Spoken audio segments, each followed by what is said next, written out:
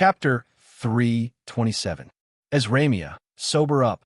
Yang Feng raised his hand and uttered a magic sentence, and a stream of healing water hit Ezramia's pretty face. Washed by the ice-cold healing water, Ezramia regained her sobriety. When she thought of her behavior just now, her pretty face blushed, and she was almost ashamed to death. Karina was Ezramia's descendant born from the elven mother tree. Although Ezramia treated people gently, but she was very proud and arrogant from a young age and looked down on all men in the world. However, her unrestrained behavior just now made her angry, ashamed, and furious. She groaned, and 2 streams of tears flowed down her beautiful eyes. Glystar said with a bewitching and sexy smile, "Master, that was a great opportunity. Great elven monarch, Ezramia, the noblest, most beautiful, and most powerful woman in the secular world of the Feisual Plain, took the initiative to make love to you. You didn't force her, but she took the initiative. She has nothing to say if you want her." By relying on Yang Feng's potions and Glystar's terrifying physique, Glystar began to rapidly recover her vitality. Feeling ashamed, Ezramia turned her head, not daring to look Yang Feng in the eye. After Yang Feng carried Ezramia onto the magic carpet, he frowned and asked, "What's going on with Glystar?" Kiss of Lolth is the most vicious spell of the Dark Elves. Once hit by this spell, not only will you be discovered by the Mirror of Lolth no matter where you go, but this spell is also a curse. Moreover, this spell was a kind of curse. No matter how strong-willed and unyielding a woman was, she would fall step by step into depravity and become a slut. The predecessor of the dark elven goddess Maiden of Joy was the goddess of chastity. She was caught by the big spider, hit by this spell, and then degenerated step by step. If this spell isn't dispelled in time, the noble great elven monarch Ezramia will become a lowly bitch in heat at the sight of men. Glystar said with a smile, taking pleasure in Ezramia's misfortune. The reason why Glystar was seriously injured and caught by Yang Feng was because of Ezramia's terrifying arrow. Her hatred and anger towards Ezramia were deeper than the sea. When she heard that, Ezramia shuddered and was filled with fear. If she was going to become like that, she would rather die. Ezramia looked up at Yang Feng with tears in her beautiful eyes, looking indescribably beautiful and lovely. She implored weakly, "Help me, Ian. When I return to the elves, I will definitely repay you. I can open the elven clan's treasury and let you choose 1, no, 5 treasures." When he saw Ezramia's delicate and beautiful appearance, Yang Feng's heart stirred, and he turned to Glystar and asked, "How do you dispel this spell?" Lolth's kiss was one of Lolth's most vicious curses. In the Tsangji Plain, only the top sects have the spell model of Kiss of Lolth. Yang Feng's status in the demonic fighting sect wasn't high enough. As such, he couldn't come into contact with such terrifying and powerful spell models. Glystar smiled bitterly. "I don't know. Reportedly, only Goddess Lolth herself can dispel this spell. Of course, if the radiant primary god of the Zalia divine system takes action, then with his radiant divine spell that can purify everything, he should be able to purify this curse. Apart from that, only some legendary treasures that can restrain curses can suppress this curse." Goddess Lolth was an intermediate divine force rank god, as well as a primary god of the dark elven divine system. She was extremely powerful. In the elven divine system, only the strong divine force rank elven primary god Mophisareja, the intermediate divine force rank sun god Alexia, and the intermediate divine force rank moon goddess Kristen could defeat her. In terms of fighting strength, none of the other elven gods were Goddess Lolth's match. Even on the Feisual Plain, there weren't many existences that could defeat Goddess Lolth head-on. The might of the curse she set up could be well imagined. Yang Feng pondered for a while, and then asked, "Since the radiant primary god can purify this curse, then there should be someone among the elven divine system who can dispel this curse, right?" Glystar replied, "I don't know about this. I think Ezramia should know more about the elven gods than I do." Yang Feng's gaze fell on Ezramia. As Ramia's beautiful eyes flashed with bitterness, and she sighed faintly. Among the mighty gods, the elven primary god, the sun goddess, and the moon goddess should have a way to dispel the curse on me. However, there is an agreement among the gods that they cannot directly interfere in the secular world. If it was a curse set up by Goddess Lolth, then I think that even Pope Iskudera of the Elven Church wouldn't be able to dispel it. Pope Iskudera of the Elven Church was a pope who served the elven primary god, Mophisareja. She was a demigod-rank powerhouse, second only to Ezramia. Even if she conjured a level 5 divine spell, she might not be able to dispel the curse set up by Goddess Lolth. Ezramia was silent for a while, then finally sighed faintly. "Forget it, Ian. I only ask one thing of you. Please kill me the moment I turn into a woman in heat at the sight of a man. In this way, before my soul is tainted, I can still return to the divine country of the gods. I'm counting on you. In this way, I'll be grateful to you in the divine country of the gods." Glistar's eyes swiveled, and she revealed an extremely wicked smile. "There's no need for that. Ezramia, I have a secret method that can dispel the curse. It's nothing more than using a curse to fight a curse." Ezramia's beautiful eyes lit up, and she hurriedly asked, "What secret method?"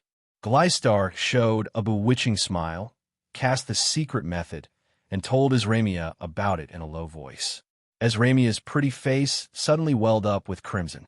Staring at Yangfeng, her beautiful eyes flickered with flames of fury, and she gnashed her teeth, saying, "I won't use this secret method even if I have to die." Yangfeng was baffled, not knowing why Ezramia's attitude changed so much. He hesitated for a while before asking, "Glistar, what secret method is it?" Ezramia said anxiously, "Glistar, don't say it. If you do, I won't let you get away with it." Glistar looked at Ezramia's somewhat flustered and exasperated expression, and then revealed a pleasant yet wicked smile. "Your Majesty, Ezramia, do you still think that you're the noble and powerful elven great monarch? You're now just a burden to my master. If my master abandons you, you'll end up miserable. What qualifications do you have to threaten me?" Ezramia blushed at Glistar's words, and she gritted her teeth, unable to speak. Glistar smiled charmingly at Yangfeng, saying, "Master, we Dark Elves have a secret method. Once it's used, one's body and mind will fall, and everything will be dedicated to that person. So long as Ezramia uses this secret method, she'll only fall in love with you, Master. Wouldn't that be a happy ending?" Yangfeng smiled awkwardly, realizing why Ezramia was staring at him like that. He laughed, as if nothing had happened. He picked up Glistar, looked into the distance, and asked her about the Feisual Plains underground world. After Ezramia calmed down, she realized that it wasn't Yangfeng who instructed Glistar, and the anger inside her subsided a little. The carpet had flown less than 500 meters when a series of buzzing noises suddenly rang out in the distance. Numerous scorpion-tailed wasps, each about the size of 2 fingers, with mouthparts that resembled locusts and tails that resembled scorpions, abruptly flew out and flew toward them, as if they had turned into a swarm of wasps. Glistar's beautiful eyes creased slightly, and she whispered, "Master, there are many extraordinary demonic insects in the underground world. Apart from dragons and some scaly legend-ranked demonic creatures with pressure, it's best not to fly in the sky. Otherwise, you'll attract the attacks of many extraordinary demonic insects. Singly, those extraordinary demonic insects are very easy to kill. If there are many of them, then even demigod-rank powerhouses will be stung. When we travel in the underground world, we generally smear a lot of insect-repelling potions." Yangfeng nodded. Looking at the dense insect swarm, his eyes shimmered with graveness. "I was negligent about this. On the Tyrannid subcontinent, when Yangfeng's robot legion slaughtered its way into the underground world, it crushed everything in its path. When the extraordinary demonic insect scorpion-tailed bee swarm appeared, tens of thousands of flamethrower robots sprayed a few rounds of flames to burn the insect swarm. Now that Yangfeng was the only one left, he naturally couldn't resist the dense swarm of extraordinary demonic insects. The flying speed of the scorpion-tailed bees was terrifying. Before long, they arrived in front of Yangfeng and company. Yangfeng pressed the black dragon armor on his chest, and a frightening dragon might gushed out of the black dragon armor and spread in all directions. When the scorpion-tailed bees sensed the frightening dragon might, as if avoiding snakes and scorpions, they circled around Yangfeng and split into two, revealing a passage. Glystar uttered worriedly, "Master, if you use dragon might, you can indeed quickly avoid the insect swarm. However, in the underground world, there are some frightening life forms that hunt dragons for food. If you do this, you may attract existences more dangerous than the extraordinary demonic insects." The underground world was full of dangers, and the living environment was extremely harsh. Therefore, the races that lived in the underground world were generally stronger than those of the surface world. However, because of the harsh living environment, their numbers were naturally far less than those of the surface world. Chapter 328. Yangfeng hesitated for a moment. Then, following Glystar's instructions, he descended from the sky and landed on the ground. Yangfeng took out a dragon skin belt and tied Glystar in front of him. At the same time, he tied Esramia on his back with a dragon skin belt. When Esramia was on Yangfeng's back, she immediately uttered a cry, blushed, and powerlessly collapsed on Yangfeng's back. The black curse rune between her eyebrows glowed with a gloomy light. Yangfeng took out a piece of black dragon skin paper and shook it slightly. The dragon skin paper flashed with demonic light and turned into a black unicorn with lifeless eyes. With a light leap, Yangfeng flew onto the black unicorn demonic horse and shook the reins, and the black unicorn demonic horse, made from alchemy, quickly galloped into the distance. On the Feisual plain, magic had all kinds of miraculous powers. The magic artifacts left behind by some alchemists were even more miraculous than the technological creations of Earth. Esramia and Glystar were bigwigs of elves and dark elves respectively, and they were extremely knowledgeable. Naturally, they wouldn't be surprised by a trifling black unicorn. While riding the black unicorn, Yangfeng took out vials of insect repellent potions from a storage ring and sprinkled them on the three of them. The insect repellent potions Yangfeng obtained from the dark elves of the Tyrannid subcontinent's underground world. Although the strength of the dark elves of the Tyrannid subcontinent's underground world was far inferior to that of the dark elves of the Feisual plain. However, they had also lived in the underground world for many years and were very interested in making various insect repellent potions. Glystar looked at Yangfeng in surprise, and her evaluation of him rose by a few notches. Along the way, under Glystar's guidance, Yangfeng avoided one dangerous area after another and cautiously walked towards the surface world. Nourished by the liquid metal nano-robot elixir and various potions, Glystar's severed limbs finally began to slowly grow back. It would only take 10 days for her severed limbs to fully recover. Esramia was very surprised by Glystar's recovery speed. His limbs had been severed. Unless he used the best level 4 healing magic, only the best potions could heal him so quickly. Esramia's injuries, on the other hand, became even more difficult to recover from. Whenever the potion entered her body, the weird curse between her eyebrows would absorb more than half of its power, and the remaining power would begin to repair her body, making her recovery extremely slow. In a corner of the Feisual Plains underground world, the space distorted, and a blonde, burly young man walked out of the space. He looked at the surroundings, showed a smile, looked into the distance, and muttered in a low voice, "According to the calculations of the old guys, that thing should appear in the near future. If I can get that thing, I will be able to dominate a region when I return to the Tsangji Plain." After he finished speaking, the young man was shrouded in endless darkness, and he disappeared completely. In another corner of the Feisual Plain, a tall and burly young man dressed in oriental attire, with black hair tied into a single ponytail, a large blade on his back, and a lascivious aura walked slowly on the ground. Suddenly, The Oriental man stopped and closed his eyes. After a while, he opened his eyes, and his eyes radiated bright light. I sensed it. Sure enough, that thing has begun to appear. The figure of the Oriental man blurred, and he rushed towards the dark forest, a forbidden area of the dark elves. In every corner of the Feisual plain, powerhouses from other planes appeared one after another and moved towards the dark forest. In the underground world, shrouded in endless darkness, an alchemical demonic eagle with solidified night vision flew in the sky. Its eyes flickered with mystical light, and it took in everything in its surroundings. A group of dark elves riding a large group of tamed extraordinary demonic beasts, dark demonic leopards, walked in a huge mushroom forest, surrounded by the large group of dark elf warriors.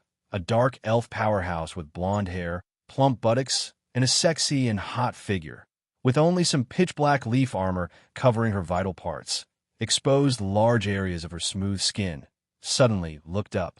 Her eyes locked onto the alchemy demonic eagle in the sky, and she very nimbly took out a magic bow and shot an arrow into the sky.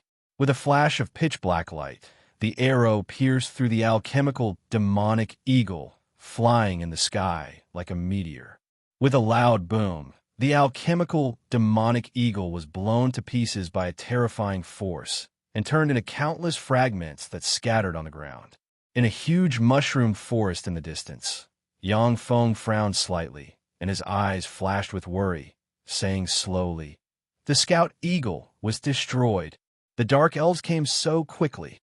Through the scout eagle, Yang Feng saw countless dark elven experts coming from all directions to surround him. If it was just Yang Feng alone, he would have countless ways to easily escape the dark elven encirclement. But as Ramia had been hit by the extremely vicious curse kiss of Lolth, unless he abandoned her, Yang Feng would have no way of escaping. The dark elven experts pouring in from all directions had formed a huge encirclement. If Yang Feng broke through the encirclement, only death would await him. Who is this person? Yang Feng waved his hand, and magic radiances flickered and formed the figure of the beautiful dark elven woman who shot the alchemical demonic eagle midair. Under Yang Feng's control, the alchemical demonic eagle was very careful. It was still shot dead by an arrow from the beautiful dark elven woman. Yang Feng instinctively felt that the beautiful dark elven woman was very dangerous. Gleistar frowned slightly. Her eyes flashed with graveness, and she said unhurriedly, "She is Charity, an expert of the new generation of dark elves, the commander of the Dark Leopard Cavalry Corps, and a pinnacle legend rank expert. She is one of the most cunning, cruel, and powerful dark elven experts. If she presides over the encirclement, then we'll be in danger." Yang Feng frowned slightly and suddenly asked, "Pinnacle legend rank? Why didn't Dolores come?" Dolores was a demigod rank expert. If she came in person, then Yang Feng's group of 3 disabled patients wouldn't be her match. Perhaps a level 3 warlock like Yang Feng wouldn't be taken seriously by a terrifying expert like Dolores, but the great elven monarch Azramia was definitely worth Dolores taking action. If Dolores captured Azramia alive and sacrificed her soul to the goddess Lolth, then Dolores would reap great benefits. She might even gain the favor of the goddess Lolth and promote to one of the gods of the dark elven divine system. Gleistar's eyebrows arched slightly. Her beautiful eyes flashed with determination, and she stared coldly at Azramia.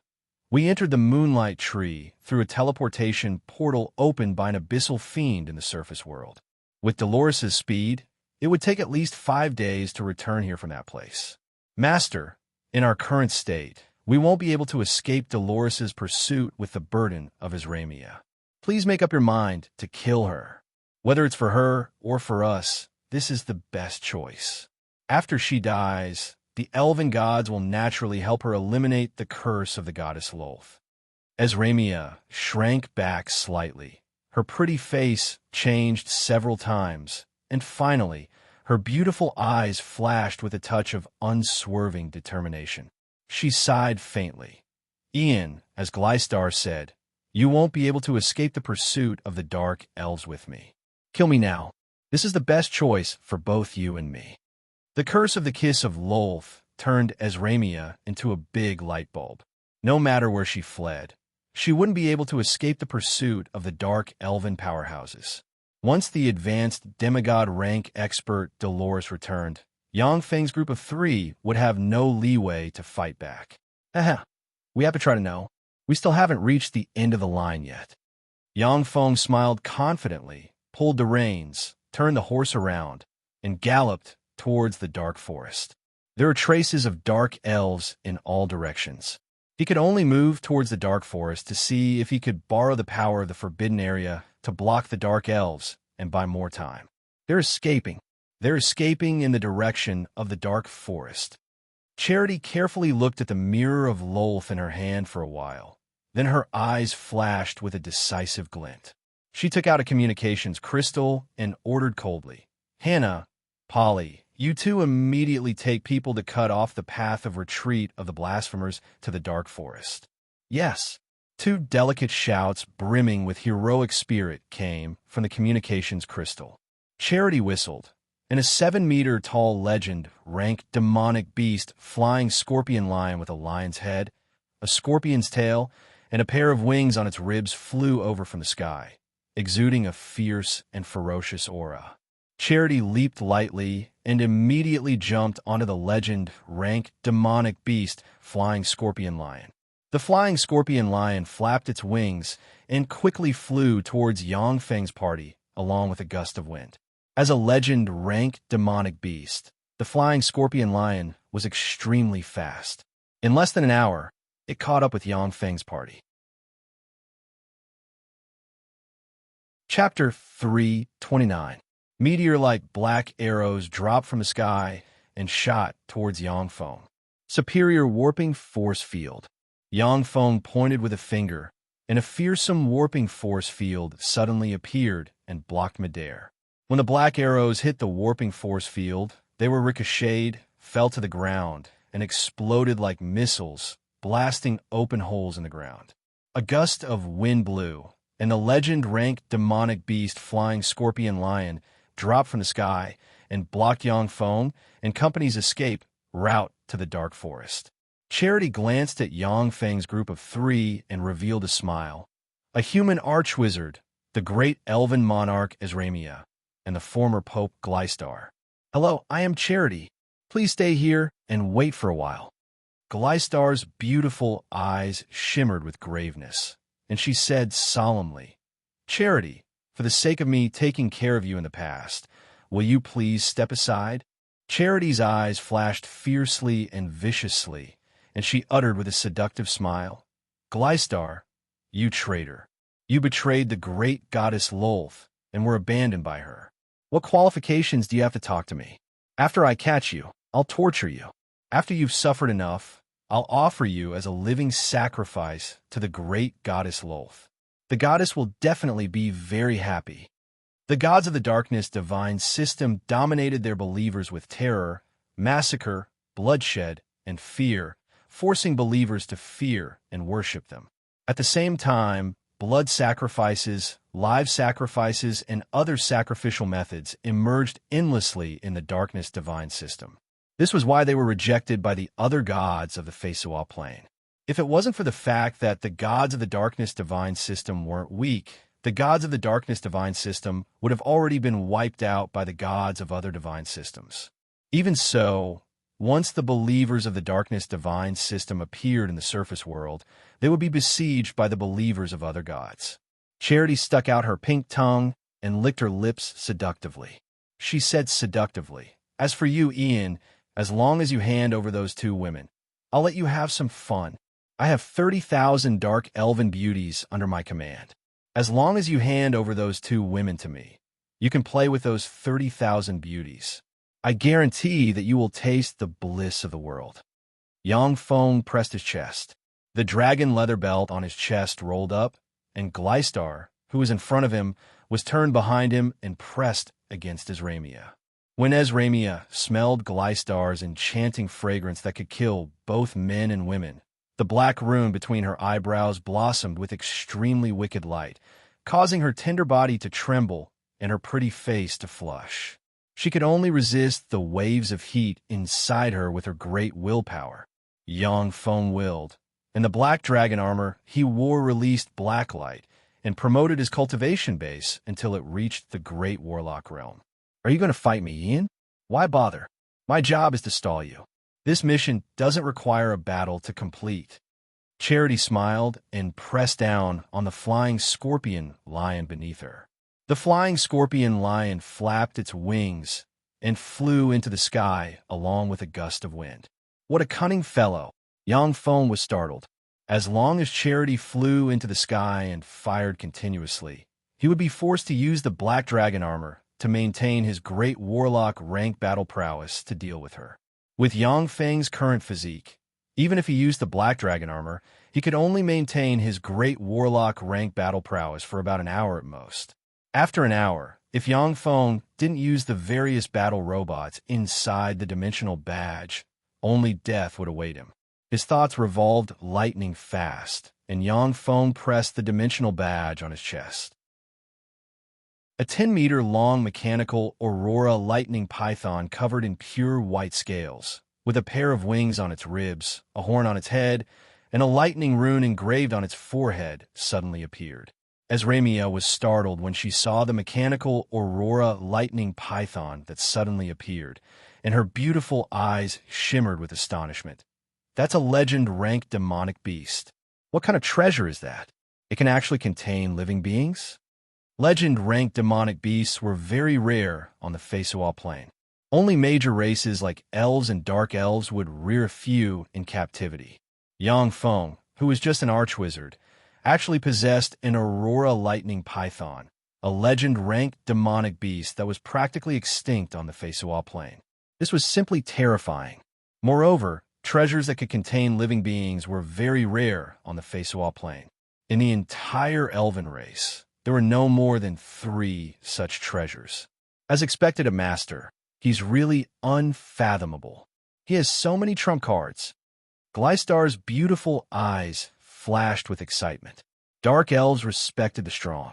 Now that Gleistar had become Yang Feng's subordinate, the stronger he was, the happier she was, and the more she approved of him. Yang Feng jumped onto the back of the mechanical aurora lightning python, and the mechanical aurora lightning python was shrouded in arcs of lightning. With a burst of crackling electric arcs, the mechanical aurora lightning python was like a railgun. Amidst the countless electric arcs, it ferociously slammed into the back of the flying scorpion lion in an instant. It opened its jaws and ruthlessly bit down, directly crushing half of the flying scorpion lion's body. Charity's reaction speed was terrifying. At the moment of imminent peril, she jumped from the back of the flying scorpion lion, shot towards Yang Feng, and mercilessly kicked him in the face. Yang Feng unleashed the level 4 spell dragon force. As if he had incarnated into a humanoid dragon, endless power surged from all over his body, and he slammed his fist into Charity's slender leg. Boom! A fearsome explosion sounded from the place where their fists and legs collided, and Charity was sent flying into the distance like a broken rag doll. Yang Feng's body only shook slightly. Clearly, he had the upper hand in terms of strength. The mechanical lightning aurora python bit down on the flying scorpion lion's body, its huge body tightly wrapping around the flying scorpion lion. It frantically strangled the flying scorpion lion, causing the flying scorpion lion to let out a miserable cry. Yang Feng's thoughts revolved lightning fast, and he uttered a magic sentence. In a flash, the level 2 spell wind control was unleashed. Surrounded by a strong wind, he flew to the head of the flying scorpion lion, took out a secret treasure sword forged from divine blood steel, and mercilessly stabbed. The secret treasure long sword forged from divine blood steel was incomparably sharp. Only a peerless demigod powerhouse like Serene, who possessed the sea god's bloodline and demon's bloodline, had terrifying bones that could withstand that secret treasure longsword. Although the flying scorpion lion was powerful, but it was only a legend-rank demigod-rank powerhouse. Its bones couldn't resist the secret treasure sword forged from divine blood steel. The secret treasure sword pierced through the flying scorpion lion's hard skull, entered its head, and twisted madly, crushing the flying scorpion lion's brain into pieces. When the flying scorpion lion's brain was crushed, its body only trembled a few times, and then it was twisted into a pile of minced meat by the mechanical Aurora lightning python. Yang Feng raised his hand and put the flying scorpion lion's corpse into a storage ring. The flying scorpion lion was a legend-ranked demigod. Its fleshly body could be made into a mechanical battle beast. Its blood meridian could also be extracted and used to produce the necessary blood meridian essence of the blood meridian warlock flying scorpion lion family. In the Great Cloud Dynasty, warlock knowledge could be found everywhere. However, it wasn't that simple to become an official warlock. The vast majority of people were still ordinary people. The flying scorpion lion's blood meridian could allow people to evolve to the great warlock rank at most. It was a precious blood meridian. Taking advantage of this opportunity, Charity cast Imperial Wind, turned into a hurricane, landed on the ground, and then cast the level, 4-spell blink one after another. Flickering, she disappeared into the mushroom forest. Yang Feng glanced at the mushroom forest and creased his eyebrows slightly. In that very short period of time, Charity's aura had completely disappeared. Unless Yang Feng used a special method to release countless mechanical insects to cover the mushroom forest, it would be impossible to find traces of Charity. Otherwise, with the spells he currently mastered, it would still be very difficult to quickly find Charity hiding in the mushroom forest. Yang Feng's thoughts revolved, and he made his choice. Riding the mechanical Aurora lightning python, he rushed towards the dark forest. Along with a rumble, the mechanical Aurora lightning python brushed past the mushroom forest and flew away, startling the countless extraordinary demonic insects and extraordinary life forms inhabiting the mushroom forest. After the mechanical Aurora lightning python passed through the mushroom forest, a figure flashed through the mushroom forest. With a light leap, she landed on the top of a huge mushroom like a leaf. It was Charity. Charity looked at Yang Feng's back from afar. Her beautiful eyes shimmered with a bewitching glint, and she revealed a smile. This Ian really isn't simple. It seems that he's far from an ordinary archwizard. However, this isn't bad. I can borrow his hand to eradicate the two little bitches Hannah and Polly. In this way, the position of commander will be as stable as a mountain. After Yang Feng piloted the mechanical Aurora lightning python for several kilometers, he dropped from the sky and landed on the ground. After storing the mechanical Aurora lightning python into the dimensional badge, Yang Feng switched to the black wildebeest and continued to move towards the dark forest. The Aurora lightning python was surrounded by electricity. In this dark, underground world, it was like a beacon. It attracted countless demonic insects and all kinds of powerful, extraordinary life forms with phototaxis. It wasn't a means of transportation that could be moved for a long time in the underground world. Chapter 330. Fire. Yang Feng and his party had just arrived near a shrub when a dense rain of arrows suddenly shot towards them from the shrub. Advanced warping force field. Yang Feng grabbed a secret treasure shield forged from divine blood steel in one hand, silently recited an incantation, and pointed at the sky. A strange and formidable warping force field suddenly appeared in front of Yang Feng.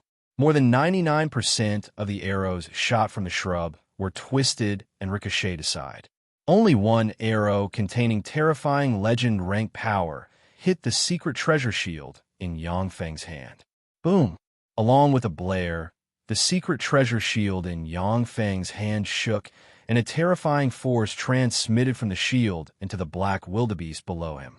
The black demonic wildebeest body was directly shattered and turned into countless pieces of demonic skin that splattered in all directions. After all, the black wildebeest was just a level, one alchemical secret treasure. It couldn't withstand the terrifying power of a great warlock rank spell. The center of a shield forged from divine blood steel in Yang Feng's hand caved in slightly, showing how terrifying the legend rank archer in the shrub was. Dark rays, weakness, darkness, deterrence, fear, fireball. A dense rain of spells barreled towards Yang Feng. Most of the spells that slammed into Yang Feng were shattered by the terrifying life force field protecting him. However, the spells were constantly consuming his life force field. Once a warlock condensed a soul seed and became an official warlock, a terrifying life force field would surround the surface of their body. This was one of the basic, extraordinary innate abilities of an official warlock. This extraordinary innate ability would strengthen along with the increase in the warlock's strength. Even level, 3 spells would find it difficult to destroy the life force field of a great warlock. Only level, 4 single-target offensive spells might be able to break the life force field of a great warlock. With the help of the Black Dragon armor, Yang Feng possessed great warlock rank strength for a short period of time. His life force field was also very powerful and terrifying, and could resist most low-level spells. But releasing his own life force would also be neutralized and consumed by the low-level spell. If Yang Feng was alone, he could rely on the extraordinary Black Dragon's blood meridians to disregard those low-level spells. But behind him were Ezremia and Gleistar. If he didn't release his life force field, he would be unscathed, but the 2 women behind him would be blasted into dregs. Yang Feng patted the dimensional badge on his chest, and the mechanical lightning Aurora Python suddenly flew out. With a light leap, he landed on the back of the mechanical lightning Aurora Python. Rumble. Countless electric arcs flickered, and the mechanical lightning Aurora Python flew into the sky at a terrifying speed that surpassed the speed of sound. Virtually all the arrows brushed past the mechanical lightning Aurora Python.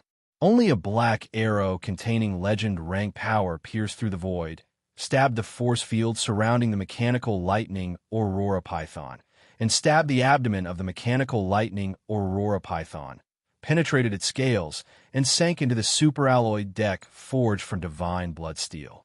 Boom!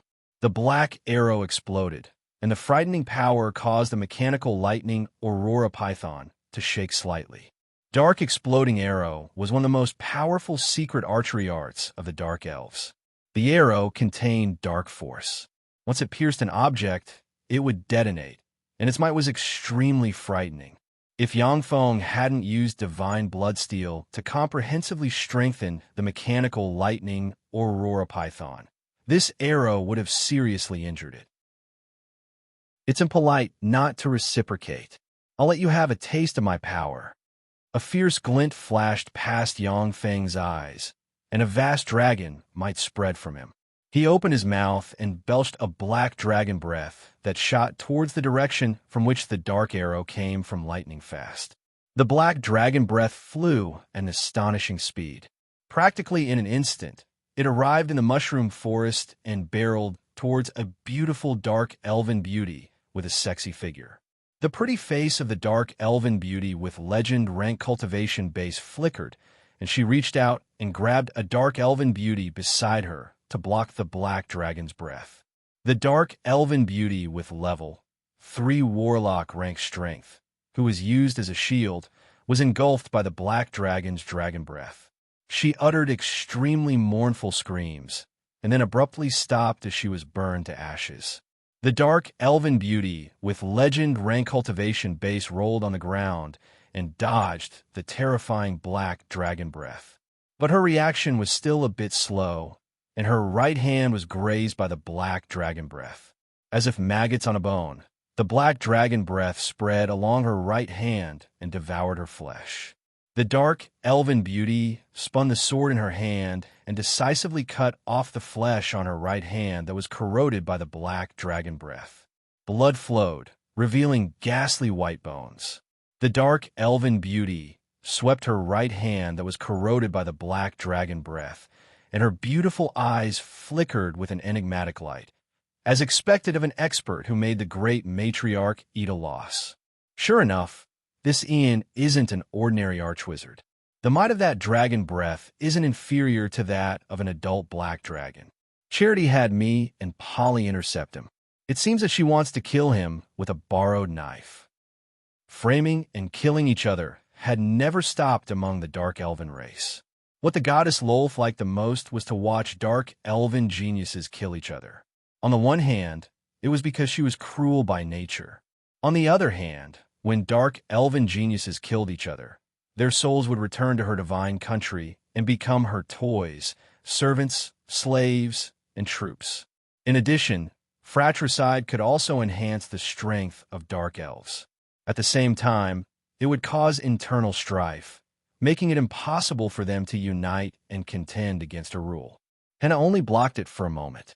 After discovering Yang Feng's strength and terror, she gave up on the idea of sniping him with all her might. A dark elven beauty walked up to Hannah and asked, "Lady Hannah, what should we do now?" Hannah's thoughts revolved lightning fast, and she ordered, "Continue the pursuit." The dark elven beauty responded respectfully, "Yes, sir."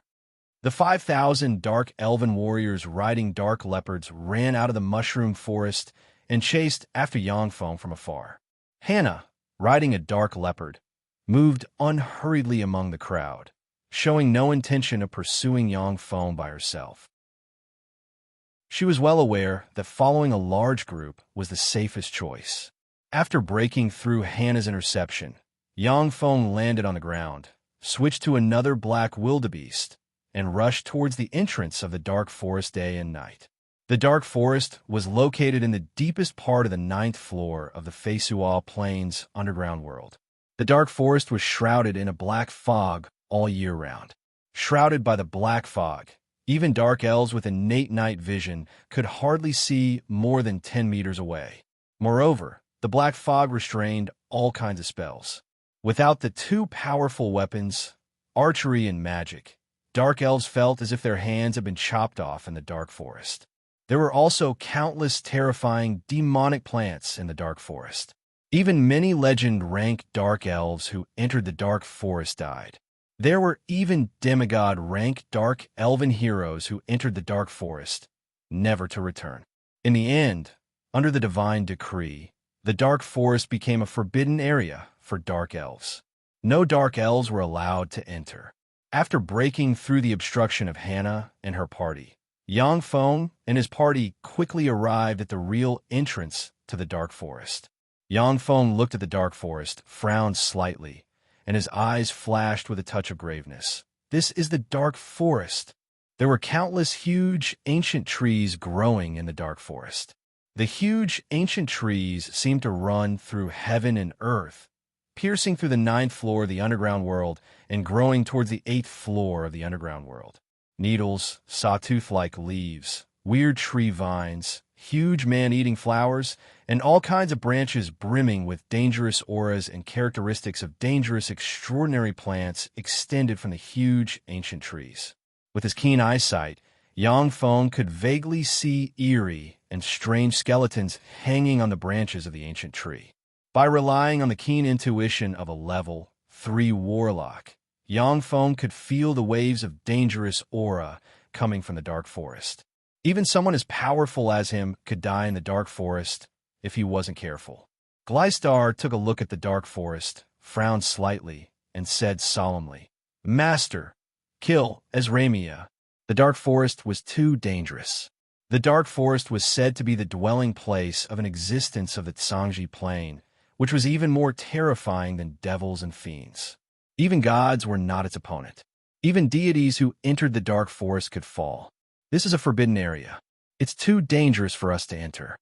A peculiar glint flashed in Yangfeng's eyes, and he quickly made a judgment. In the Tsangji Plain, existences stronger than gods are terrifying existences above the glorious Dawn Warlock rank. No, since this dark forest has not been invaded by anyone. In that case, the strength of this existence should be above that of a great divine power god. In other words, this is a relic site of a warlock monarch rank powerhouse. Chapter 331. Warlock monarchs were fearsome existences of the Tsangji Plain that could contend against mighty divine force rank gods. Even in the 8 warlock dynasties, warlock monarchs were the pinnacle powerhouses. After the collapse of the 8 warlock dynasties, warlock monarchs were the strongest powerhouses of the Sangji Plain for a long period of time. Every warlock monarch possessed the terrifying power to move mountains and drain seas, pluck stars and grab moons, and destroy a plane. After the collapse of the 8th warlock dynasty, the Sangji Plain's warlock civilization declined a lot. It has been more than 10,000 years since the birth of a new warlock monarch. At present, the strongest known powerhouses of the Sangji Plain were merely infinity warlocks. Even if some treasures casually leaked out from a relic site of a warlock monarch rank powerhouse, it would still be able to benefit the little warlock Yang Feng greatly. Of course, a relic site of a warlock monarch rank powerhouse was extremely dangerous, and even gods might die inside. Warlock monarch rank powerhouses could completely suppress their terrifying life force field. But that was only when they were alive. But once they were on the verge of death, they could no longer suppress their power, and their terrifying life force field would combine with the surrounding environment and form all kinds of frightening and strange phenomena. The various frightening and strange phenomena formed by the dissipation of life force before the death of a warlock monarch rank powerhouse could even kill gods. Yang Feng only thought for a moment before dispelling the idea of treasure hunting in the dark forest. He was well aware that this was the dark forest, a place where even god-rank powerhouses could die, and a god-rank powerhouse could squash him to death with a finger. At most, he could only move around in the periphery of the dark forest. If he entered the dark forest, he would undoubtedly die. As Ramia hugged Yang Feng and sighed faintly, saying, "Ian, as Glystar said, the dark forest is a dangerous, forbidden area that even the gods fear. You should just kill me. In this way, I can still be reborn in the divine country of the mighty gods." Yang Feng sneered. Reborn in the divine country of the gods. That's when your soul is received into the divine country. Most of your memories and feelings will disappear, and some will even disappear completely. The new memories and feelings were given to you by God. Would you still be the real you if you were reborn like that? Once the soul of a powerhouse like Isramia returned to the divine country of a god, if there was no special reason, most of her memories would be erased and instilled with all kinds of memories and feelings loyal to the gods, turning her into a tool that could evolve in the hands of the gods. It was not impossible to be reborn in the divine kingdom of the gods and retain the emotions and memories from when they were alive. However, it required a large amount of divine power or the use of treasures with special nomological powers to achieve that.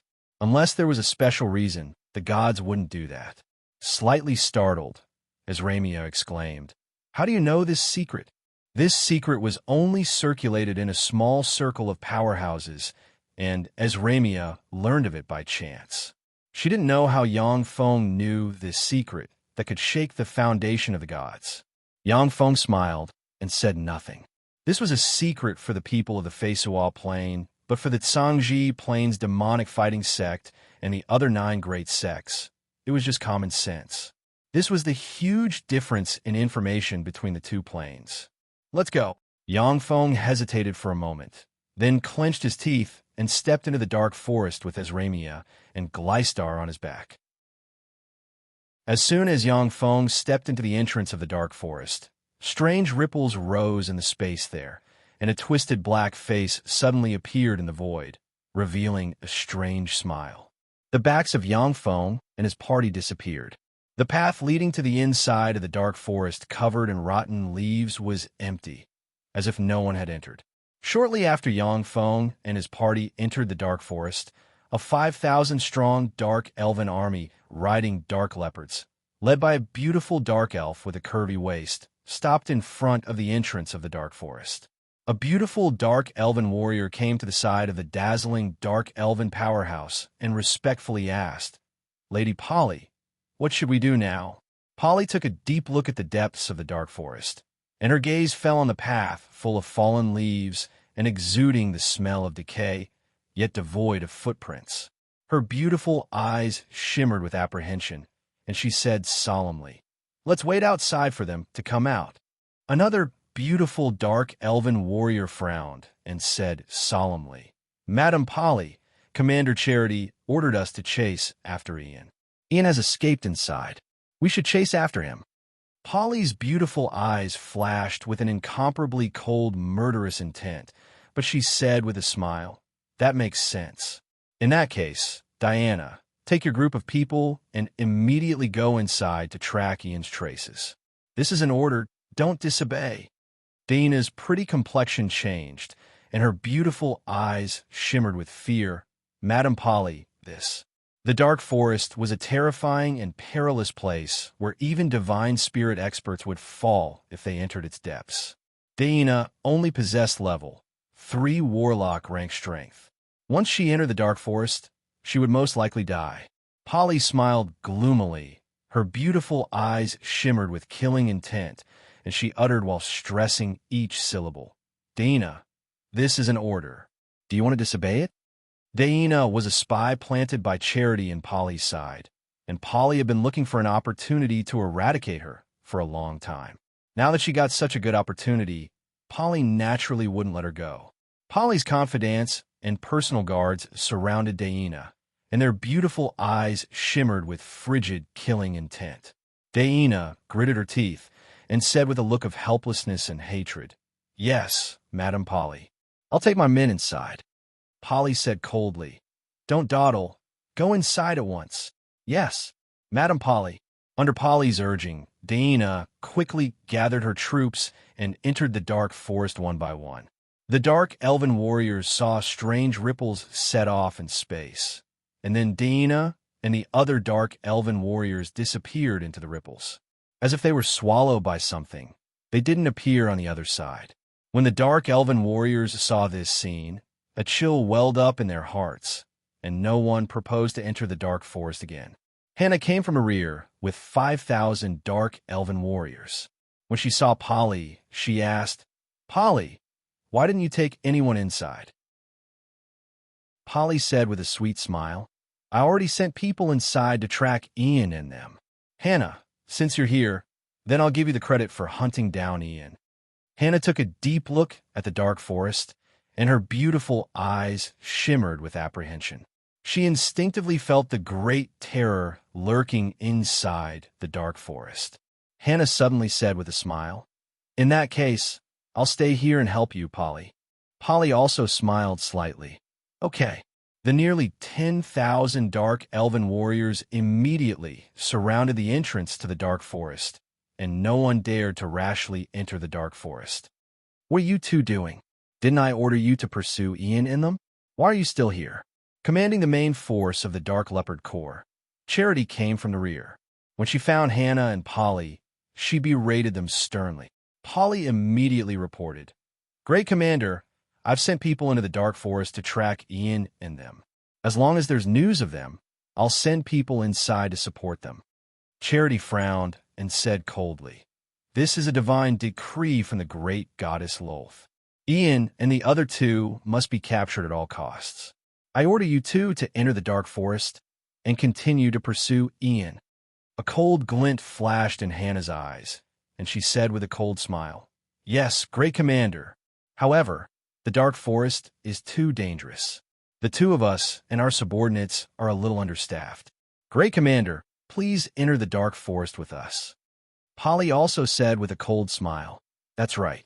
We're too weak by ourselves. Great commander, please enter the dark forest with us." Anger flashed in Charity's beautiful eyes, and she said coldly, "You take the people inside first. I'll follow."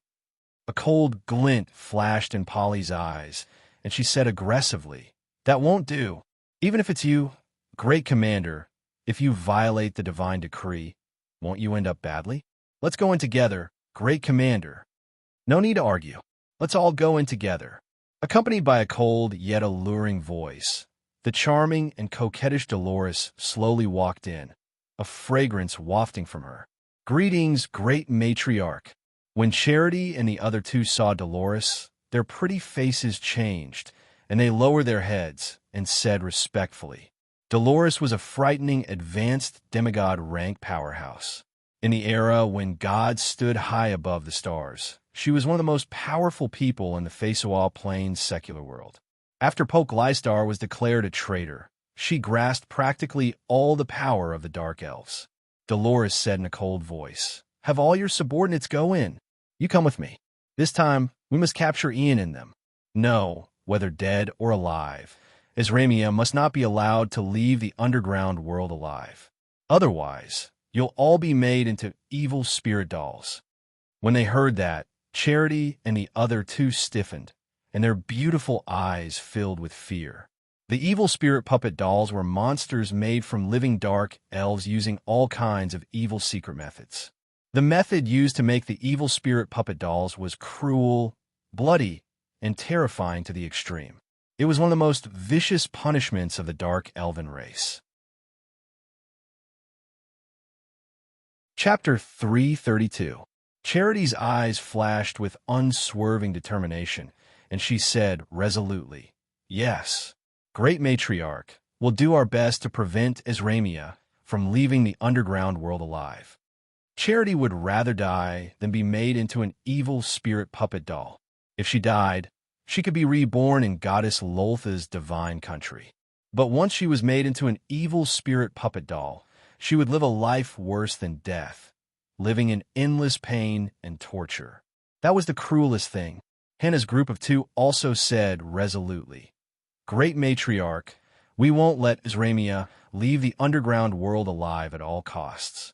Under the orders of Charity and the other two commanders, the Dark Leopard Corps entered the Dark Forest. As if a terrifying monster, the Dark Forest devoured the Dark Leopard Corps. When all the warriors of the Dark Demonic Leopard Corps disappeared into the Dark Forest, a strange demonic face suddenly appeared and revealed a sinister smile. "A bunch of idiots. This is the place where he once stayed. It's not time yet, so even gods don't dare to enter. What a bunch of uncultured barbarians." A young man with black hair and yellow skin, tied into a ponytail, dressed like an oriental swordsman, unhurriedly walked out of the void, took a deep look at the Dark Forest, and revealed a contemptuous smile. Then, he revealed a contemplative expression. However, the Dark Elves really deserve their reputation. Every one of them is a beauty. Compared to us humans, they are much stronger. Since I've come to this plane, I must have a good taste of the legendary Dark Elves. Someone else is coming. The eyes of the young man dressed like an oriental swordsman congealed. Then ripples enveloped him, and he disappeared. A tall and burly man, looking like a bear, trod on two black clouds, ran all the way from the horizon and plunged into the Dark Forest. Not long after, a golden-haired, blue-eyed man flew over from afar and disappeared into the Dark Forest. One after another, powerhouses from different places entered the Dark Forest. As soon as Yang Feng stepped into the Dark Forest, he felt as if he was shrouded in a thick fog. He frowned slightly, keenly sensing that his connection with the weave had been severed. The weave was an existence created by the goddess of the weave by relying on the laws of the plane. It was said that it covered the entire plane and was everywhere. Even the elven race's moonlight tree could borrow the power of the weave. The dense fog of the Dark Forest cut off the connection between Yang Feng and the weave, indicating that the level of power contained in the Dark Forest may even surpass that of the goddess of the weave.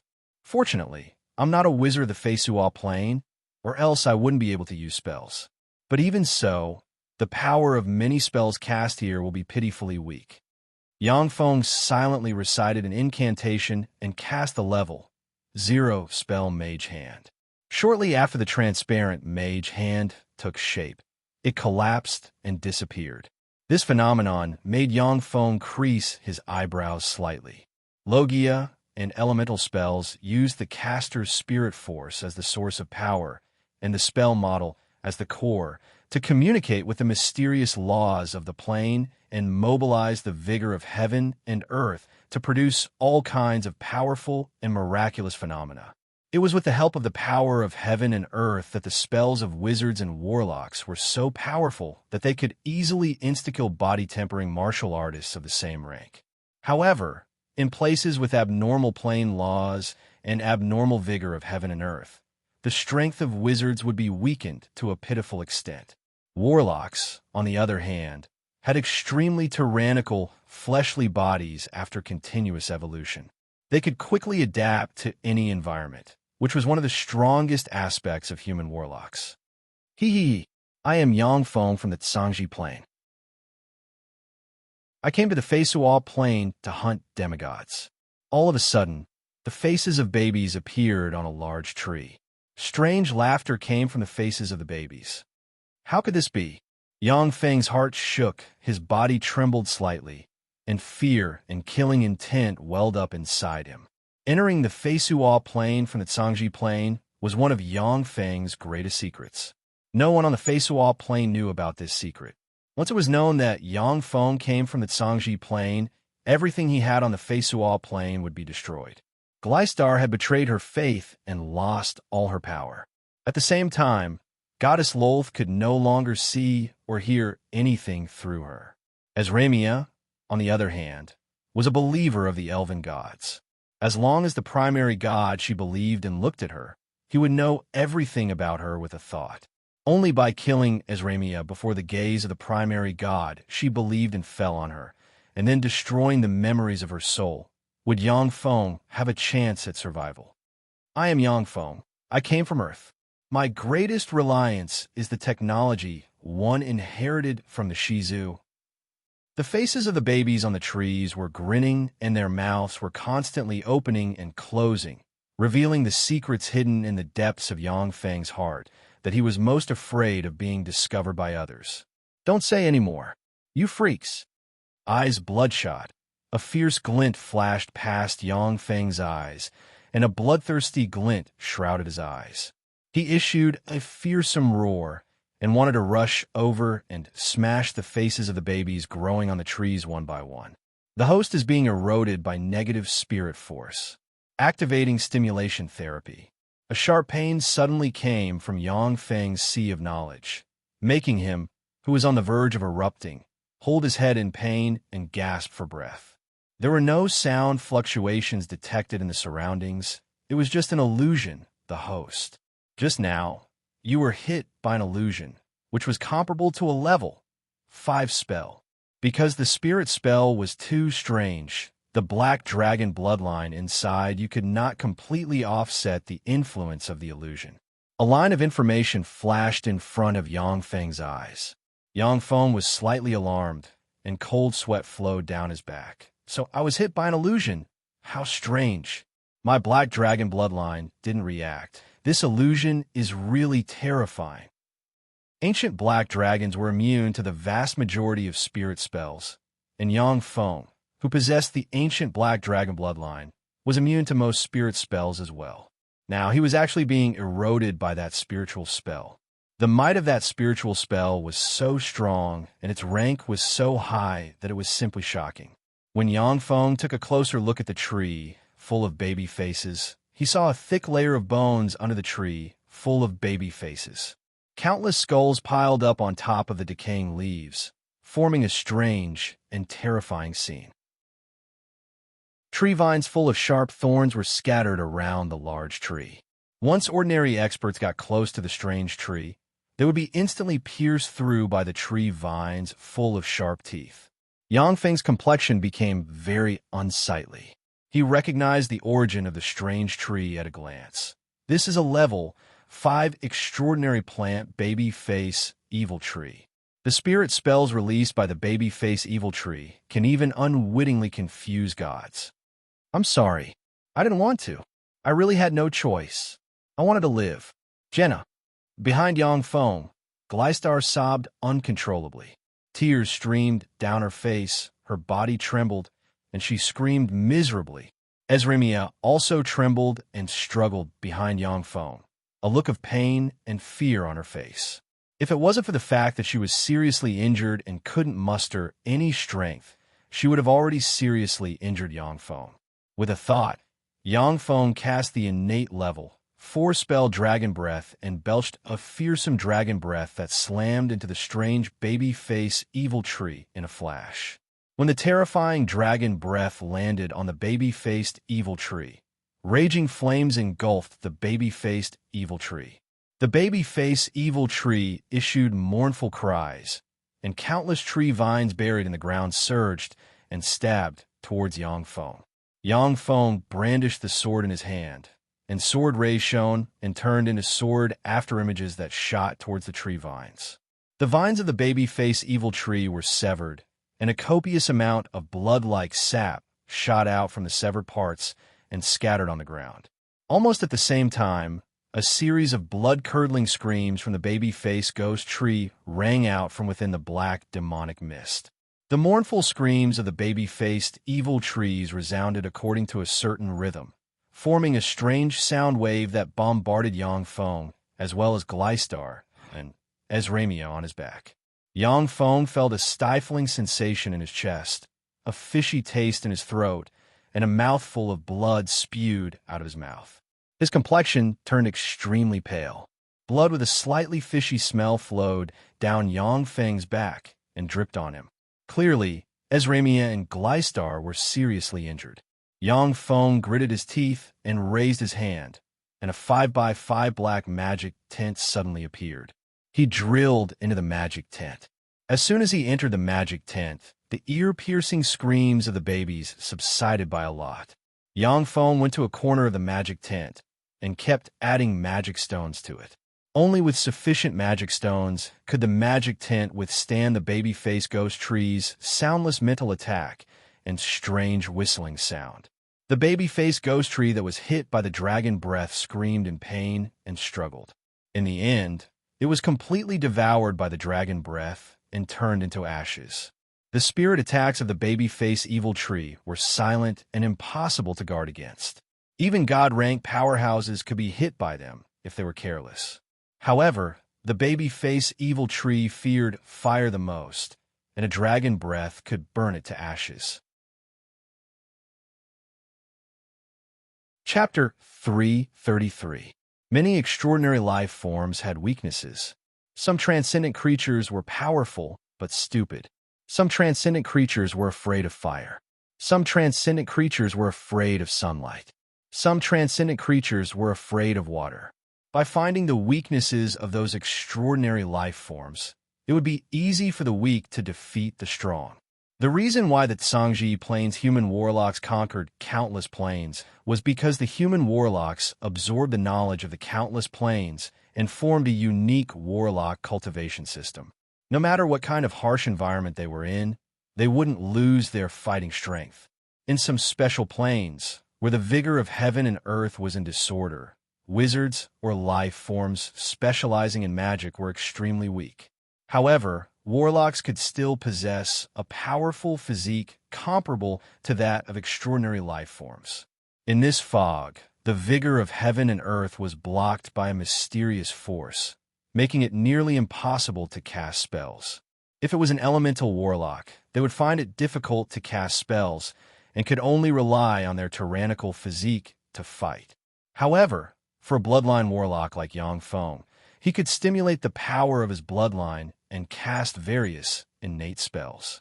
After the baby-faced evil tree was burned to ashes, Yang Feng heaved a slight sigh of relief and withdrew into the magic tent. Yang Feng looked at Gleistar and asked quickly, "The dark forest is very dangerous. We'll stay here for now. After you've fully recovered, we'll find a way to get out. When will you be able to restore your demigod rank cultivation base, Gleistar?" A terrifying existence, like the baby-faced evil tree, had already appeared in the periphery of the dark forest. Who knew what terrifying existences were in the deepest part of the dark forest? Yang Feng wasn't arrogant enough to think that he could do better than those gods. Gleistar's beautiful eyes dimmed, and she sighed faintly. No, the power to break through to the demigod rank came from the goddess Lolth. Now the goddess Lolth deprived me of this power, unless another true god accepts me and gives me enough divine power. Otherwise, even after I recover, I can only fight as a legend rank archer. The more powerful a clergyman was, the closer they were to the gods, and the more serious the divine power erosion. After losing the favor of the goddess Lolth, Gleistar was already very lucky not to die. it would be extremely difficult for her to restore her demigod rank cultivation base. Then we'll wait for you to recover your legendary level combat power before we find a way to leave this place. A look of exhaustion in his eyes, Yang Feng took out several vials of elixirs and poured them into his and Gleistar's mouths, and then closed his eyes to recuperate and restore his physical strength and spirit force. After drinking the potion, Gleistar closed her eyes and urged her power to repair her limbs. Esramia looked at Yang Feng in a daze, and the bizarre light of the curse on her forehead dimmed a bit.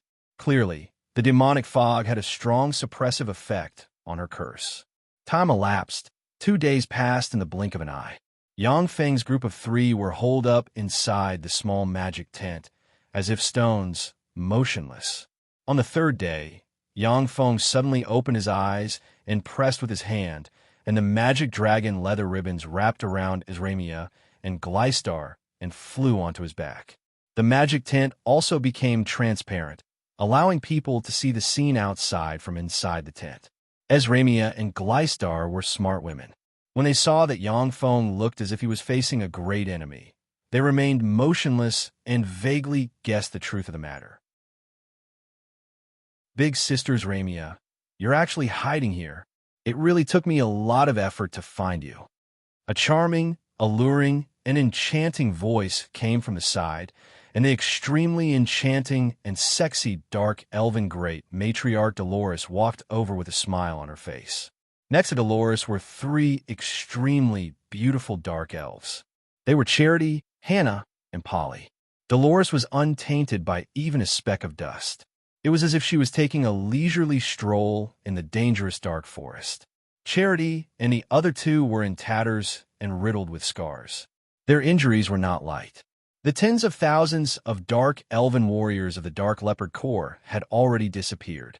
Hiding inside the magic tent, Yang Feng looked outside and saw Dolores's enigmatic expression at a glance. Her gaze had already fallen on the magic tent, enchanted with advanced stealth. Yang Feng's figure shook slightly, and he rushed out of the magic tent. Looking at Dolores in a neither servile nor overbearing manner, countless thoughts revolving in his mind. Dolores showed a bewitching smile, her beautiful eyes full of ridicule and delight. Big Sister Esramia, the most beautiful and honorable woman on the surface, Your Majesty the great elven monarch. You are in a very miserable state. I heard that you were hit by the curse kiss of Lolth. That's really pitiful. After being hit by the spell kiss of Lolth, even the most chaste goddess will degenerate into the most lowly sow. I feel indescribable delight at the thought of the most honorable great elven monarch Esramia degenerating into the most lowly sow. In the battle in the Moonlight Square, the 2 demigod rank powerhouses Dolores and Gleistar besieged Esramia, yet they still weren't her match. That battle filled Dolores with jealousy of Esramia. Now, she felt indescribable delight at the thought that the person she regarded as her greatest enemy and rival was about to degenerate into the lowest rung. Esramia's pretty face turned extremely pale. She clenched her silver teeth, and her tender body trembled. Dolores revealed an expression of a cat toying with a mouse. She smiled charmingly and said viciously, "Big Sister Esramia, don't worry. I won't hurt you. After the kiss of Lolth curse breaks out completely, I'll help you find 100 men. Of course, demonic beasts are fine as well. I'll let them satisfy you, and then send the magic image back to the elves. It must be very interesting." Face pale, Esramia clenched her silver teeth and said, "Dolores, even if we're enemies, it's fine if you just kill me. Why do you have to be so vicious?" A trace of frustration streaked past the abyss of Dolores's beautiful eyes, and her charming face revealed a trace of ridicule. "Because I'm a dark elf. Isn't it the nature of us dark elves to be vicious, cunning, and cruel? Only the most vicious, cunning, and cruel people can win the favor of the great goddess." The competition among dark elves was extremely cruel. In order to rise to the top, they would resort to almost any means. Conspiracies, betrayals, and massacres ran through the history of every upper-class dark elf. In order to ascend to the throne of the great matriarch, Dolores had also piled up corpses beneath her feet. Dolores's beautiful eyes sparkled, and she smiled sweetly like a lover whispering in his ear, "Ian, give me these 2 women. As long as you give them to me, not only will I guarantee your safety, but I'll also let you have fun with them. One is the most outstanding woman of the elves, the great elven monarch, and the other is the former pope of the Dark Elven Church. You can play with them as you please, and it doesn't matter even if you're done with them. As long as you offer them to me, then apart from me, I'll give you any woman of the Dark Elves you like to have fun with. How about Charity? She's a famous cold beauty among Dark Elves, and she's also a very rare virgin." Dolores gently grasped with her lily-white hand, and Charity, who was standing beside her, was involuntarily caught by her. She casually tapped Charity with a finger, and Charity's delicate body went limp. Her pretty face blushed, and she revealed an extremely flirtatious expression. She twisted her delicate snake-like body, exuding an astonishing charm. Charity's eyes shimmered with shame, but she couldn't muster any strength to stop Dolores. Yangfeng said unhurriedly, "Your proposal is very tempting." Esramia's beautiful eyes shimmered dimly, and she sighed faintly in her heart. Gleistar's eyes swiveled, her thoughts unknown. Dolores glanced at Yangfeng, and the abyss of her beautiful eyes shimmered with contempt. In the end, men are only at this level. Yangfeng gave an unruly smile. His eyes flickered with a sharp glint, and he moved unscrupulously around Dolores's vitals. "However, I prefer to take the initiative. Pray that I take the initiative to catch makes me more excited. Besides, Dolores, I think it would be very interesting to catch you and make you my pet in the future." Esramia covered her cherry lips and revealed a smile. A cold glint flashed past Dolores's beautiful eyes, and she sighed faintly. "Ian, I thought you were a smart person. Now it seems that you're just an idiot. In that case, go to hell." As Dolores spoke, Yangfeng suddenly burst out and shot towards the baby-face evil tree grove. "It's no use." Dolores smiled sweetly and pointed with her lily-white finger. Strange fluctuations of magic diffused from her fingertips, and then collapsed and disappeared. "I forgot that I can't cast spells in this environment. However, Ian, the gap in strength between you and me is like a moat. No matter how you struggle, I'll crush you to death like an ant." Dolores showed a flirtatious smile, took a step forward, crossed a distance of hundreds of meters, and appeared behind Yangfeng. Her lily-white palm, carrying no trace of smoke or fire, slapped towards Yangfeng's head. Baby faces strangely appeared on the surrounding trees, and a burst of laughter that didn't exist suddenly sounded in the forest. Dolores's beautiful eyes shimmered with confusion, and she stiffened and stopped in place. Chapter 334. The host is being eroded by negative spirit force. Activating stimulation therapy. Just as Yangfeng was about to lose himself in the illusion of the baby-face evil trees, a sharp pain rose in his sea of knowledge. He clenched his teeth and frantically rushed into the distance. During the past few days, Yangfeng didn't do nothing. He released a large number of mechanical insects to find a way out of the baby-face evil trees. Although he would still suffer from the mental attacks of the baby-face evil trees, but he wouldn't suffer from physical attacks. There were hundreds of baby-face evil trees in the forest, and Yangfeng didn't have the strength to spew more than 100 breaths of dragon breath. A series of strange laughter rang out from the baby-face ghost tree group. Every time he heard such laughter, Yangfeng felt a stabbing pain in his sea of knowledge. Amid the whirlpool of pain, Yangfeng clenched his teeth and madly dashed along the way. Boom! Boom! Suddenly, a series of childlike screams rang out from the baby-face evil trees. Countless terrifying sound waves condensed into one and blasted toward the rear. Yangfeng took a look behind him and mused. Did they make a move? I wonder who will win and who will lose this battle. Dolores was a terrifying high-level demigod powerhouse. If she was in the outside world, she could borrow the world's essence energy to cast all kinds of powerful spells. She could easily use fire spells to destroy the entire baby-face evil tree forest. But in the dark forest, every bit of power she used consumed her own power. Even if it was a demigod-rank powerhouse, without any powerful treasures, it would be difficult to destroy the baby-face evil trees by relying on their own power. As soon as Yang Feng passed through the baby-face evil trees, a wasteland of bones exuding a strong stench of corpses appeared in front of him. Flocks of skeletons were linked together. They had a pair of skeletal wings and were riding a gust of wind. The skeletal crows were constantly flying among the skeletons. Bone demonic crows were undead life forms comparable to level 1 extraordinary life forms. They were strange undead life forms formed from the powerful life, energy, and death aura emitted by warlocks and the condensation of bones. A single demonic skeleton crow wasn't too terrifying. However, there were countless demonic skeleton crows in the wasteland of bones. It was as though they covered the entire sky. As soon as Yang Feng and his party stepped into the wilderness of bones, as if smelling prey, the dense crowd of bone crows flapped their wings and flew towards them like dark clouds. Yang Feng's complexion changed greatly. He pressed the dimensional crest on his chest, and a 10-meter-tall, remodeled obsidian golem suddenly appeared in front of him. With a light leap, he jumped into the chest of the obsidian golem with Azramia on his back. The obsidian golem's magic patterns flickered, and it cast advanced aura masking and mimicry.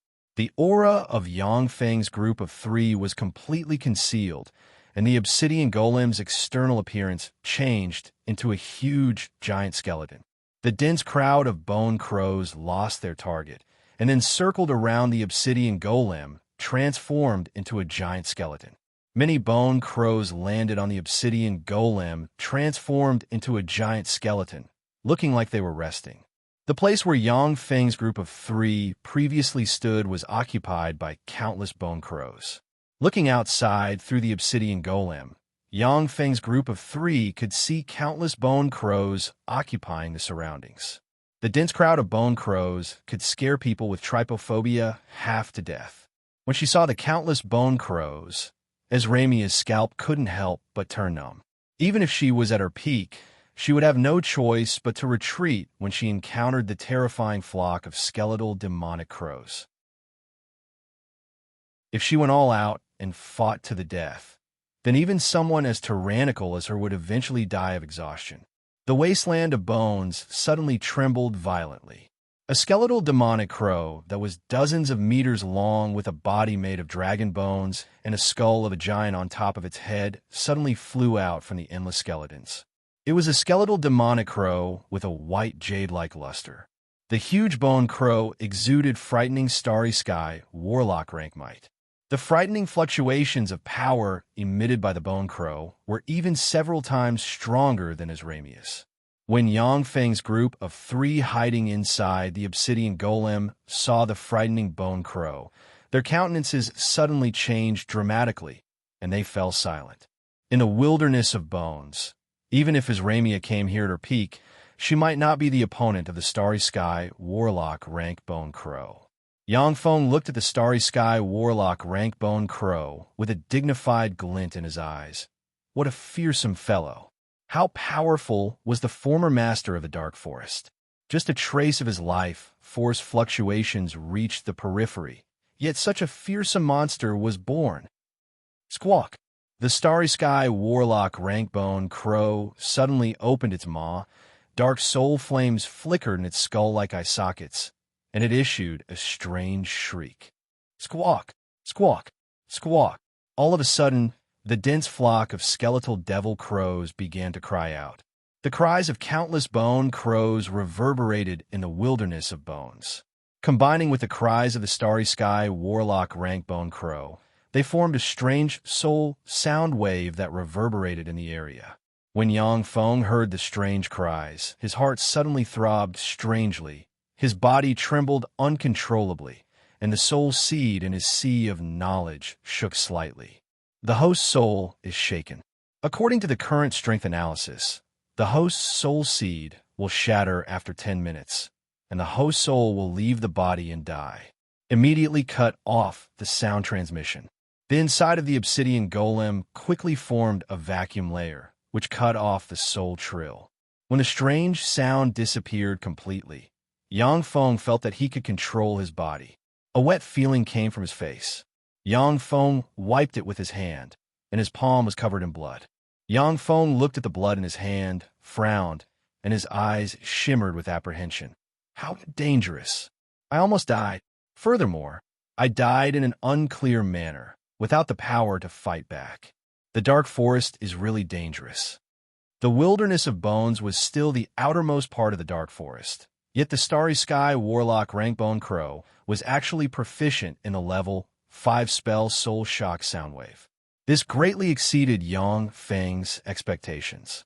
If it wasn't for the smart chip implanted in Yang Feng and the Black Dragon armor, he would have died silently to the Soul Shock sound wave cast by the Starry Sky Warlock Rankbone Crow. Suddenly, an incomparably tyrannical aura came from behind.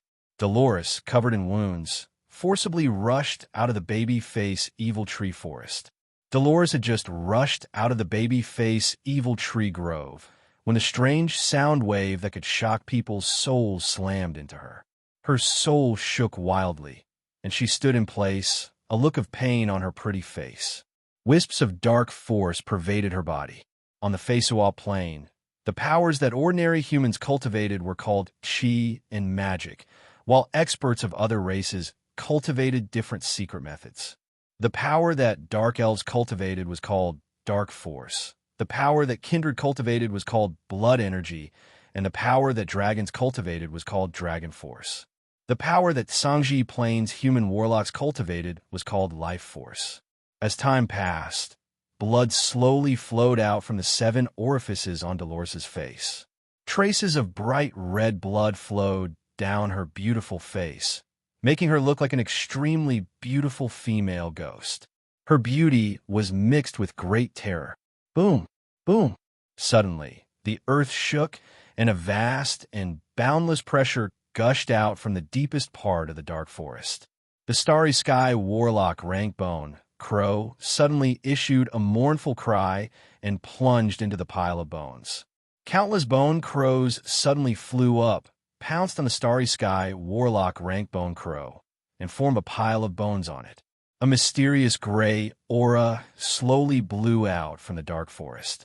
When the gray aura came into contact with the bone crows immediately collapsed and lost all signs of life. They turned into skeletons that scattered on the ground. Virtually in an instant, the gray aura hit the obsidian golem, and the spells cast on the obsidian golem immediately collapsed. The gray gas ignored the obsidian golem's outer armor, entered the cockpit, and blew towards Yang Feng, and a gloomy and cold feeling swept through him. When the gray aura blew at Esramia, the curse imprint on her forehead flickered, and, as if about to collapse, it eventually dimmed. She suddenly felt her body become a lot more relaxed. Glystar, however, showed no reaction. Yang Feng pushed open the chest of the obsidian golem, rushed out, and pulled the trigger with the supergravity gun in his hand at Dolores in the distance. One after another, supergravity spheres shot out and bombarded Dolores' body. Boom! Dolores felt as if she was being pressed down by a mountain. Like a frog being run over by a car, she was pressed to the ground. Yang Feng opened his mouth and unleashed dragon breath. Suddenly, a fearsome dragon breath barreled towards Dolores like a meteor. Even if it was a demigod rank expert, once hit by the dragon breath, they would be seriously injured.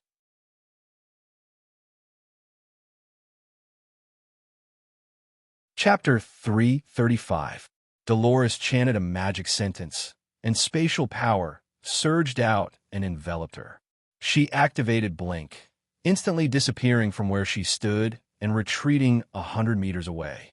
At this moment, Charity and the other 2 powerhouses walked out of the babyface ghost tree forest covered in blood. Seeing that the situation was anything but reassuring, Yang Feng blurred into motion, turned into a stream of black light, and rushed into the depths of the dark forest. Although Dolores's injuries weren't light, but she was an advanced demigod rank powerhouse after all. So long as she recovered a bit of her strength, Yangfeng wouldn't be her opponent.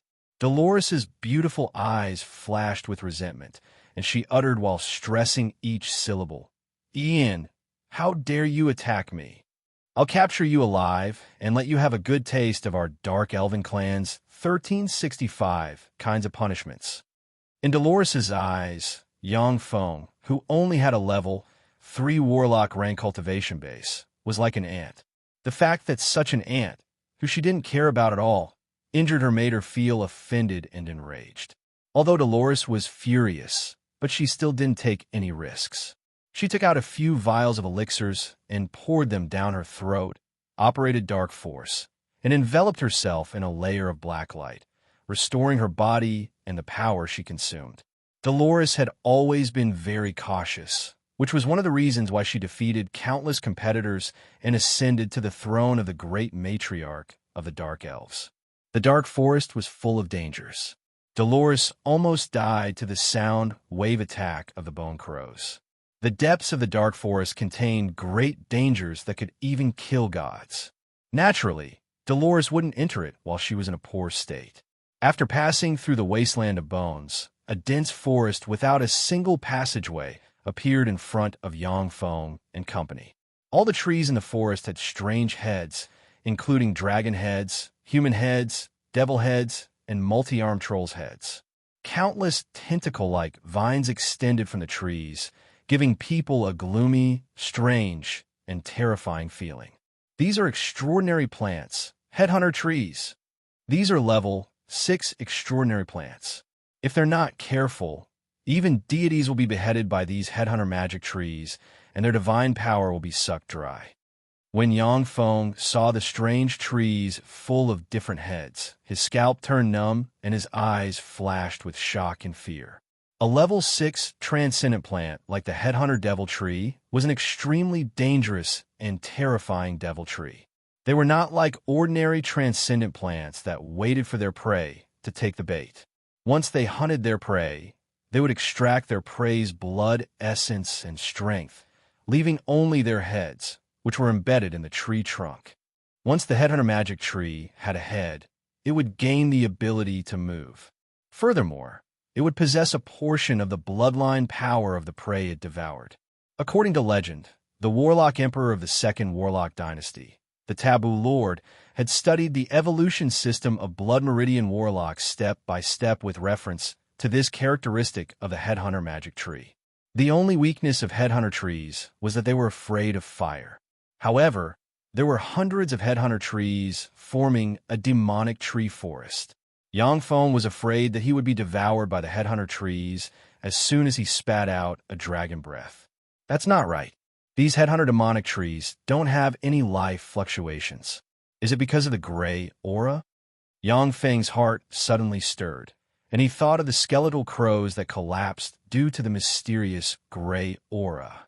After hesitating for a while, Yangfeng clenched his teeth, rushed into the forest of headhunter trees with his ramia on his back, and frantically fled into the distance. The eyes of the heads embedded in the top of the headhunter trees were lifeless, and there were no fluctuations of life coming from them. They allowed Yangfeng to pass through the strange forest. After passing through the forest of headhunter magic trees, a vast and almost boundless desert appeared before Yangfeng's eyes. Yangfeng took a deep look at the desert made of golden sand. With the keen perception of a level 3 warlock, he perceived a great terror at the bottom of the desert. Yangfeng hesitated for a moment. Then, thinking of Dolores chasing after him, coupled with the mysterious gray aura and the strange headhunter trees, he clenched his teeth and pressed his chest, and the mechanical lightning Aurora Python flew out at once. Yangfeng jumped lightly onto the back of the mechanical lightning Aurora Python. Surrounded by countless bolts of lightning, the mechanical lightning Aurora Python immediately turned into a bolt of lightning and flew towards the depths of the desert. The mechanical lightning Aurora Python's energy source was the crystal cores and high-energy crystals inside its body. Even if it couldn't use the vigor of heaven and earth, it wouldn't be affected much. After passing through the strange desert, a forest covered with all kinds of terrifying, extraordinary plants appeared in front of Yang Feng and company. After passing through the forest covered with all kinds of terrifying, extraordinary plants, Yang Feng and company passed through magma, mysterious lakes, weird mountain ranges with human faces, and other peerless danger zones brimming with a sense of danger. When Yang Feng passed through those areas, relying on his extraordinary perception of a level 3 warlock, he could sense some peerless existences hiding in places he couldn't perceive, and gazes full of malice fell on him. Yang Feng pretended that he wasn't aware of those terrifying existences. He braced himself and walked forward quickly, not daring to retreat. After passing through a strange, extraordinary plant forest, a 5-kilometer-wide river exuding wisps of netherworld aura gushed out of a huge cave in midair. After extending for nearly 100 kilometers, the river strangely disappeared and appeared in front of Yang Feng and company, blocking in front of them. The river water was gray, and wisps of mysterious gray aura diffused from it. Above the river, there was a shabby boat made of gray wood quietly floating. When Yang Feng arrived in front of the river, he frowned slightly. He vaguely felt that there was a great terror hidden in the gray river. After hesitating for a while, Yang Feng flicked his wrist, and a piece of dragon bass paper appeared in his hand. He lightly tapped the dragon bass paper, and it immediately flashed with light and transformed into a sparrow. The sparrow flapped its wings and flew towards the gray river in the distance. The alchemical sparrow had just flown above the gray river when, as if it encountered an irresistible force, it fell into the gray river, completely severing its connection with Yang Feng. Yang Feng's complexion changed slightly. He flicked his fingers, and alchemical eagles, alchemical dragonflies, alchemical swans, and many other alchemical treasures flew into the distance. As soon as the alchemical treasures flew above the gray river, under the effect of a mysterious force, they plunged into the gray river, directly severing their connection with Yang Feng. Yang Feng pondered for a while, then took out another stack of dragon bass paper, silently recited an incantation, and tossed it. The dragon bass paper rose into the air, turned into a 10-meter-long alchemical boat, and landed on the gray river. When the alchemical boat landed on the gray river, it was immediately eroded by the gray aura and sank into the gray river inch by inch. What a strange river. It seems that I can only use that boat to cross it. Yang Feng's eyebrows wrinkled slightly. Then he stepped onto the small boat.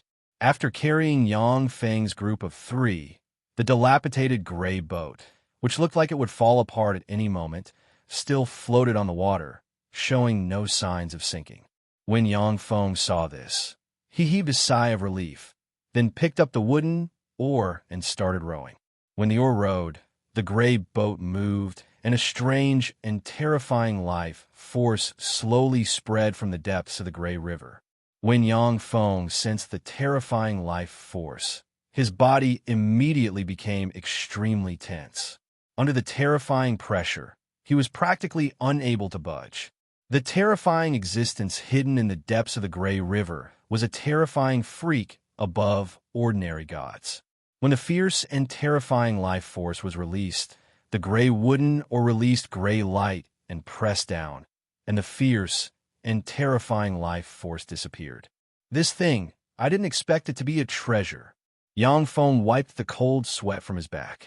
He grabbed the gray wooden oar and looked at it for a while, his eyes flashing with a strange light. No matter how he looked at it, Yang Feng couldn't tell what material was used in the gray wooden oar, nor could he see anything strange about it. If it hadn't released the gray light just now, he wouldn't have known that the gray wooden oar contained such terrifying power. After crossing the strange gray river, Yang Feng jumped off the wooden boat, took out a dimensional badge, and activated it, attempting to store the gray wooden boat and the oar inside the dimensional badge. Bang! The dimensional badge collapsed and exploded, sending countless fragments flying in all directions. As if stimulated by something, the gray wooden boat moved on its own despite the lack of wind, and slowly but firmly swam towards the other side of the gray river. Sure enough, such a treasure isn't that easy to collect. Yangfeng looked at the gray wooden boat, and his eyes flashed with regret. He turned around and walked into the distance. After crossing the strange gray river, in the distance, a domineering palace towering into the clouds, as if supporting the entire world, appeared in front of Yangfeng and company. Rays of mystical and resplendent light shrouded the domineering palace, making it seem like a temple where the gods lived in legends. Since there's no retreat, then I can only go in and take a look. Yangfeng looked at the palace that suddenly appeared. His eyebrows creased slightly, and then relaxed. His eyes flashed with determination, and he strode towards the palace.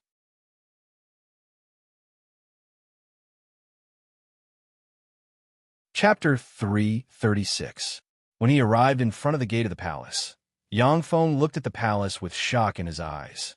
He saw the heads of countless formidable, extraordinary life forms embedded outside the huge palace gate. There were heads of primordial dragons, heads of primordial giants, heads of abyssal fiend dukes, heads of strong divine force rank gods, heads of high elven monarchs, heads of nine-headed dragons, heads of primordial earthen beings, and other terrifying existences. Outside the palace, the heads of countless formidable existences merged with the palace. Even after who knows how many tens of thousands of years, they still exuded frightening might. Yangfeng stared at a 50-meter-long, primordial dragon head with a peculiar glint in his eyes. The body of a primordial dragon contained the ultimate mysteries of dragons. If he could take out the primordial dragon head for research, then Yangfeng's embodiment might even have a chance to break through the bloodline shackles and possess god-rank battle prowess before ascending to godhood. Primordial dragons were already very rare on many planes. Furthermore, every primordial dragon was a bigwig with a world-shaking cultivation base. It was very difficult to obtain their blood and tissues. If the primordial dragon head was sold in the Tsangji plane, it might even be exchanged for a grade 9 plane. Yangfeng pondered for a while, then took out a piece of dragon bass paper and flicked his finger. The dragon bass paper turned into a demonic eagle, flapped its wings, rose into the sky, and flew towards the primordial dragon head. The demonic eagle had just flown to a distance of about 30 meters from the primordial dragon head, when it was shrouded by yellow light containing frightening power and quickly exploded. Yangfeng frowned slightly. This is a barrier, a very powerful barrier. This barrier isn't something that I can contend against at the moment. Yangfeng silently recited an incantation, pointed at his eyes, and cast the spell Spirit Eye, and a misty cyan light enveloped his eyes.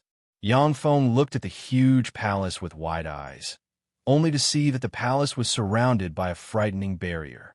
Only the entrance to the palace wasn't covered by the barrier. At the entrance to the palace stood a 6-meter-tall stone statue with a human head, a dragon head, and a devil head.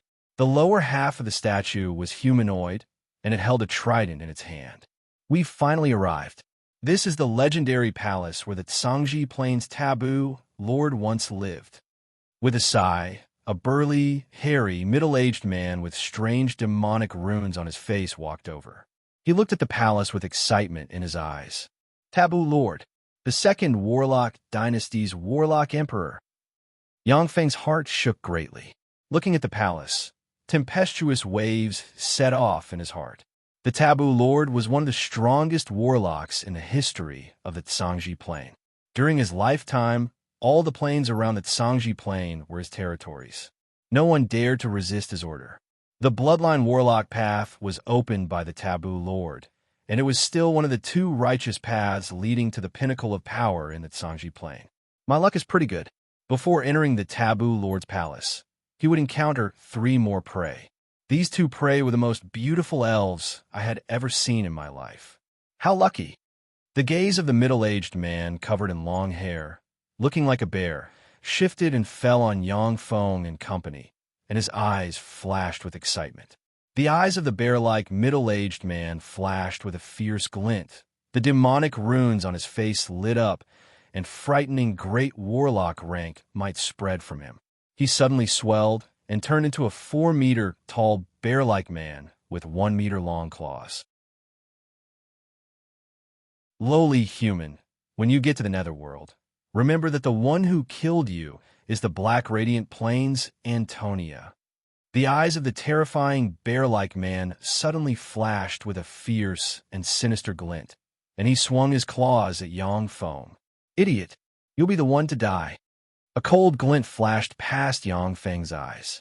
The black dragon armor shone, and formidable power poured into him from the black dragon armor.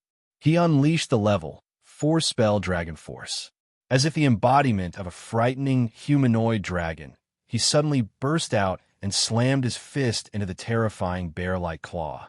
Under the frightening dragon force, the bear-like Antonia was blasted away by Yang Feng's fist and violently retreated by dozens of steps.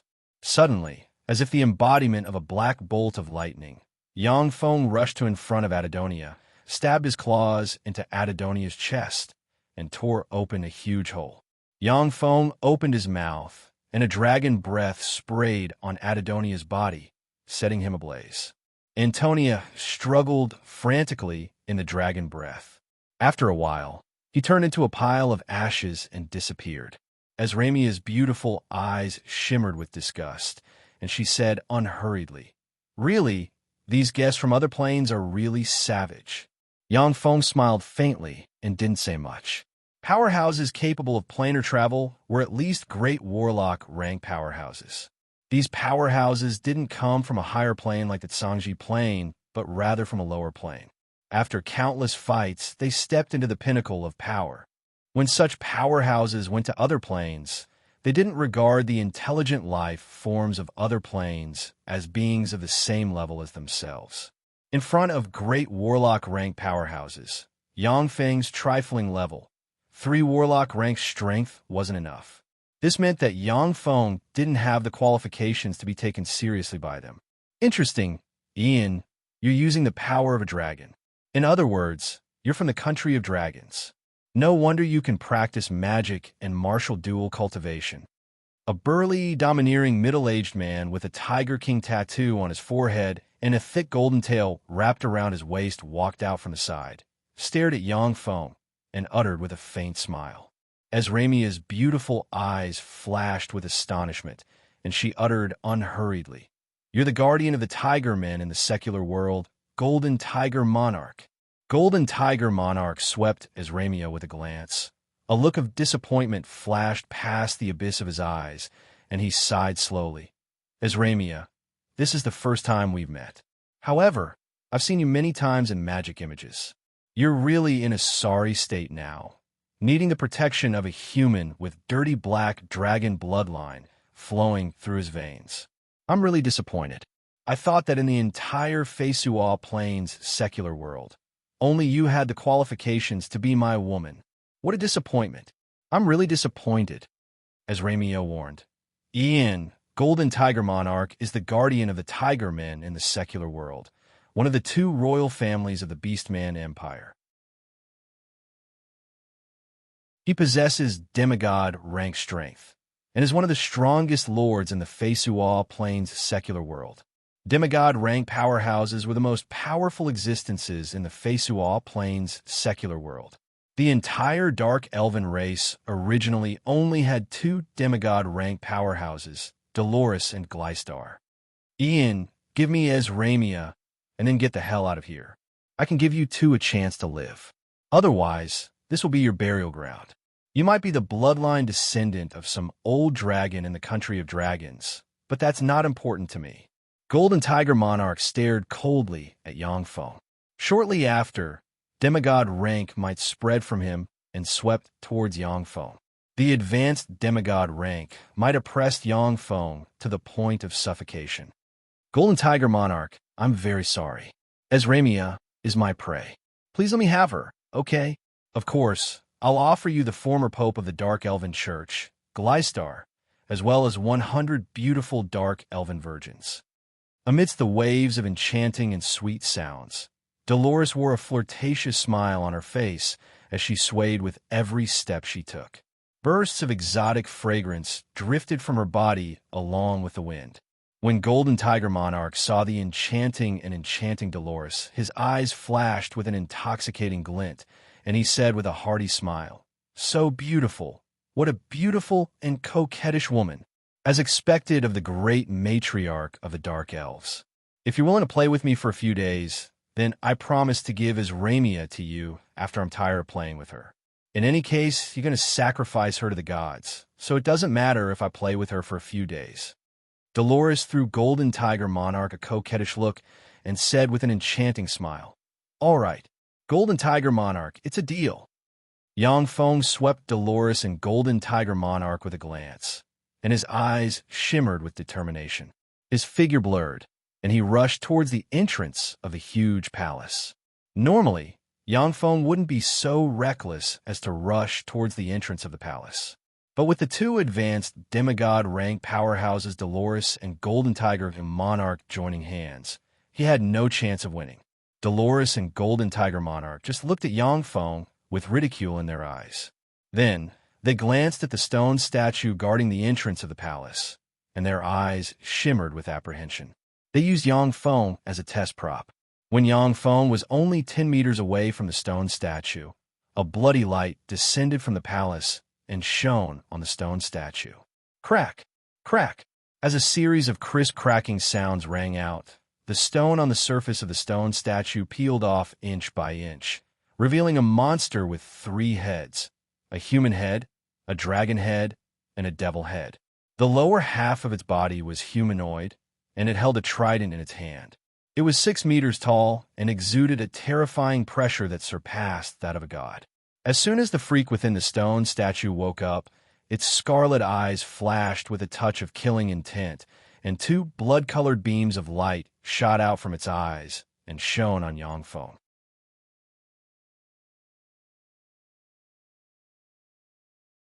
Chapter 337.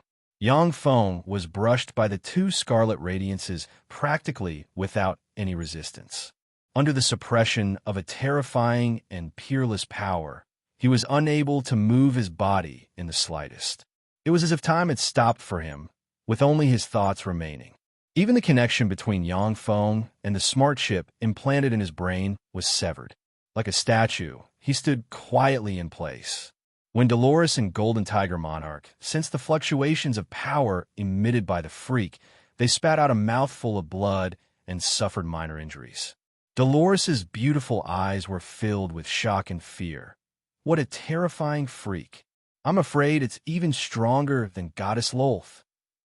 As soon as the terrifying pressure from the 3-headed monster spread out, ripples appeared in the surrounding space.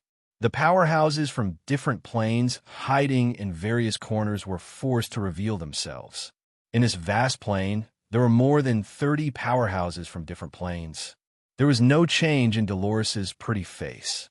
She just focused her gaze on a young and handsome man dressed in a black traditional aristocratic attire, with a pale complexion, who looks like he hasn't seen the sun for thousands of years, but whose eyes are filled with vicissitudes of life, exuding both an old and a young temperament.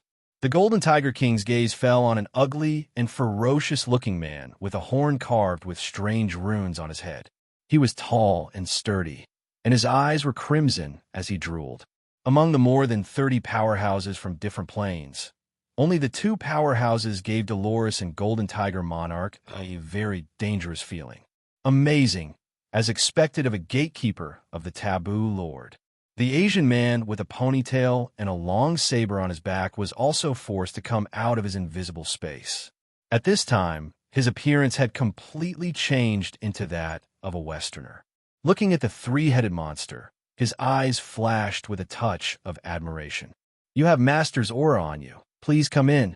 The 3-headed freak with the trident in hand suddenly knelt in front of Yang Feng.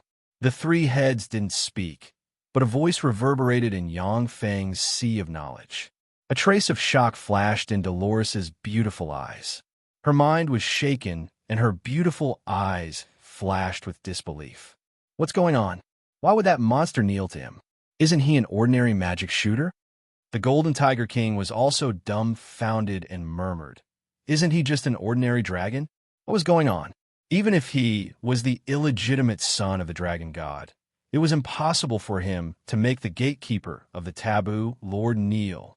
Even if the dragon god himself came, he wouldn't be able to make the gatekeeper of the taboo Lord kneel. All the experts who came from other planes were dumbfounded. They couldn't believe their eyes.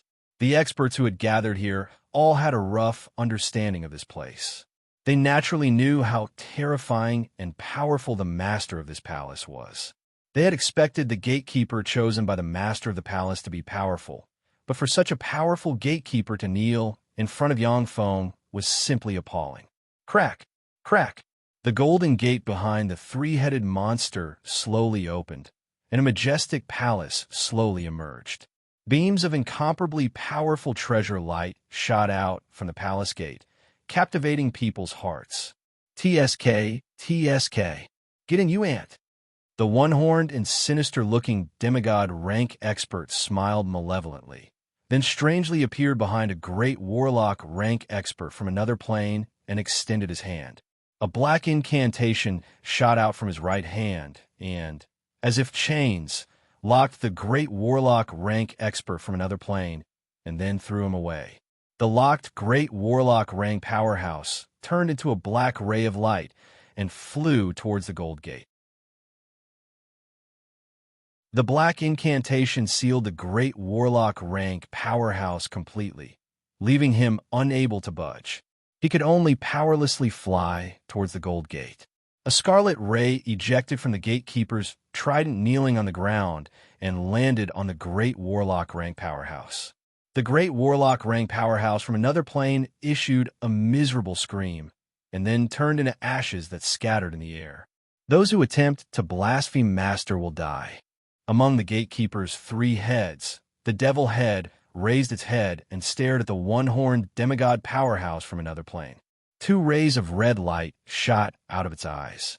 The single-horned demigod powerhouse let out an angry roar, and his body suddenly expanded, transforming into a 7-meter-tall, pitch-black, Abemi-horned giant demonic ape that resembled a giant gorilla. It was a level 5 extraordinary life form, a Abemi-horned giant demonic ape that was 7 meters tall. Abemi-horned giant demonic apes were one-horned giant demonic apes of the grade 3 Abemi plane. Adult Abemi-horned giant demonic apes possessed terrifying starry sky warlock rank strength, and the most powerful demonic apes could even fight gods. They didn't even fear dragons. The two red rays shot out of the gatekeeper's eyes and shone on the Abemi-horned giant demonic ape. In just an instant, the mature Abemi-horned giant demonic ape issued a mournful cry and then collapsed and turned into ashes that drifted away with the wind. The two scarlet rays immediately retracted and entered the depths of the eyes of the gatekeeper kneeling in front of Yang Feng.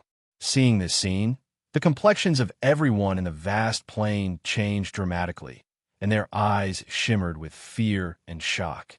The complexions of Dolores, the golden tiger monarch, and a handsome young man with a pale complexion also changed dramatically, and fear and apprehension shimmered in the abyss of their eyes. The Abemi one-horned giant magic ape was a powerhouse on the same level as Dolores and the others. Even if Dolores wanted to defeat the Abemi one-horned giant magic ape, she would need over 1,000 moves. The gatekeeper turned the Abemi-horned giant demonic ape into ashes with a glance. In its eyes, Dolores and the other experts were just ants that could be killed with a glance. Yang Feng's eyes lit up slightly, and he used a spell and silently transmitted, "Gatekeeper, can you help me kill a few enemies? Respected guest, unless it's the master's personal order. Otherwise, my duty is just to guard the gate and prevent others from entering. Besides, I can only fight back and can't do anything else. This is the master's order. I can't disobey it." A voice came from the other side of the gatekeeper. Yang Feng sighed with some regret, and then stepped into the gold gate. After Yang Feng stepped into the gold gate closed immediately. In the vast plain, when the experts from different planes saw a Yang Feng step in a gold gate. Their eyes almost went mad with jealousy, but they were powerless to do anything. So it's here. I finally found it. A majestic and loud voice suddenly sounded in the sky. Rays of incomparably bright light descended from the sky and pierced into the dark forest, dispersing the demonic mist that shrouded the dark forest. A giant hand formed from pure light, which looked like it could grasp the whole world, extended from the resplendent rays of light and mercilessly grabbed at the gold palace. Shit, a god-rank freak intervened. This isn't something I can get involved in. The complexion of the man, with a ponytail, a large blade on his back, and an unruly temperament changed greatly. With a flick of his wrist, he took out a green leaf. The green leaf blossomed with emerald light and enveloped the man with the blade on his back, causing him to disappear from where he stood. As if coming to life, the heads of the countless fearsome beings embedded in the gold palace exuded frightening power beyond the god rank. Beams of power shot out of their mouths, converged and barreled towards the giant hand in the sky. Boom! Following an earth-shattering blare, fearsome shock waves spread in all directions. Swept by the fearsome shock waves, 6 of the 30-plus experts from other planes turned into ashes.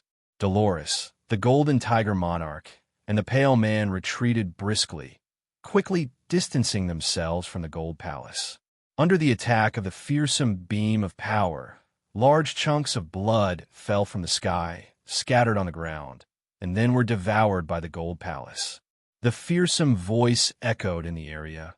Taboo Lord, as expected, one of the most powerful experts in history. Even though he is dead, the things he left behind are still so troublesome. Prados, Amigo, Mophus Raja, Arkith, if you want to reap the benefit from the sidelines, then let's split up and I won't take action. 9 sacred Pegasi with a horn on their head, for wings on their ribs, and sacred light exuding pinnacle starry sky, warlock rank fluctuations of power pulled a chariot shrouded in sacred light. Looking like a sacred sun, the chariot emerged from the void and floated in the void. Rays of holy and powerful light descended from the sky and scattered on the ground. Zalia, divine system's radiant primary god. Dolores's pretty face fell, and she retreated briskly. Illuminated by the light, the dark force protecting her issued sizzling sounds and was consumed. If a dark force cultivator like Dolores stood next to the radiant primary god Prados, she would be quickly burned and purified into ashes.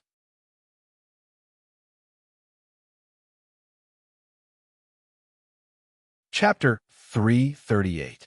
A series of terrifying war drums suddenly rang out between the heavens and the earth. When the fearsome war drums sounded, the hearts of the more than 20 experts from other planes throbbed in an instant, and then beat according to a strange rhythm.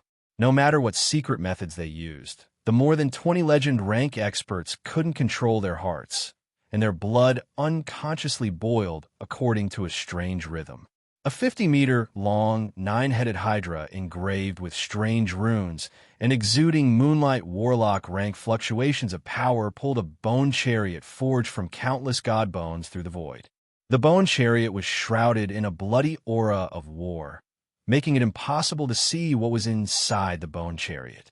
The bone chariot and the radiant chariot faced each other, and the rumbling of war drums and pure radiant light, 2 completely different frightening forces reverberated in the area. The more than 20 legend-rank powerhouses from other planes felt their chi and blood boil, and they almost split apart and died. Then, illuminated by the warm radiance, they recovered. Boom! The strange sound of the war drums suddenly stopped, and the bodies of 10 slightly weaker legend-rank powerhouses from other planes swelled up and then exploded. The remaining dozen or so legend-rank powerhouses from the alien planes also turned pale. They looked at the divine bone chariot and radiant carriage in the sky with fear in their eyes. These legend-rank experts who infiltrated the Fesual plane from other planes were cultivation geniuses of their planes. When they entered the Fesual plane, they looked down on the weak aboriginals of the Fesual plane. Now that they saw the bone chariot and the radiant chariot in the sky, they realized how powerful the most terrifying experts of the Feisual Plain were. A sacred golden oak leaf, which looked like a ship, drifted out of the void. The golden oak leaf, which was the size of ship, had countless flowers growing on it, and formed a beautiful and moving flower cottage. The fragrance of flowers wafted out of the flower cottage. A 9-headed lion with several heads pulled a luxurious litter studded with all kinds of precious gems out of the void. Inside the luxurious litter sat a tall and sturdy lion man expert with lion ears and a lion tail wrapped around his waist, exuding a fearsome and domineering aura. The lion man expert was holding 2 beautiful foxy women in his arms and playing with them wantonly, not caring about the surrounding gazes. "Greetings, mighty divine monarch." When the golden tiger monarch saw the tall and sturdy lion man expert, his face fell, and he knelt on the ground and kowtowed respectfully. The lion god Arkith was not only a god worshipped by the lion man, but also one of the 2 divine monarchs of the Beastman Empire. He was respected, worshipped, and believed in by the Beastman Empire. "So, it's you, Akina. It's very dangerous here. It's not a place for a little guy like you to stay. Get out." Arkith casually glanced at the Golden Tiger King and casually flicked his finger. A red divine light descended from the sky and landed on the Golden Tiger King. In the blink of an eye, the Golden Tiger King disappeared from where he stood. Seeing the Golden Tiger monarch disappear, the eyes of the dozen-plus legend rank powerhouses flashed with envy. They couldn't budge at all. If they made the slightest movement, they would become the battlefield and victims of the battle between the 4 strong divine force rank gods in the sky. Even Dolores stood at the very edge, prostrating herself on the ground, shivering, full of humility. In front of the gods, mortals must remain humble. This was clearly written in the Treaty of the Gods. Once a mortal provoked or blasphemed the gods had the right to take action and kill the mortal. Ferocious battle intent emanated from the bone chariot. "Prados, let's have a fight." "It's been a long time since I fought you. More than 100,000 years. Let me see how much you've improved." Countless war drums rumbled around the bone chariot, and wisps of the aura of war slowly diffused from the bone chariot. The hearts of the dozen-plus legend rank powerhouses thumped wildly, and their eyes turned bloodshot. A dignified voice came from the sacred radiant chariot. "Amigo, you stupid bull. Mophisareja and Akina are watching from the sidelines. Besides, they're also watching from the sidelines. None of the gods of the Darkness Pantheon have shown up. If you want to fight me, wait until today's matters are settled. Then let's go to the astral boundary to fight." After the Treaty of the Gods was signed, wars between gods generally took place in their respective divine countries or in the astral boundary. If they fought in the secular world, the aftermath of the war between 2 feeble divine force rank gods could easily destroy 1 or 2 small principalities if they didn't control it a little. "Gatekeeper, Taboo Lord died a long time ago. There's no point in you guarding the gate. Step aside and let us in. You're not our match. As long as you step aside, our Zalia divine system is willing to accept you and give you enough believers so that you can ignite the divine fire and ascend to godhood. You will become one of our Zalia divine system's gods. You will be high and mighty and have eternal life." The voice of the Zalia Pantheon's radiant primary god Prados came from the chariot shrouded in radiant light. When he said that, the eyes of the dozen-plus legend rank powerhouses, including Dolores, flashed with envy. Becoming a god of the Feisual Plain was the ultimate goal of powerhouses who didn't hesitate to cross over from other planes to become a god.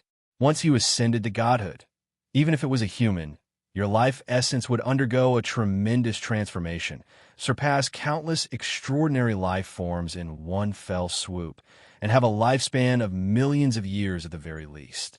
Even countless human warlocks of the Tsangji Plain, in order to live longer and obtain a longer lifespan, chose to leave the Tsangji Plain and go to other lower planes to ascend to godhood. The position of a god was extremely precious, and many powerhouses would even give up everything for a god position. I refuse. Master ordered me to guard this palace. Unless Master gives the order himself, I won't leave this palace. Otherwise, I won't leave this palace. Standing loftily in front of the gold gate with a trident in hand, the three-headed freak looked up at the radiant primary god Prados in the sky with unyielding will in its eyes. The voice of the Zalia Pantheon's radiant primary god Prados came from the chariot shrouded in radiant light. Since you're so stubborn, then go to hell. In the sky, the four strong divine force rank gods exuded frightening divine might. Yet they didn't take the initiative to attack. Instead, they fell into a deadlock with the gatekeeper. After all, the gatekeeper was a terrifying existence left behind by the Taboo Lord. No one knew how powerful it was.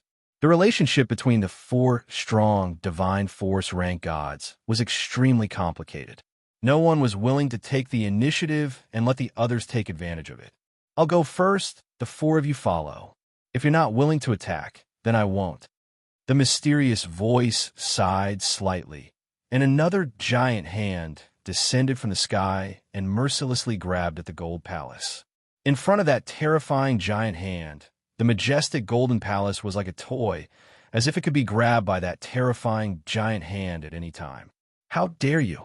You dare to offend the master's palace. You deserve to die 1,000 times over. The gatekeeper's 6 eyes widened. Then it roared and suddenly leaped up with the trident in hand and stabbed at the giant hand. A resplendent, blood-colored halberd ray burst out of the trident and slashed at the giant hand in the sky. You dare to cut off my arm. I will kill you. Accompanied by an incomparably furious scream, the terrifying giant hand was immediately split into two. It exploded, turning into countless pieces of flesh and blood that rained down from the sky and scattered on the ground. The countless heads embedded in the gold palace opened their bloody maws and devoured the chunks of flesh and blood. Virtually at the same time, the sacred radiant chariot gushed out almost endless light and illuminated the inside of the gold palace. The gold palace suddenly trembled, and countless heads opened their eyes. The eyes of those fearsome existences shimmered with ferocious bloody light, and they ejected bloody light from their mouths that hit the light god's rays and resisted the erosion of the light god's rays. An emerald green arrow containing endless force of nature suddenly shot out from the flower hut on the golden oak leaf. Arrow of nature. This was the strongest archery skill grasped by the elven primary god, Mophisareja.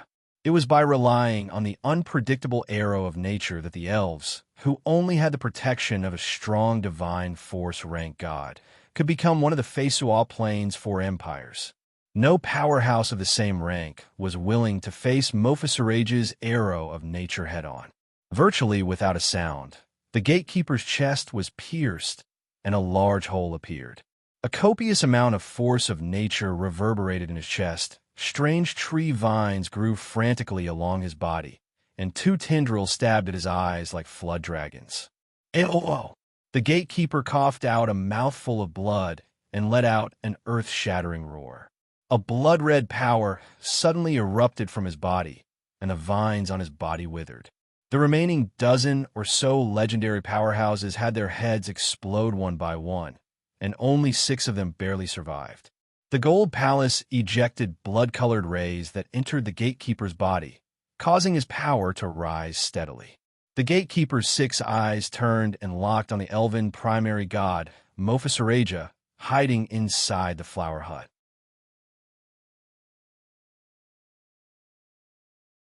Chapter 339.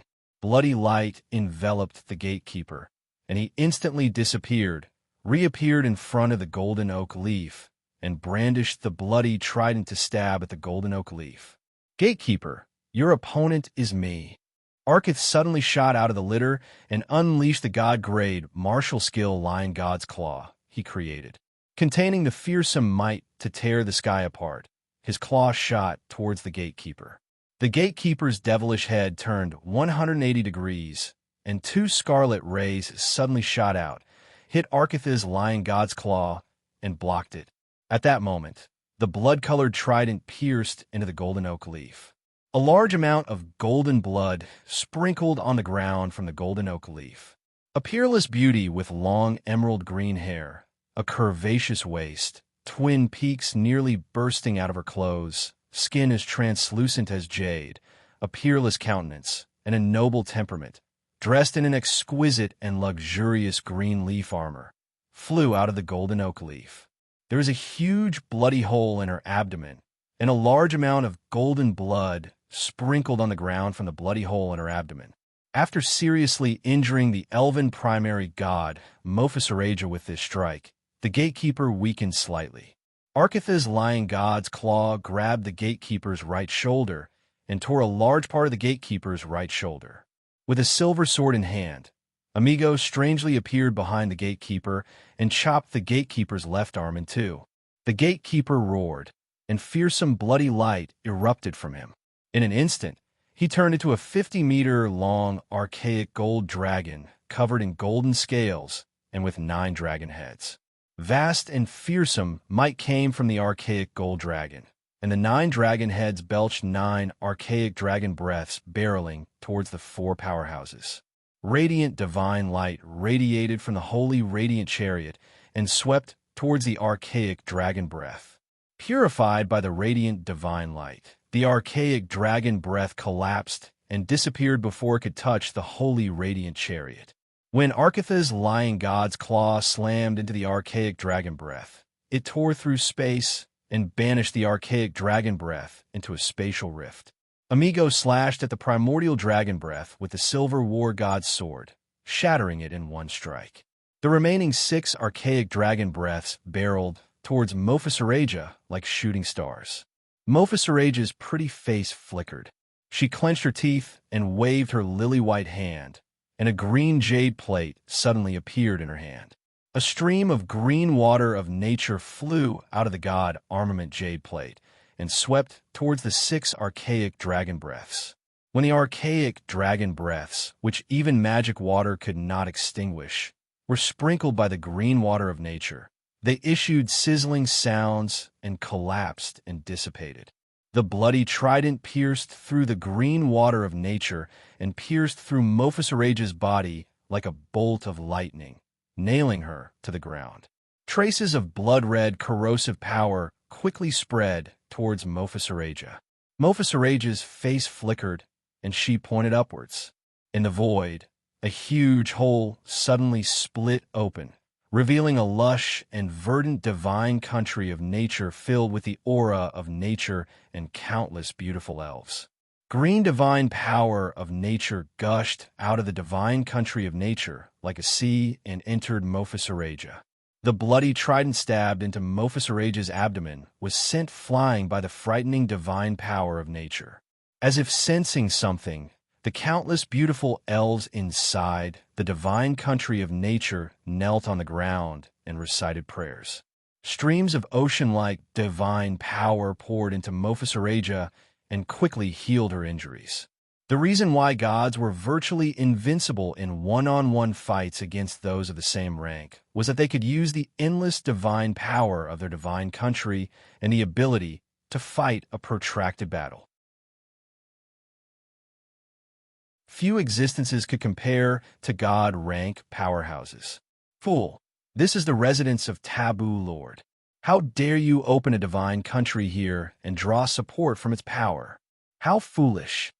The gatekeeper smiled coldly and pointed at the projection of the divine country with the bloody trident in his hand. The gray river in front of the palace suddenly erupted. As if piercing through the world barrier, the gray river water soared into the sky and entered Mophisareja's divine country of nature. Inside Mophisareja's divine country, when the beautiful and powerful elves were swept by the gray river, their pretty faces changed, and they fell from the divine country into the gray river. This is the Styx. You can manipulate the Styx. Mophisareja's complexion changed dramatically, and she cried out involuntarily. At the same time, she pointed with her lily-white finger, and the entrance to the divine country of nature closed completely. The netherworld was the final destination of the dead. Each plane had its own netherworld. Among the planes, there was a Styx with its Sangji plane as its starting point and running through countless planes.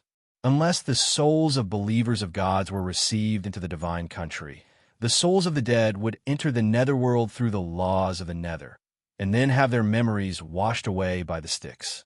Within the divine country, apart from gods, as long as any existences came into contact with the water of the Styx, they would fall directly from the divine country into the netherworld.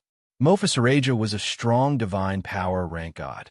Unless her true body expended a huge amount of divine power, she could only save 1 or 2 L from the water of the Styx at a time.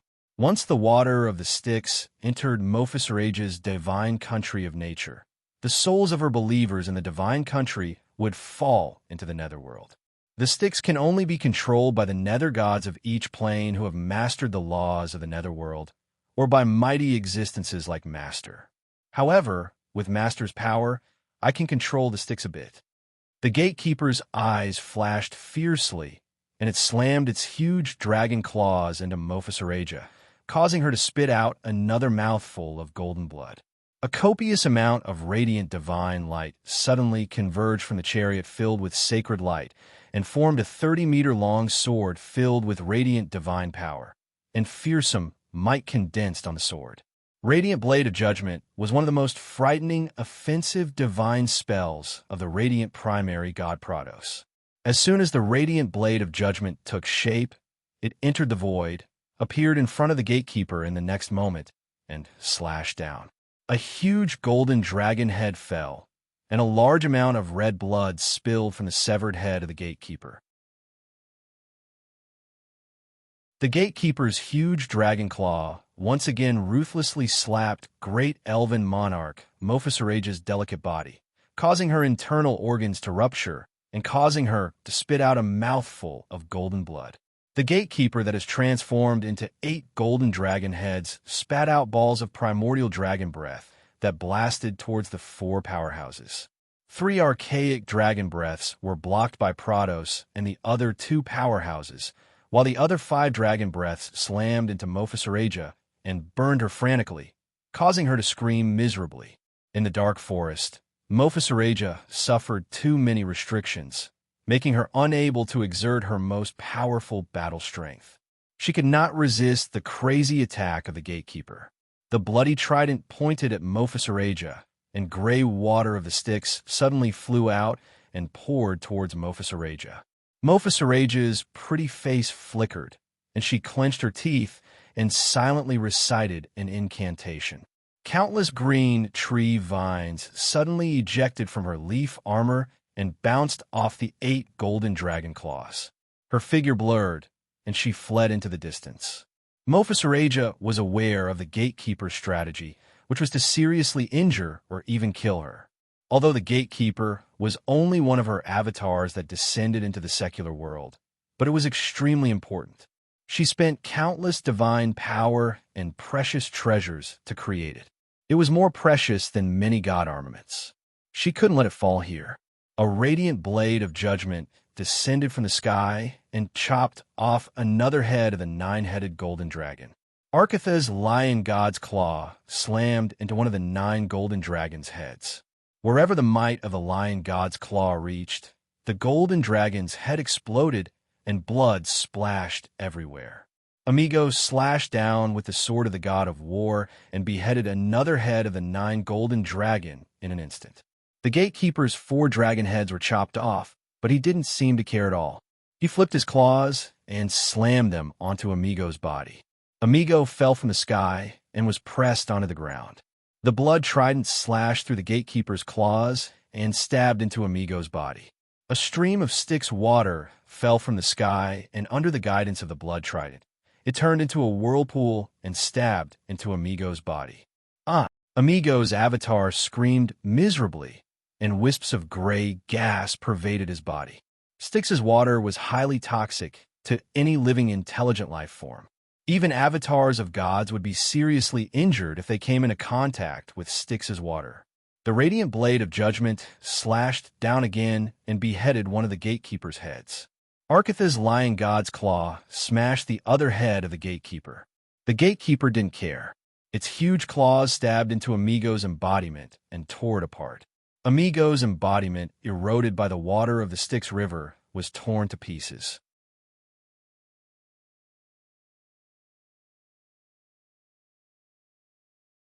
Chapter 340.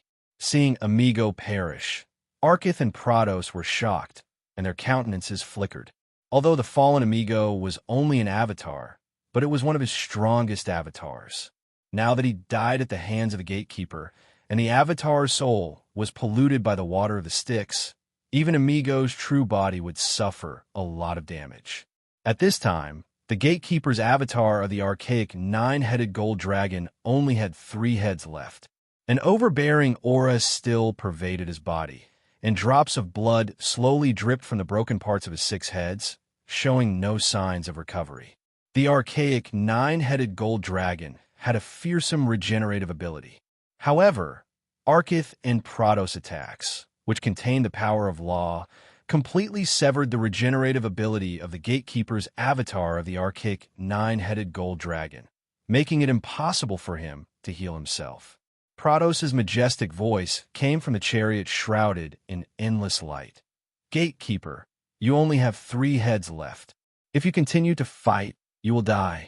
As for us, we are merely an avatar here. Even if we have to abandon these 2 avatars, we must go in. No, I still have countless heads. The gatekeeper shone with scarlet light, and his body changed into a 3-headed freak. Nearly 2/3 of the dragon head was cut off, and blood dripped from it. It was a miserable sight. The gatekeeper stretched out his hand and directly tore off his dragon head, and then casually tossed it onto the wall of the gold palace. He pointed with the trident in his hand, and a giant's head flew down from the wall and connected to his head. Crimson force diffused from the bloody trident and enveloped the gatekeeper. The gatekeeper turned into a 100-meter-tall, 100-eyed giant with taut muscles and a fearsome aura of power that looks like it can split the heavens and the earth.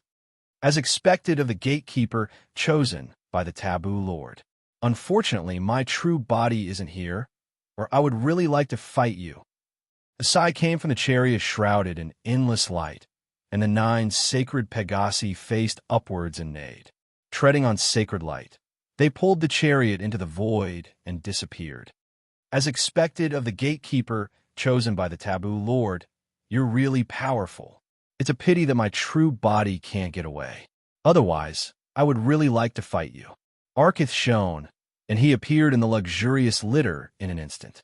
The 9-headed lion stepped on beams of incomparably dazzling divine light and pulled the luxurious carriage into the sky, disappearing into the void.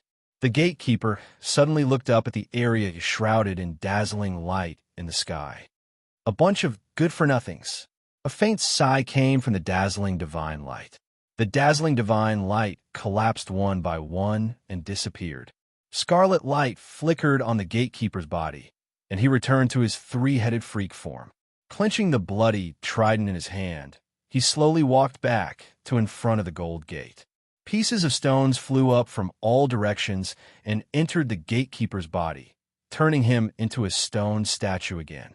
Dolores and the other legend-ranked powerhouses who luckily survived took a deep look at the stone statue of the gatekeeper. Fear flashed in the abyss of their eyes, and they blurred into motion and quickly fled. After witnessing the terrifying might of the Fesual Plains gods and the gatekeeper's stone statue, the legend-ranked powerhouses from other planes were well aware that as long as the gatekeeper didn't die, the relic of the Taboo Lord wouldn't fall into their hands. Inside the gold palace guarded by the gatekeeper, unlike the extravagant and gorgeous outside, the interior of the gold palace was covered in green vines, on which beautiful flowers bloomed. Bursts of floral fragrance came from the beautiful flowers and formed a special fragrance in the air. Yang Feng just took a whiff of that special fragrance, and his whole body felt as if it was floating. His whole body felt extremely comfortable, warm, and full of strength. Yang Feng praised sincerely. That's amazing. As expected of one of the strongest powerhouses of the Tsanji Plain, no, of the countless plains, the Taboo Lord. The fragrance of the flowers that permeated the air could quickly strengthen a cultivator's physical quality and raise their cultivation base if they absorbed it for a long period of time. On the Sangji Plain, there was also a branch of aroma warlocks. This branch of warlocks used various fragrances to form a variety of mixed fragrances and promote their cultivation base. Aroma warlocks were the best perfume manufacturers on the Sangji Plain. The various fragrances and perfumes they produced were also called magic fragrances and possessed all kinds of mystical powers. Reportedly, the progenitor of aroma warlocks was the founder of the second warlock dynasty, the Taboo Lord. Inside the beautiful fairyland-like palace with countless flowers in full bloom, there was a jade table on a dais. On the jade table, there were 2 small jade boxes and a jade book. The 2 small jade boxes and the jade book radiated rays of resplendent light, illuminating the entire palace in an incomparably beautiful manner. Yang Feng's eyes lit up, and a scorching glint flashed in the abyss of his eyes. He took a step forward and picked up the jade book. Taboo text. When Yang Feng grabbed the jade book in his hand, a stream of information was transmitted into his sea of knowledge from the jade book, allowing him to understand how to read the jade book. At the same time, all kinds of information from the book entered his sea of knowledge. These are the first 6 volumes of the taboo text. The first volume can let people practice cultivation until the official warlock realm. The second volume can let people practice cultivation until the great warlock realm. The third volume can let people practice cultivation until the starry sky warlock realm.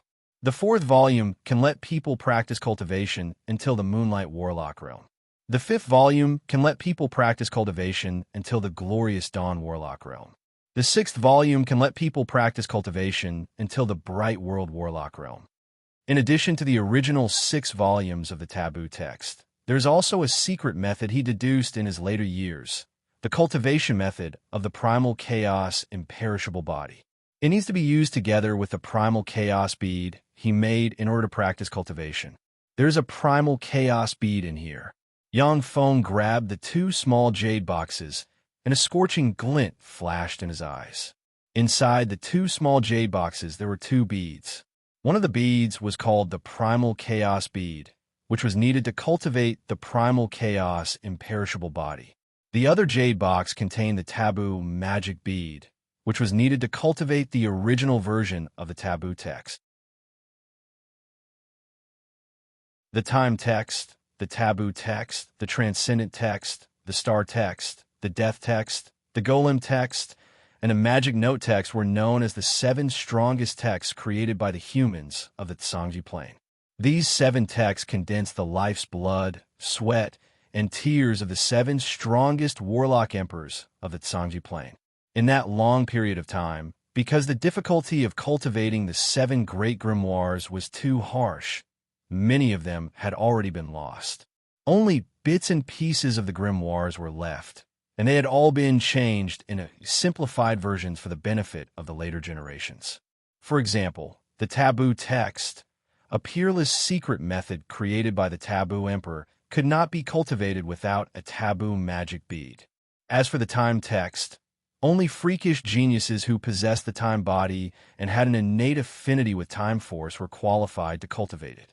In the Sangji Plain, only the Time Lord has truly cultivated the time text to the pinnacle. Even the other 6 warlock emperors couldn't cultivate the peerless secret method time text.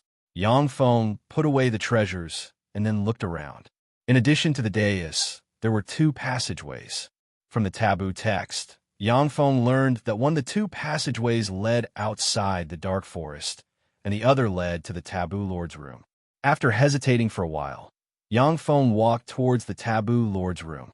He was very interested in the taboo lord, the founder of the second warlock dynasty. As soon as Yang Feng stepped into the room leading to the taboo lord's room, powerful barrier force erupted in a flash and sent him flying dozens of meters away. Yang Feng smiled bitterly. It seems that although the taboo lord left behind treasures, but he doesn't want others to pry into his residence. Yang Feng put down Gleistar and Esramia on his back. Yang Feng said solemnly, "I'm going to practice cultivation here for a period of time. You should also try to recover your strength during this time. The palace was filled with a mystical fragrance. This was a secret fragrance concocted by the taboo lord, which could enhance a cultivator's physique and cultivation base. It was a peerless treasure. Yang Feng intended to seize this opportunity to stay in the palace and practice cultivation to improve his strength. Okay, Gleistar and Ezramia nodded in agreement. They could all feel the mystical fragrance permeating the palace, healing their injuries. Even Ezramia, who had been suppressed by the curse, could feel her body rapidly recover under the nourishment of the secret fragrance. Yang Feng took out the taboo bead and pressed it against his forehead. At the same time, according to the records in the taboo text, he started to operate a secret method, silently recited an incantation, and pointed at the taboo bead. Pitch-black light shone, and the taboo bead merged into Yang Feng's forehead little by little, and finally entered his sea of knowledge. When the taboo bead entered Yang Feng's sea of knowledge, it hit his soul seed as if a star. Bursts of pain came from Yang Feng's sea of knowledge. His spirit sea shook, and the spell models inside his spirit sea trembled on the verge of collapse.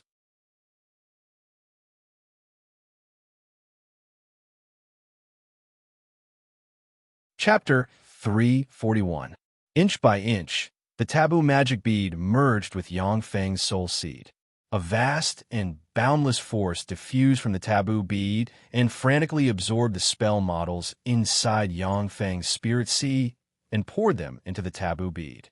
Due to the power of the taboo bead, the power of the black dragon bloodline inside Yang Feng was extracted inch by inch and entered the taboo bead. After losing the power of the black dragon bloodline, Yang Feng's aura weakened a lot. Before long, the taboo magic bead released formidable black dragon force that spread into Yang Feng's body, nourished and strengthened his fleshly body, and restored his original strength. The taboo lord was a peerless expert who had fused the power of countless bloodlines and finally reached the summit. The original version of the taboo text was a bloodline warlock text that used the power of the taboo magic bead to fuse with the power of countless bloodlines and climb to the summit step by step. Generally speaking, bloodline warlocks could only fuse with one bloodline and possess the power of one extraordinary life form's bloodline. But after cultivating the taboo text, as long as you absorb the power of countless extraordinary life forms bloodlines, you could possess the terrifying power of countless extraordinary life forms. Moreover, once you cultivated it to the peak, the power of countless life forms bloodlines could even be fused into one and turned into taboo magic power, becoming a terrifying power that surpassed divine power. 10 days later, Yang Feng completely fused with the taboo magic bead and adapted to the transformed power. With the help of the mystical fragrance, Yang Feng immediately began to attack the great warlock realm. Time passed, and 3 months passed in the blink of an eye. Inside the palace, Yang Feng opened his eyes, and a vast dragon might slowly diffuse from him. As if a newly matured black dragon had opened its eyes and was looking for prey, Yang Feng felt the nearly endless power inside him, and the corners of his mouth rose slightly. I finally promoted to a great warlock. Since Yang Feng obtained the resources of the major forces in the Tyrannid subcontinent, it was only a matter of time before he promoted to a great warlock. Due to his solid foundation, Yang Feng was able to promote to a great warlock with the help of the mystical fragrance in the palace where the taboo lord lived. Ezramia opened her beautiful eyes and took a deep look at Yang Feng, and her beautiful eyes flickered with admiration. Amazing! In just a few years, he stepped into the legend realm from an ordinary great wizard in one fell swoop. He might even become a god in the future. Godly ascension. When she thought of this word, Ezramia sighed inwardly, and her beautiful eyes glimmered gloomily. The gods were high and mighty, overlooking the mortal world. Their status was incomparably majestic. Ezramia was one of the most powerful great elven monarchs in the history of elves, and her talent was astonishing. But even so, she did not ignite her divine flame and become a true demigod. Instead, it was a super expert at the peak of the demigod realm. The god positions in the elven divine system were already full, so there were no believers for Ezramia to ascend to godhood. After her death, her best outcome would be to enter the divine country of the elven primary god Mophisareja and become a demigod rank disciple serving the primary god. On the Fesual plane, if humans didn't ignite their divine flame, the strongest would only be pinnacle legend rank existences. No one could take that step and reach the demigod realm without the help of external forces. Elves, dragons, fiends, devils, kindred, giants, and other formidable beings could rely on the secret methods passed down in their race to break through the legend boundary and reach the demigod realm. However, on the Fesual plane, if one didn't ascend to godhood, it would be very difficult to possess power comparable to that of a god. Elves, dragons, fiends, devils, kindred, giants, these races came from different planes. On their own planes, it was relatively easy for them to break through and reach the god rank, but on the Fesual plane, it was extremely difficult. That was because different planes had different laws and environments, and different laws and environments were suitable for different races to break through and evolve. As a Grade 1 plane, the Sanji plane had extremely strong tolerance, adaptability, and rich vigor of heaven and earth. No matter what race it was, they could break through and evolve here. This was why it became the goal of all races. On the Fesual plane, even an elven genius like Ezramia, who was rarely seen in 1,000 years, had little hope of breaking through the godman boundary and becoming a god-rank powerhouse without the help of external forces. Yang Feng came up to the two women and asked, "How are you now?" Gleistar said with a charming smile, "Master, I have recovered my strength to the advanced legend rank. Although I can't use divine spells, but my archery isn't inferior to that of many human legend rank archers." Ezramia also showed a smile.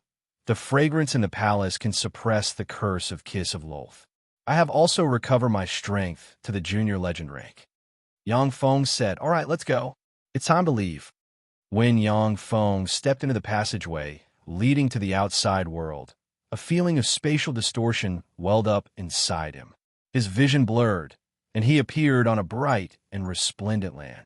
This is no longer the underground world. Yang Feng looked up at the sun in the sky. His heart relaxed slightly, and he revealed a smile. The advanced demigod rank powerhouse Dolores was still not in existence that Yang Feng could contend against. Even if Yang Feng, Ezramia, and Gleistar joined forces, they still couldn't defeat the advanced demigod rank Dolores. Ezramia looked at the sun in the sky with a complicated look in her beautiful eyes. Yang Feng suddenly said, "Ezramia, do you still want to go back to the elves? If I'm not mistaken, there should be a mole among the elves, and the status of the mole should be very high. Otherwise, the moonlight tree wouldn't have been so easily breached. With your current strength, you'll just be walking into a trap if you go back." The moonlight tree was equivalent to the Victory Palace of the Morntz Empire, and its defense was extremely strong. Even with the high elven traitor goddess Lolth, it still wouldn't be so easily infiltrated. To be able to let dark elves and abyssal fiends sneak into the moonlight tree, the status of the mole had to be extremely high. Ezramia sighed faintly and said with her mind in turmoil, "I know. I'll stay with you for the time being." The corners of Yang Feng's mouth rose slightly, and he silently recited an incantation and pointed at the sky. With a flash of magic light, a huge mage eye suddenly appeared midair and looked in all directions. Yang Feng's eyes lit up slightly, and he pointed to the west and said solemnly, "There's a human city in that direction. Let's go." Yang Feng and his party quickly arrived at the entrance to the city. The city's city wall was more than 20 meters tall and was surrounded by a long moat. The city gate was closed, and teams of soldiers were patrolling above the city wall, looking like they were facing a formidable enemy. The entrance of the city was crowded with refugees from all over the world. However, the city's gates were tightly shut, and there was no sign of it opening. "Let me in! I beg you, let me in! Let me in! I beg you, let me in! The fiends are coming!" Waves of incomparably mournful screams rang out from the crowd of refugees. The sound waves shook the heavens, and it was extremely miserable. "I order you to leave at once. Don't stay down there, or I'll release arrows." Atop the city wall, an officer looked down at the refugees with a cold look in his eyes, barked, and raised his hand. The 200 archers on top of the city wall raised their bows and pointed at the refugees below. When the refugees saw the actions of the archers atop the city wall, their complexions changed dramatically, and they rushed to the back. Amidst the pushing and shoving of the refugees, many of the weaker ones were directly pushed into the moat as they let out miserable screams. Elves and dark elves didn't have a favorable impression of humans. Gleistar watched this cruel scene with relish. Esramia, on the other hand, couldn't help but turn her head to the side. Although she didn't have a favorable impression of humans, but she still couldn't bear to see humans die senselessly. When Yang Feng saw this, he frowned slightly. Although he didn't consider himself a good person, but seeing such a scene still left him in a bad mood. "Release the arrows." A cruel glint in his eyes, the officer atop the city wall revealed a cruel smile, waved his hand, and barked. 200 arrows rained down on the refugees below. "Stop!" Accompanied by a loud shout, a man draped in a black cloak stretched out a finger, and an extremely powerful, distorted force field suddenly appeared, blocking the air above the refugees. When the 200 arrows hit the warping force field, they were immediately ricocheted. "Wizard, quickly go and invite Sir Bishop of the Temple." When he saw this, the officer's complexion suddenly changed dramatically, and he barked at once. Several soldiers quickly ran down the city wall and rushed madly towards the church in the city. "Open the gate. Let these people in." A magnetic and commanding voice came from the cloak. The officer looked embarrassed, yet he lowered his posture and said respectfully, "Sir Wizard, this is His Majesty's order. Please don't make things difficult for us nobodies. I have already sent someone to report the situation here to Sir Bishop and His Majesty. Please wait a moment." The wizard in the cloak was silent for a moment, then said faintly, "All right." Before long, a middle-aged man dressed in a gorgeous robe arrived atop the city wall under the escort of a dozen priests.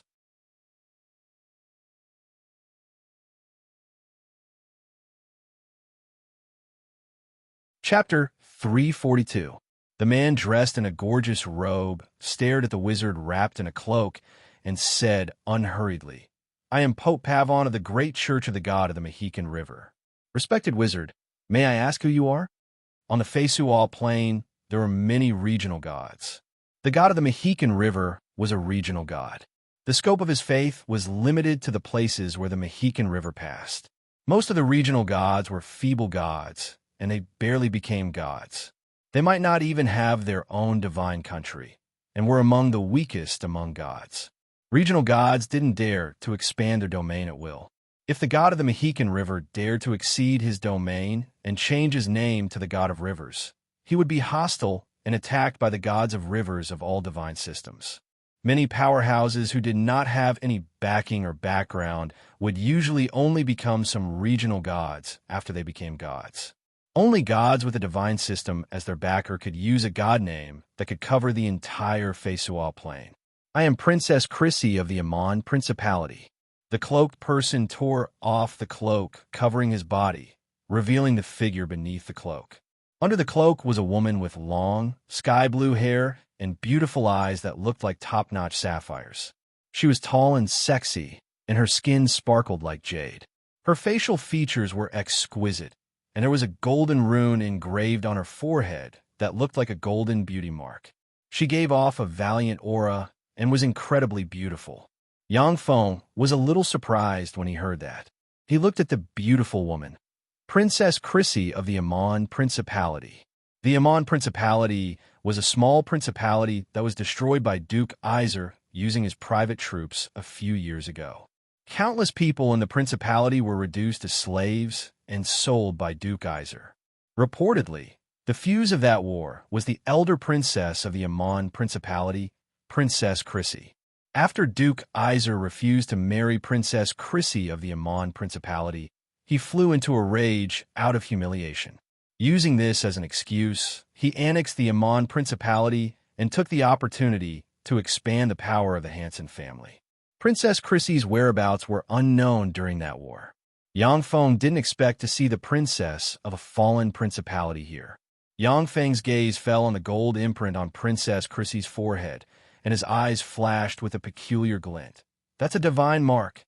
This was proof that she was blessed by the gods. The Amon Principality believes in Venia, the goddess of the Amon Springs. Venia was a legendary water magician who survived the demonic plague 5,000 years ago. After various fortuitous encounters and countless hardships, she finally took that step and became a god. As she did not have a powerful backer, she could only ascend to godhood as the goddess of the Amon Springs. Her land of faith was the Amon Principality. After the destruction of the Amon Principality, Venia could not help but intervene in the affairs of the mortal world. According to the agreement between the gods could not directly interfere with the mortal world, but they could use various indirect methods. Venia had obviously chosen Princess Chris to shoulder the heavy responsibility of restoring the kingdom. On the Fesual Plain, there would often be some small states that had been destroyed, where several powerful heroes would suddenly emerge, overcome numerous difficulties, defeat many enemies that were practically impossible to defeat, and restore the state. During this process, there was the shadow of the gods. Pavon frowned slightly. He pondered for a while, and then said unhurriedly, "So it's Her Highness Princess Chrissy? You and your subordinates can come in. As for the rest, they have to be detected by a spell before they can enter the city. You should be aware that the demonic plague has already begun." Abyssal fiends, shapeshifters can take human form. We have to be careful. Chrissy responded faintly. "All right." Pavon silently recited an incantation, pointed down with the scepter in his hand, and cast a spell to detect non-human beings. Beams of resplendent blue divine light descended from the sky, scattering towards the refugees. There was no reaction from the refugees, but two red beams of light shot out from Glystar and Ezramia next to Yangfeng. "Abyssal fiend," a voice suddenly sounded in the crowd. The eyes of the refugees next to Yangfeng's group of three brimmed with horror, and they scrambled to escape in different directions. A large empty space quickly appeared around Yangfeng's group of three, making them very conspicuous. Chrissy unsheathed a sword from her waist, pointed at Yangfeng's group of three, and barked, "Who are you?" Atop the city wall, Pavon's spirit force locked onto Yangfeng's group of three from afar. With the scepter in hand, he was ready to recite an incantation and give them a fatal blow. "I am Duke Ian of the Morance Empire, and these two are my concubines." Yangfeng lifted the cloaks wrapped around the three of them and said boldly. Glystar and Ezramia had used camouflage magic to disguise most of their features, but in the eyes of outsiders, they were still two rare top beauties.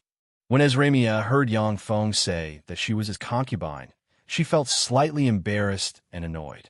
But deep inside, a touch of joy welled up inside her. Pavon's complexion suddenly changed slightly, and then he revealed a kind smile and said, "Duke Ian of the Red Earth Wasteland, so it's you. Please come in." The Mexican Principality was a small principality with the Church of the God of the Mexican River as its state religion. It was one of the many small principalities located in the chaotic mountain range at the junction of the Red Earth Wasteland, the Titan Principality, and the Morance Empire. Even Pope Pavon of the Church of the God of the Mexican River was merely an archbishop rank existence in the Zalia Divine System's Radiant Church. Such a small principality didn't dare to offend a bigwig like Yangfeng. Princess Chrissy looked at Yangfeng from afar with a complicated look in her beautiful eyes. The city gate opened, and the refugees poured into the city. Yangfeng and his party were welcomed into the imperial palace of the Mexican Principality. In the imperial palace of the Mexican Principality, inside a luxurious banquet hall. Inside the banquet, well-dressed aristocratic men and women had formed small circles and were conversing intimately with each other. A handsome young man with short blue hair, dressed in a white formal attire, was surrounded by a dozen beautiful girls. The dozen beautiful aristocratic girls looked at the young man with adoration in their beautiful eyes. "Make way, all of you, make way. Get out of the way, all of you. Kissad already has someone he likes. If you want to find a man, you might as well come to me."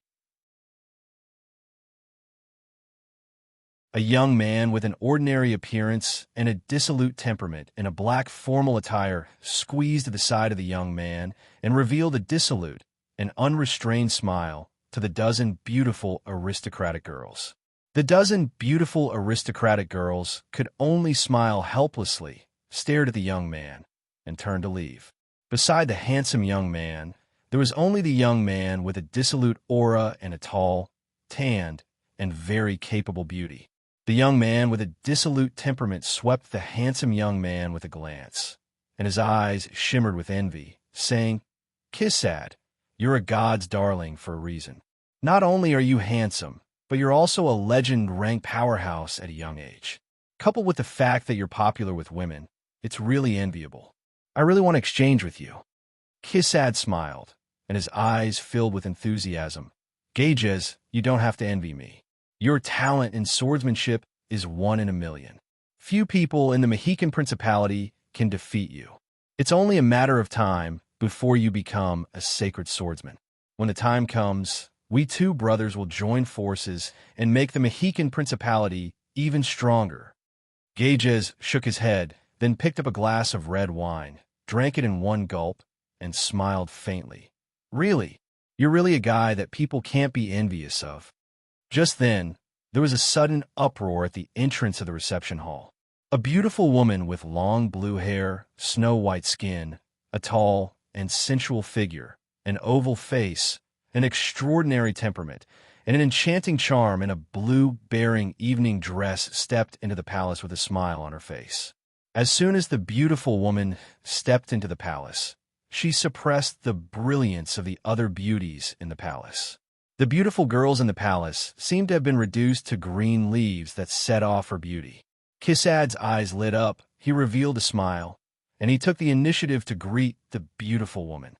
Gages suddenly said with a smile, "Becky, Kissad, and Her Highness Dicini, the first most beautiful princess of the Mexican Principality, are a match made in heaven, aren't they?" The tall beauty with wheat-colored skin, a capable face, and rough hands, which were covered with calluses from practicing swordsmanship, stiffened slightly.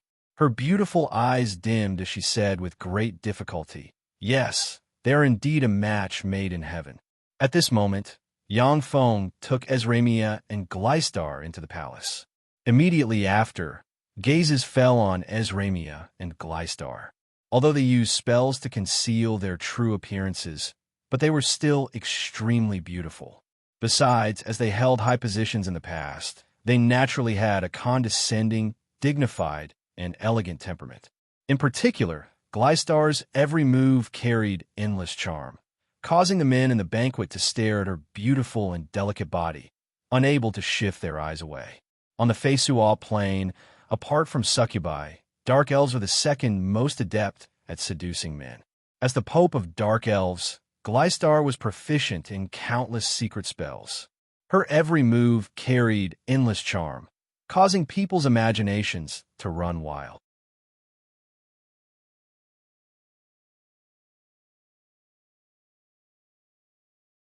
Chapter 343. After Yang Feng stepped into the banquet hall with Ezramia and the two women, they attracted gazes of envy and jealousy. Almost 90% of the men were attracted to the two women. Even Yang Feng was the center of attention. Kissad glanced at Yang Feng and frowned, asking, "Who is he?"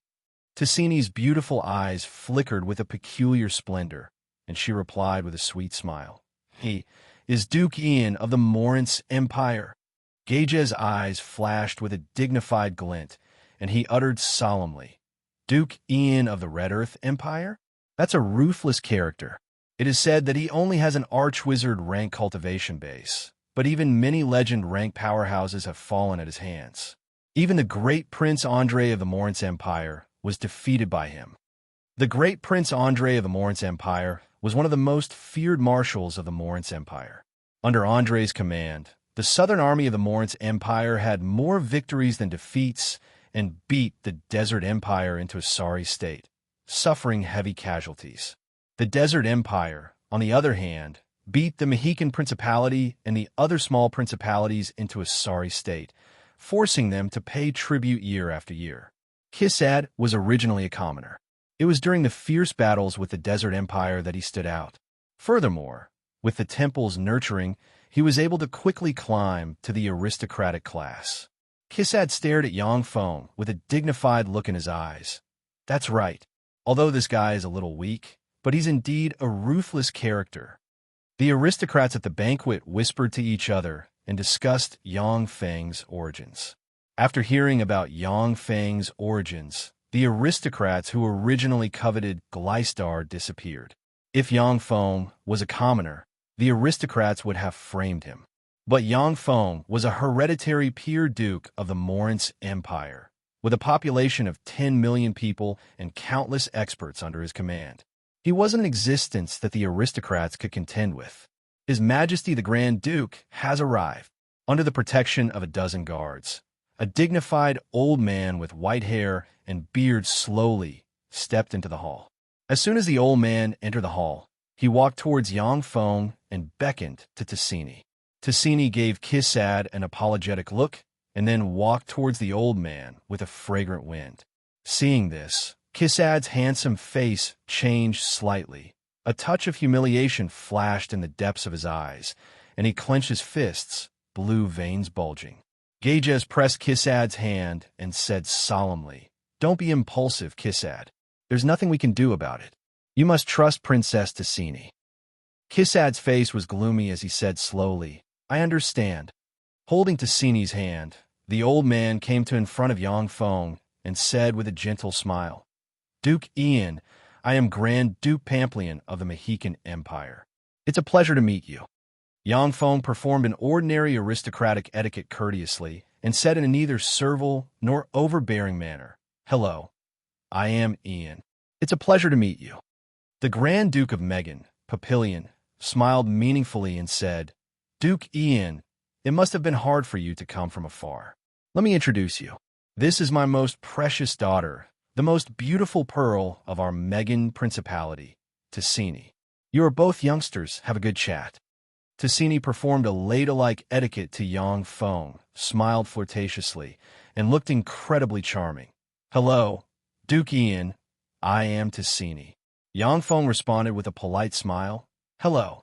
Tassini looked at Yang Feng with an expectant look in her beautiful eyes and asked like a curious baby, "Duke Ian, I am very interested in the miracle city you built in the Red Earth Wasteland. Can you tell me how you built a city there? It is said that there is no water in the Red Earth Wasteland. It is dry and has little rain. Even many legend heroes have failed there. It's really amazing that you can build a city there." Yang Feng smiled and chatted with Tassini. He also wanted to learn about the situation in the past few months. Through chatting with Tassini, Yang Feng learned that the situation on the continent changed in the second month after he entered the palace where the Taboo Lord once lived. Abyssal fiends launched an invasion of the Feisual Plain. They poured out of planar rifts in the underground world, poured into the surface world, and launched a frenzied attack on the two human empires, the Morince Empire and the Titan Empire. As for the Beastman Empire and the Elven Empire, they strangely weren't attacked by the Abyssal fiends. In the history of the Feisual Plain, Abyssal fiends would pour out of the abyss that ran through the 36 primary material planes every once in a while, massacre everywhere, and harvest all souls. This was called Democalypse by the many races of the Feisual Plain. Through the intelligence of the demonic fighting sect, Yang Feng learned that the so-called Democalypse was an attack launched by powerful beings of the abyss in order to obtain fresh souls of various races and stronger subordinates. In the 36 primary material planes, once intelligent life forms died, their souls had two destinations. One was to fall into the netherworld. The other was to fall into the divine country of the gods. Souls were extremely precious wealth. Every once in a while, the abyss would launch an attack on the 36 primary material planes, sending countless abyssal fiends to hunt for souls, and at the same time, screening and cultivating more powerful experts. According to the research and analysis of the Tsangji Plains warlocks, the abyss was the convergence point of the evil power of the 36 primary material planes. Every year, countless demonic creatures would be born in the abyss due to the evil power. These demonic creatures were very powerful, but their souls were very weak. These demonic creatures needed to devour the souls of other beings in order to evolve. Every time a demon disaster erupted in the abyssal plane, countless demonic creatures would rush out of the abyss and slaughter all living beings in a frenzy.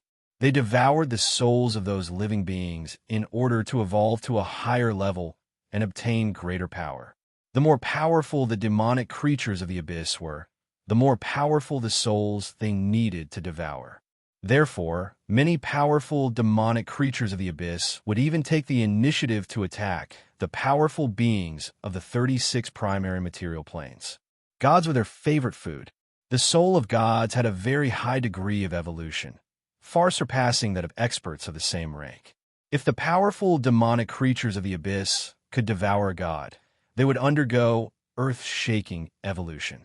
In the long history of the Feisual plane, many gods were devoured by the abyssal fiends of the abyss.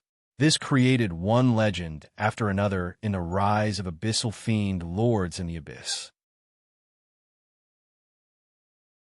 In ordinary times, powerful abyssal fiend lords didn't dare to set foot on the Feisual plane at will, because their abyssal magic power would be suppressed by the Feisual plane.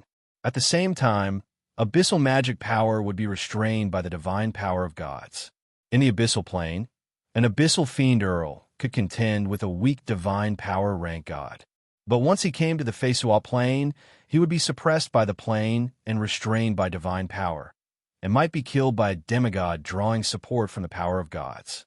During the planar tide, the Feisual plane was greatly suppressed by the gods.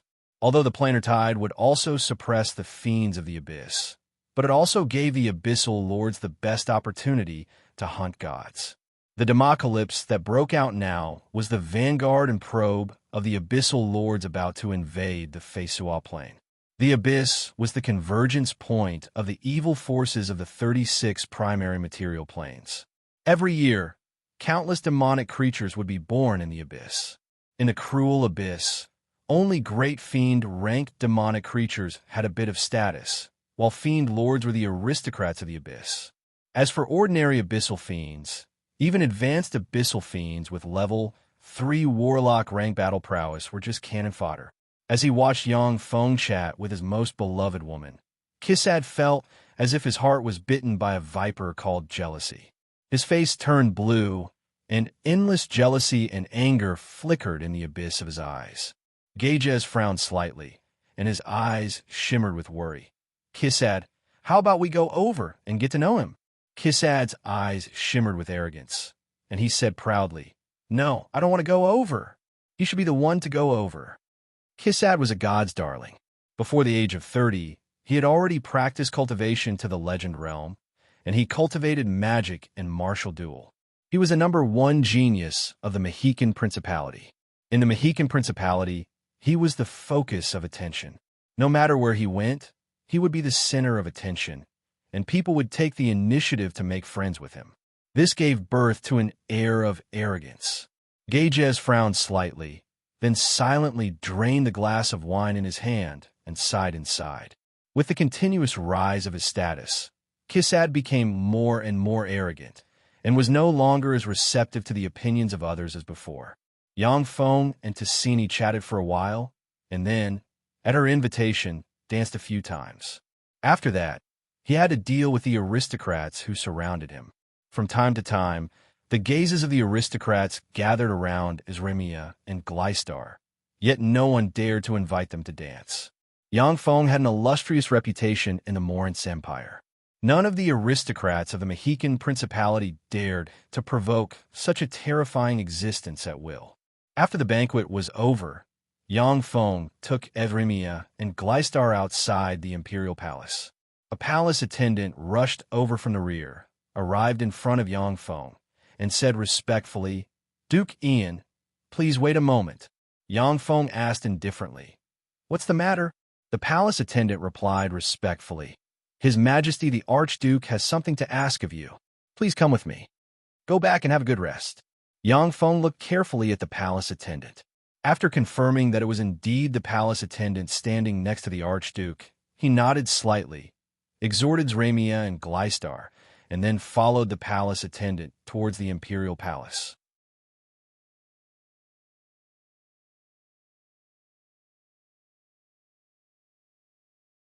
Chapter 344.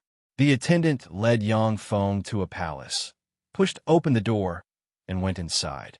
As soon as Yang Feng stepped into the palace, he saw Tassini's naked body suddenly fly towards him.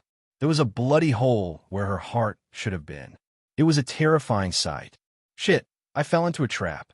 Yang Feng looked at the corpse flying towards him, and his complexion suddenly changed. An ominous premonition welled up inside him, and he extended his right hand and grabbed at the attendant. Only the attendant could prove Yang Feng's innocence. Boom! Along with a blare, the attendant who led Yang Feng to the palace was blown to pieces, and countless fragments splashed in all directions. Tassini, "Ian, you bastard! I'm going to kill you." From the entrance of the palace came Kisada's heart-wrenching, heart-wrenching, heart-wrenching, heart-wrenching roar like a wounded beast. Yang Feng swept the place with his gaze and saw Kisada standing at the entrance of the palace with bloodshot eyes. As if a wounded beast, his eyes were filled with resentment and killing intent. Yang Feng frowned slightly and said solemnly, "Sir, you misunderstood. This is a trap. I didn't kill her. Someone is setting me up. If I'm not mistaken, the goal of the person behind this should be for us to kill each other. Please calm down and let us work together to find a real culprit." Princess Tassini was raped and killed by Duke Ian of the Moritz Empire. As if stepping on a dot, a palace maid appeared at the entrance of the palace and issued a heart-wrenching and terrified scream. Kisada's eyes flashed fiercely, and fearsome legend rank power suddenly erupted from him. He drew a magic sword, rose abruptly, and stabbed at Yang Feng like a river. Yang Feng frowned slightly. With a flick of his wrist, a secret treasure sword forged from divine blood steel suddenly appeared in his hand. Unleashing the demonic fighting sword art, the sword turned into numerous sword afterimages sweeping towards Kisada. Kisad's sword art was called the Mohican Long River Secret Sword, a sword art created by the god of the Mohican River. Once it was displayed, it was like an endless river with extraordinary power. Amid crisp sounds, Yang Feng's sword rays collapsed, forcing him to retreat step by step. Yang Feng practiced magic, extraordinary botany, extraordinary biology, alchemy, and many other methods.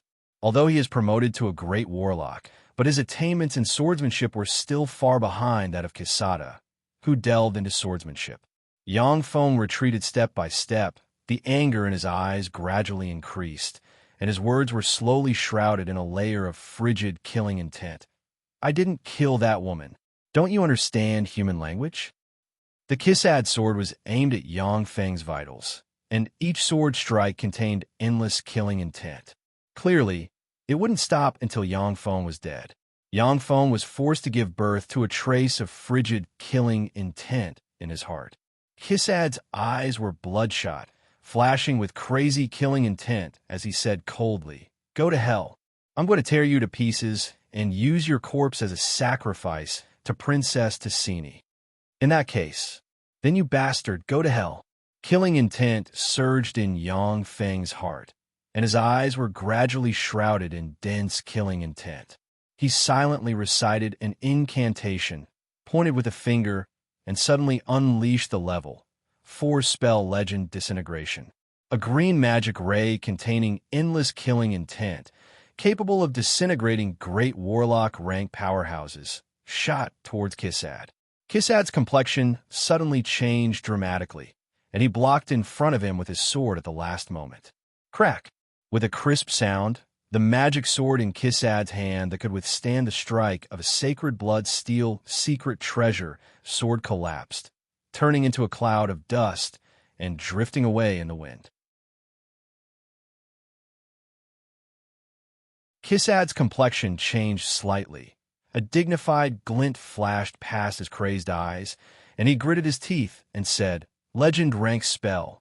You've already promoted to a legend wizard. No wonder you're so arrogant. To even commit such a fiendish act as raping and killing Princess Ticini. Legend wizard rank powerhouses already had the terrifying power to threaten Kisad's life, even though he was a divine darling. But he had no choice but to be on guard. On the Feisual plain, divine darling were indeed favored by the heavens. Their cultivation speed was far faster than that of ordinary people, and they were super geniuses among ordinary people.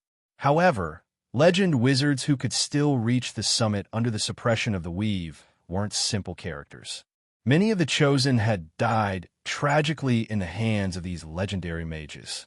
A large number of guards poured in from the entrance of the palace, all of them armed to the teeth and staring covetously at Yang Feng.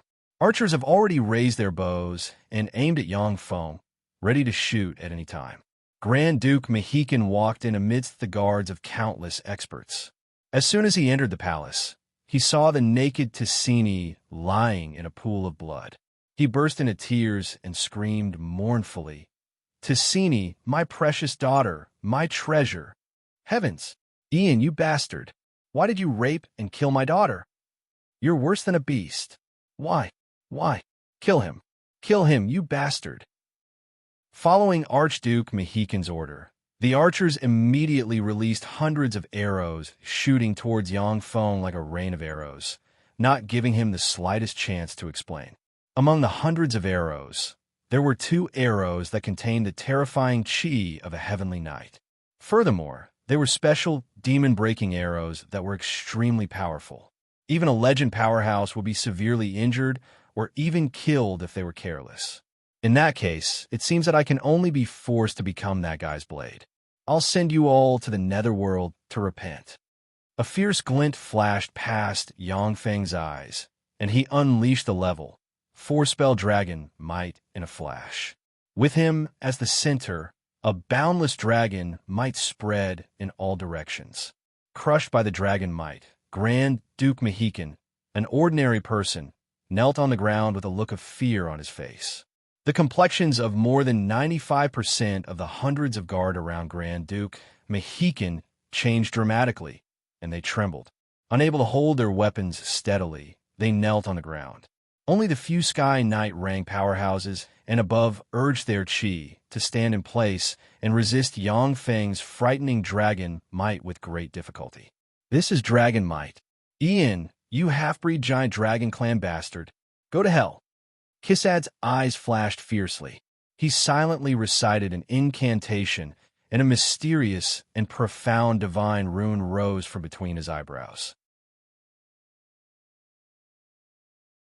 In an instant, he seemed to be connected with a vast and mighty being, and frightening divine power pervaded his body. Sword of the Mexican River. Rays of dazzling divine power surged out of the mysterious divine pattern between Quesada's eyebrows and formed a 6-meter-long earthen yellow longsword in the void. It was as if countless rivers were surging and surging in it.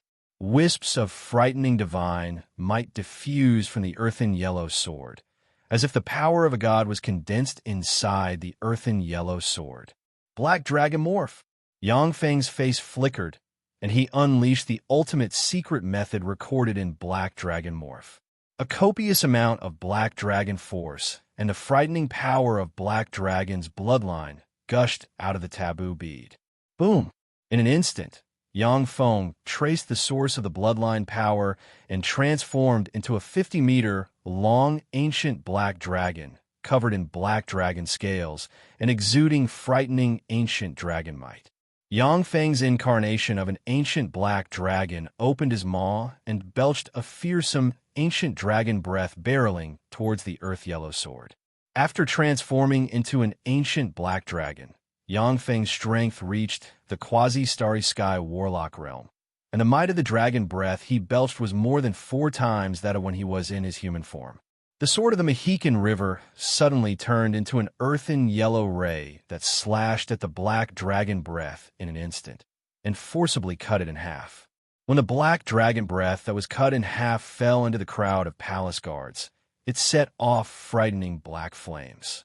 In the midst of the black flames, the several Mexican principalities' experts who stood firm under the dragon might turned into ashes and disappeared.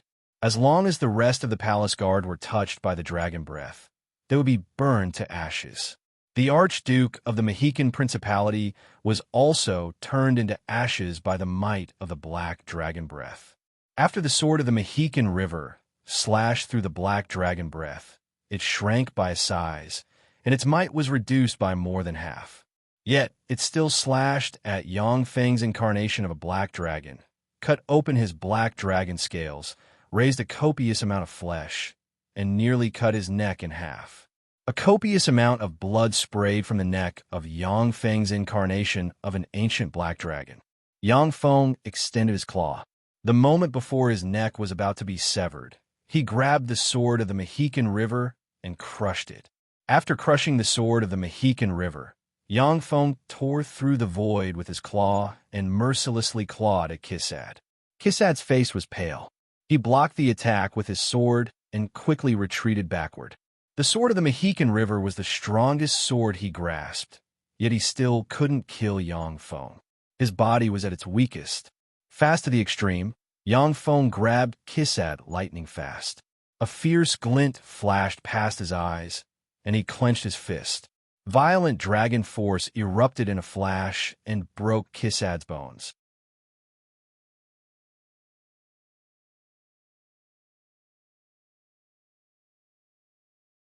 Chapter 345. Stop, you bastard. At this moment, Becky, a longbow in hand, her eyes flashed with anxiety. She barked, and an arrow containing green cheese shot towards Yang Feng's dragon, like a meteor. Yang Feng flapped his dragon wings and easily deflected the green arrow. At the same time, he opened his mouth and belched a dragon breath towards Kissad. No! When she saw this, Becky let out a heart-wrenching scream. The frightening dragon breath engulfed Kissad in an instant, and black flames engulfed the peerless genius of the Mexican Principality and burned him to ashes. Damn it! I fell into a trap. Yang Feng's embodiment of an ancient black dragon swept the surroundings with his perception, and he clearly sensed fearsome fluctuations of power coming from the temple of the Mexican River. Clearly, the temple of the Mexican River was alarmed. Human experts hidden in the city gathered in the direction of the temple of the Mexican River. Yang Feng looked up at the sky, and his eyes shimmered with an unruly glint. At this point, there's no retreat. I'll think of a way to annex this principality. Anyway, the planar tide has arrived, and the control of the gods in the starry sky over the secular world is weakening frantically. They should be powerless to protect themselves now. This will surely come as a great surprise to the person behind the scenes. On the road leading to a manor outside the imperial palace of the Mexican Principality, a carriage was moving.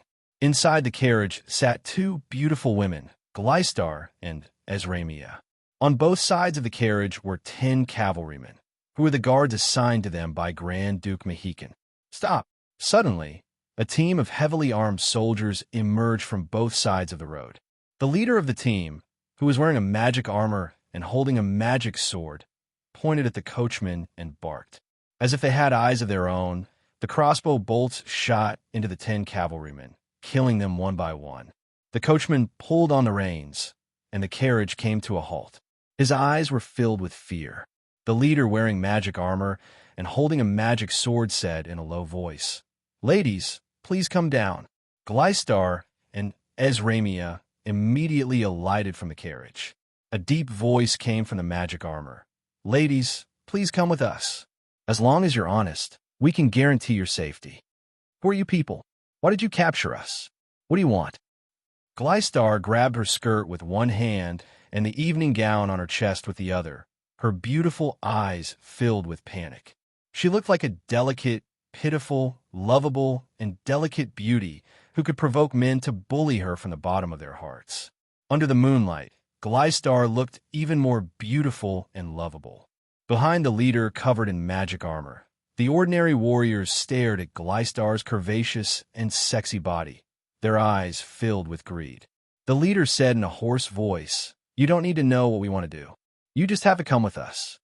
Glystar smiled sweetly, her disguise completely disappearing, and she said with a curious smile, "Strange, did I already use a charm spell? Why don't you kill each other? Could it be that you're not humans? Moreover, you have high resistance to charm spells?" An ominous premonition welled up in the leader's heart, and he roared wildly, "Do it! Capture them! If they resist, it doesn't matter if they're crippled as long as they're not killed." The hundreds of heavily armed soldiers suddenly lunged at Glystar and Ezramia. It's no use. Threads of darkness. Glystar's pretty face surged with a captivating blush, and she revealed a bewitching smile.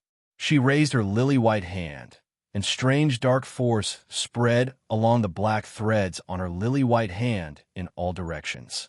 Under the illumination of the moonlight, the black threads frantically interweaved and flashed. Like the sharpest cutting blades, they cut the lower bodies of the hundreds of fully armed soldiers into pieces. Countless blossoms of blood splattered in all directions. Almost in an instant, the lower bodies of the hundreds of soldiers were cut into pieces, and the remaining upper bodies fell to the ground and issued anguished howls. Under the illumination of the moonlight, countless soldiers collapsed in the sea of blood and screamed miserably, looking like hell. Glystar smiled coquettishly, and black light enveloped her delicate body, making her look like a coquettish witch walking in the darkness. Seeing this scene, Ezramia's eyes flashed with unbearable glint, but she remained silent. As the great elven monarch, she wasn't a naive elf who hadn't seen the world. She knew very well that she couldn't be soft-hearted when dealing with enemies.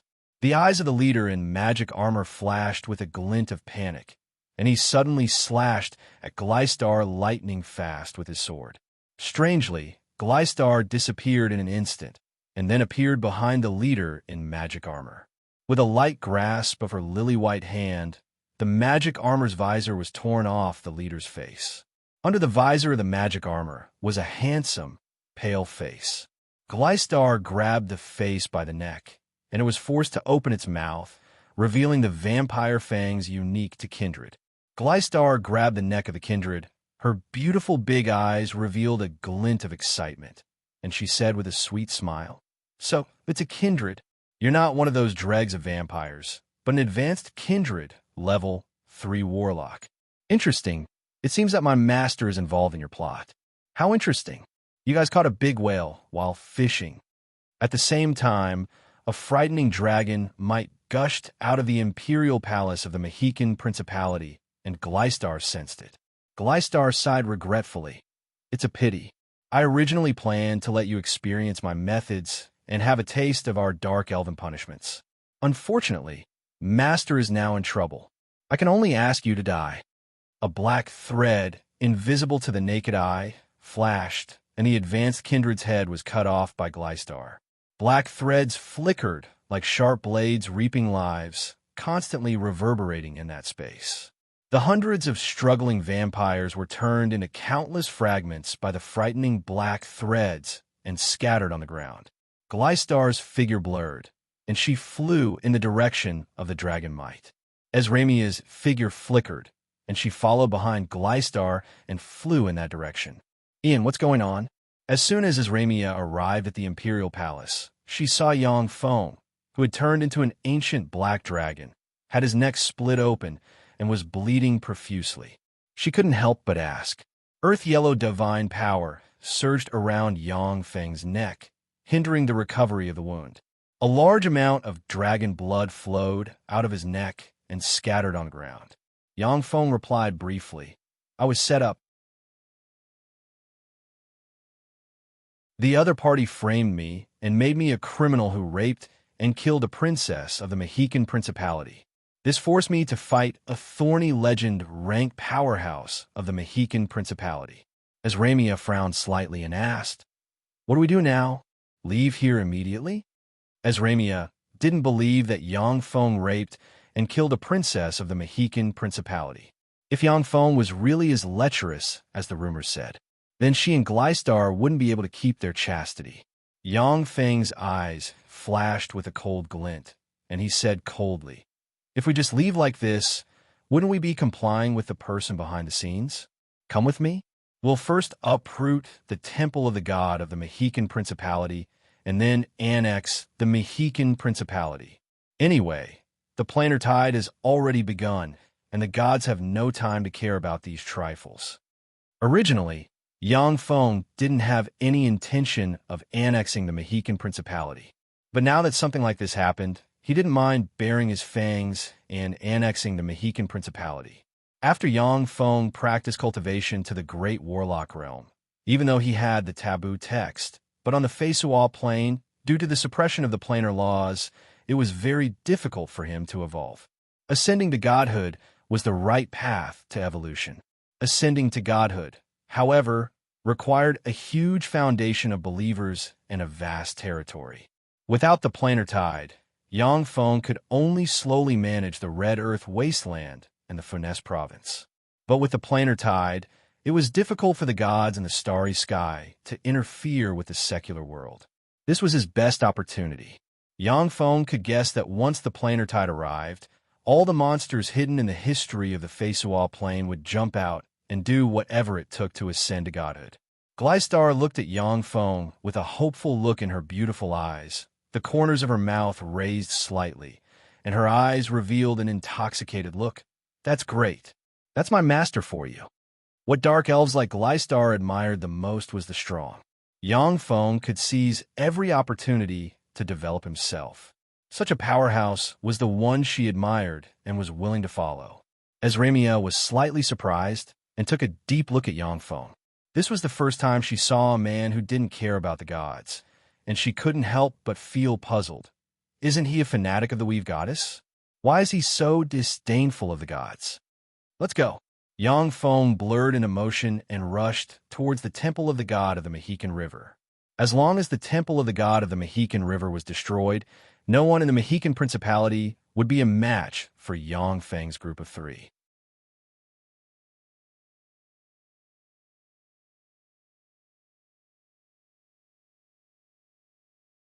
Chapter 346. Located in the center of the Mexican city, the temple of the god of the Mexican River was dozens of meters tall. It was the most majestic building in the Mexican city, as if it was the heart of the city. At this moment, rays of incomparably dazzling divine light gathered in the huge temple, forming an incomparably powerful barrier of divine power that completely protected the huge temple. Countless experts of the Mexican Principality gathered towards the temple of the god of the Mexican River. The ancient black dragon Yang Feng transformed and flapped its wings, flew into the air, opened its bloody maw, and belched a fearsome ancient dragon breath at the temple of the god of the Mexican River. Pope Pavon of the god of the Mexican River held a scepter in his hand and recited an incantation. Shrouded in sacred and formidable light, he floated in the air, and his eyes flashed with golden light, looking like an existence that didn't belong to the secular world. He pointed with the scepter in his hand and conjured the level for divine spell protection of the god of the Mexican River. Earth-yellow divine power flowed out of the temple and formed a formidable earth-yellow barrier in front of the temple, completely protecting it. When the fearsome dragon breath Yang Feng belched slammed into the earth-yellow barrier, it burned frantically and eroded the barrier. The frightening dragon power of the ancient black dragon and the divine power of the god of the Mexican River clashed endlessly on the earth-yellow boundary, causing ripples to set off on the verge of collapse. Inside the temple of the god of the Mexican River, hundreds of official priests, bishops, and alternate priests came to the temple, knelt on the ground, and recited prayers devoutly. Their power of faith and power poured into the shrine in a steady stream, strengthening the shrine's barrier. Pavon's gaze congealed, and he asked loudly, "Ian, why are you attacking the temple of the god of the Mexican River? I suspect that the temple of the god of the Mexican River is colluding with other races. Give up resistance, surrender, and wait for my investigation. If you haven't colluded with other races, then I'll set you free. If you resist, then today will be the day you human traitors die." Yang Feng's embodiment of an ancient black dragon looked at the temple of the god of the Mexican River with frigid light in his eyes. He opened his maw, and a dragon breath descended from the sky and landed on the powerful earth-yellow barrier, burning it until it trembled. "Ian, you're the traitor who colluded with the aliens. Not only did you rape and kill Princess Ticini, you also killed His Majesty the Grand Duke. Now you still want to deceive us. You deserve to die 10,000 times over. On behalf of the great god of the Mexican River, I will destroy you, traitor of humanity, damned heretic." A trace of anger flashed in Pavon's eyes. He flipped his hand, and a palm-sized plate shrouded in terrifying divine power appeared in his hand. When Yang Feng saw the earth-yellow plate, alarm bells went off in his mind. The ancient black dragon rank extraordinary perception reminded him that the earth-yellow plate contained a terrifying power. Even if he possessed quasi-starry sky warlock rank strength after his body transformation, he would still die if he was the slightest bit careless. Yang Feng opened his maw and belched a fearsome ancient dragon breath that slammed into the huge earth-yellow barrier. With a pious expression on his face, Pavon pointed at Yang Feng. "Mighty god of the Mexican River Magina, your most devout believers are calling to you. Please grant us the power to purify the evil before us." The void distorted, and a boundless divine might spread out. Clearly, the god of the Mexican River, Magina, had responded to Pavon's summon from the distant void. An earth-yellow divine light, containing terrifying divine might cross the endless void, responded to Pavon's prayer, and entered the earth-yellow disc semi-divine armament plate of the Mexican River in his hand. The semi-divine armament plate of the Mexican River lit up at once, and mysterious and abstruse runes containing the power of law flickered on the plate of the Mexican River. An earth-yellow river gushed out of the plate of the Mexican River and swept towards Yang Feng's incarnation of an ancient black dragon. Yang Feng opened his maw and belched an ancient dragon breath that slammed into the earth-yellow river like a meteor. The earth-yellow river easily swept up the ancient dragon breath, devoured it, and then turned into a terrifying torrent that engulfed Yang Feng's incarnation of an ancient black dragon. The earthen-yellow river contained the terrifying power of laws, as well as the incomparably powerful power of gods. It severed the connection between Yang Feng and the vigor of heaven and earth, making it impossible for him to cast powerful spells with the help of the vigor of heaven and earth. A fearsome corrosive force gushed out of the earth-yellow river and frantically eroded Yang Feng's incarnation of an ancient black dragon. Bubbles rose from the scales of Yang Feng's incarnation of an ancient black dragon. Clearly, the scales of the ancient black dragon were being corroded inch by the earth-yellow river. After becoming a god, the god of the Mexican River, Magina, used his tremendous divine power to cut off a tributary of the Mexican River. With the help of his divine power and part of the law of water that he comprehended, the plate of the Mexican River was refined into a semi-divine artifact. The plate of the Mexican River was the cornerstone treasure of the god of the Mexican River. It guarded the temple for countless years, and its power was boundless. A series of prayers came out of the temple, and the power of faith surged out and entered the yellow river. Inside the earth-yellow river, Yang Feng flapped his wings and struggled with all his might, but he couldn't break free from the earth-yellow river.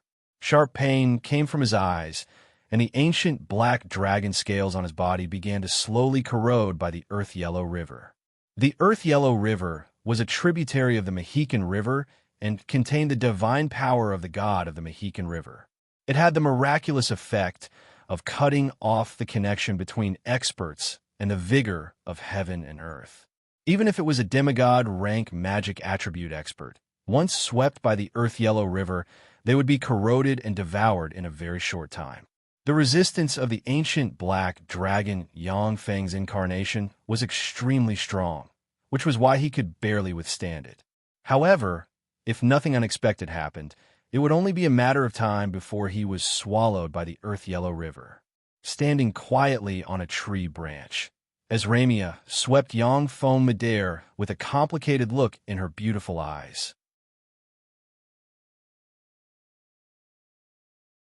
She took a deep breath, and her eyes shimmered solemnly.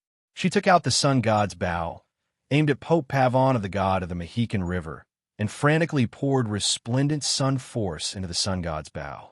Suddenly, a resplendent sun god ray shot towards Pavon like a bolt of lightning. In an instant, it hit the barrier of the god of the Mexican River. The frightening sun god ray erupted in a flash and blasted a fist-sized hole in the barrier, which then collapsed and disappeared. Dark elven assassination arrow. Almost in an instant, a pitch-black arrow that contained a terrifying dark energy as deep as the sea instantly shot out from the fist-sized hole. It silently pierced through Pavon's forehead and penetrated his brain. How could this be? This was the last thought that flashed through Pavon's mind. His body trembled slightly, and he slumped to the ground. The demigod armament plate of the Mexican River in his hand fell to the ground as well. After losing Pavon's main body, the faith power dispersed in all directions. The earth-yellow river that had firmly trapped Yangfeng flowed in reverse and entered the demigod armament plate of the Mexican River. Yangfeng could no longer maintain his ancient black dragon form, and was forced to change back into his human form. After Yangfeng changed back into his human form, a frightening sword wound extended from the left side of his neck to the right, almost wanting to cut his neck open. A large amount of blood gushed out of the wound and dyed his body red, looking extremely miserable. Strands of strange divine power permeated the wound, preventing it from healing. Yangfeng swallowed a dozen vials of elixirs in a row. At the same time, the liquid metal nanorobots inside him operated frantically, cleaning up the divine power of the god of the Mexican River and slowly dispelling it. Although the divine force of the god of the Mexican River was of a very high grade, but without a master, it still couldn't resist Yangfeng's frightening warlock rank life force. When Yangfeng returned to his human form, his figure blurred, and he quickly rushed towards the plate of the Mexican River. A black figure suddenly burst out, turned into a black ray, and shot towards the plate of the Mexican River. The black figure ferociously slammed into the barrier of the god of the Mexican River. Earth-yellow divine power enveloped the figure and frantically burned it. At the same time, black smoke rose from its body. Miserable screams burst out of the black silhouette, and bloody energy erupted in an instant, allowing it to forcibly break free from the god of the Mexican River's barrier.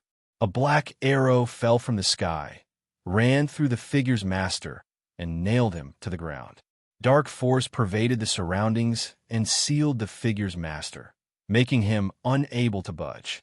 Yangfeng arrived before the barrier of the god of the Mexican River, opened his mouth, and belched a dragon breath that slammed into the barrier. Without Pavon presiding over the temple, the power in the temple could no longer condense, and Yangfeng's dragon breath easily burned a big hole in the barrier protecting the god of the Mexican River.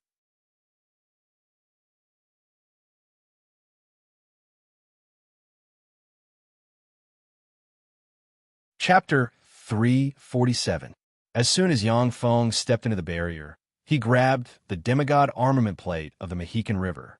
As soon as the plate of the Mexican River fell into Yangfeng's hand, it released a frightening force of rejection and burned his right hand painfully. He had no choice but to let go and let the plate of the Mexican River fall to the ground. Without the permission of their masters, many semi-divine artifacts and divine artifacts that had masters would produce a power barrier of rejection once others came in contact with these semi-divine artifacts and divine artifacts, forbidding others from touching them.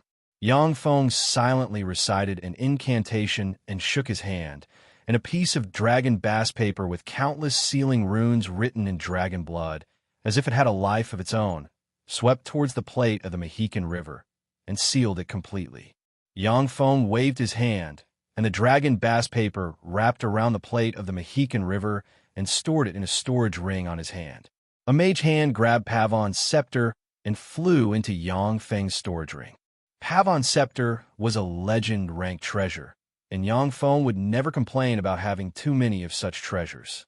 Yang Feng's gaze shifted and fell on the person nailed to the ground by Glystar. Glystar smiled sweetly and waved her lily-white hand. Like sharp blades, black spider silk cut the master of the figure nailed to the ground, revealing a handsome vampire figure with open mouth, revealing his vampiric fangs. Yang Feng glanced at the kindred nailed to the ground and said indifferently, "This is an advanced kindred. It seems that the Mexican Principality has been infiltrated quite a bit." Glystar waved her lily-white hand, and black threads twisted and shredded the lower half of the kindred's body. Suddenly, Yang Feng's heart stirred, and he unleashed a secret method recorded in the taboo text. With a light point of his finger, kindred blood flew out of the shards and entered his finger. Amazing! Even though the person presiding over it is dead, the barrier still exists. However, without a person presiding over it, it's not enough. Yang Feng glanced at the huge barrier that enveloped the temple, sneered, and stabbed the barrier with his hand. A frightening force erupted from the barrier, resisting Yang Feng's invasion. That enormous barrier was constructed from divine power. Among the many types of divine power, other than darkness divine power, all other divine powers were the bane of races that used darkness power. That was why it was so lethal to the Blood Clan. Although this barrier was very resistant to Yang Feng, who used Dragon Force, but it didn't have that kind of terrifying destructive power towards kindred.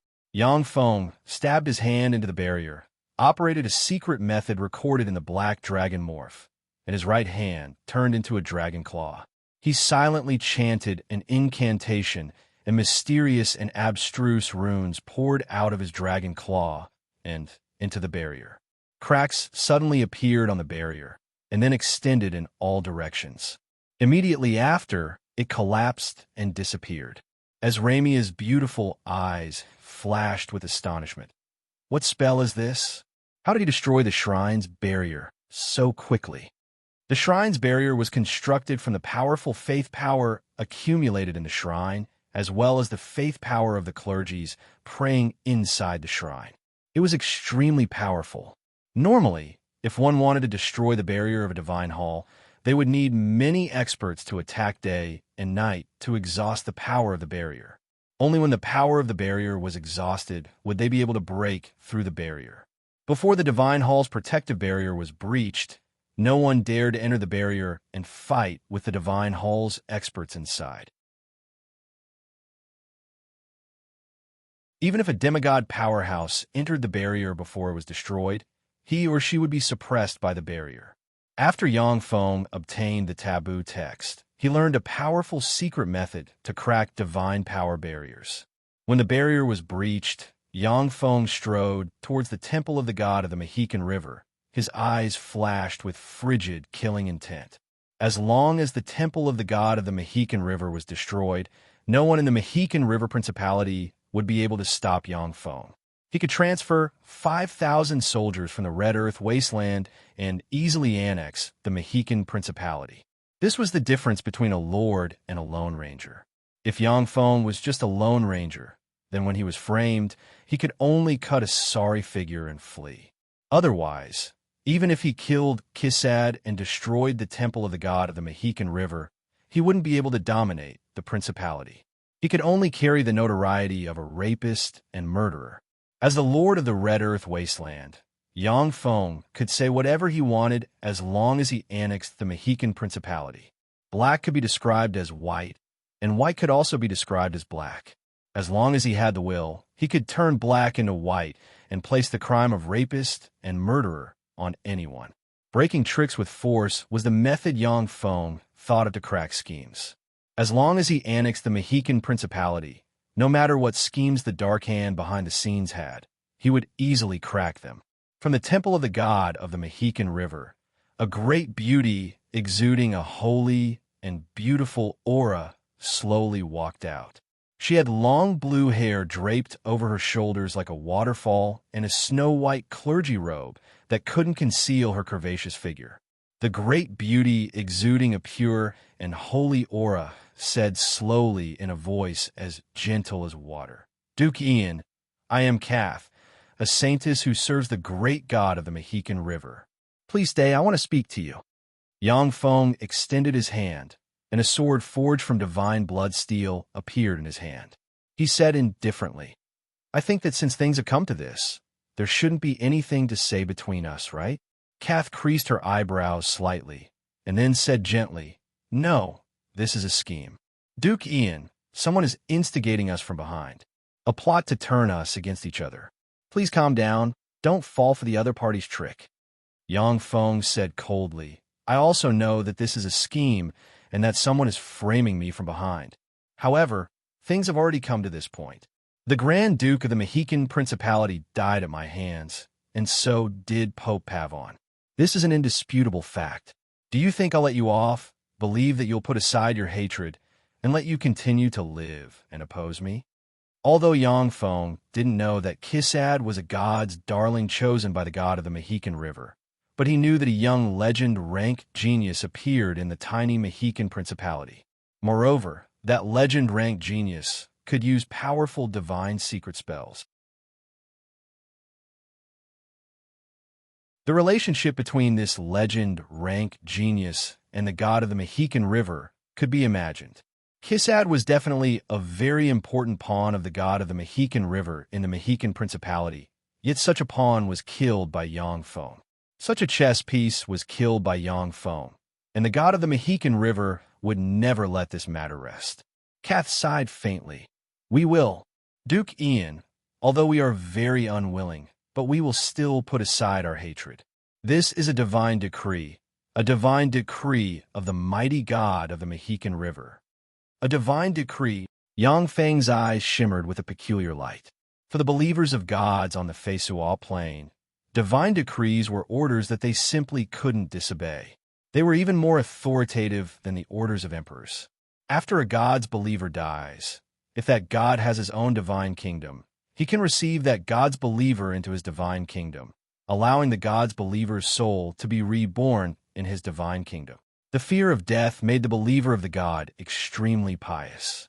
Of course, ordinary believers didn't know that many weak gods didn't have their own divine countries, nor could they receive their believers into their divine countries. The promises they made were just empty words. Kath took out a statue of the god of the Mexican River with short blue hair, dressed in earth-yellow armor, holding a great sword in hand, and placed it on the ground. The statue of the god of the Mexican River radiated traces of earth-yellow divine light. In the air, the space distorted, and a vast and terrifying divine might faintly came from the space. An earthy yellow divine light surged out from the void and entered the statue. The chaotic divine power in the temple of the god of the Mexican River became orderly and formed a divine barrier that shielded all prying eyes. Yang Feng's face flickered, and he stared silently at the statue with a dignified look in his eyes. The power contained in the statue rose steadily until it was promoted to the pinnacle level, 3 warlock rank. Enveloped by the earth-yellow divine light, the statue seemed to come to life, and countless divine light formed its body, turning it into an adult-sized being. "Greetings, my lord." Kath bowed gracefully and prostrated herself before the god of the Mexican River, full of piety and respect. "Lowly mortal, why don't you bow when you see me?" Looking at Yang Feng, the god of the Mexican River Magina exuded frightening divine might. His eyes exuded dignified golden divine light, and his voice reverberated in the area like thunder. The god of the Mexican River Magina was a genuine feeble divine force rank god, and his divine might was genuine, even surpassing dragon might.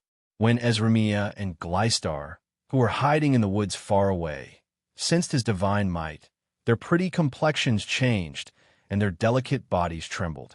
Mortals had to be humble in front of gods. This was an iron rule of the Feisual Plain. No matter what race, this idea was instilled in them from an early age. Esramia and Gleistar were both bigwigs of the Feisual Plain's secular world. But after feeling divine might, they still trembled unconsciously.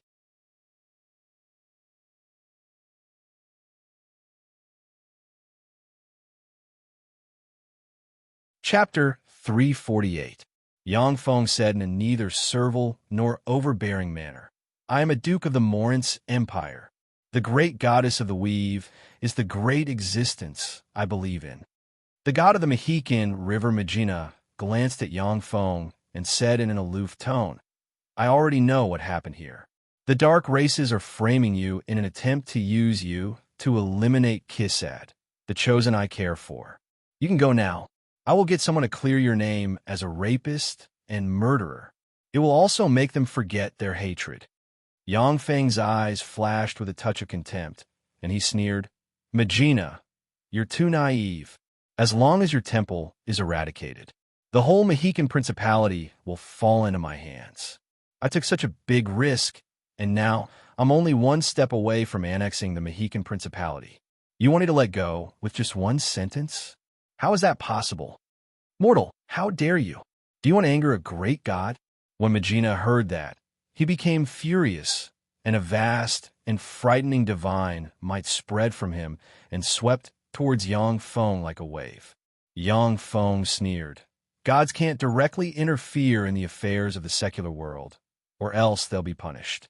This is an agreement between gods." Magina, the Amon Principality, was destroyed by the Morance Empire's Hansen family, and the temple of the god of the Amon Springs was razed to the ground by the Hansen family. Your chosen Kisad has also died in my hands. How are you going to punish me? The Treaty of the Gods stipulated that the gods could not directly interfere with the mortal world. However, they also had the means to interfere with the mortal world. That was the various churches that existed in the mortal world.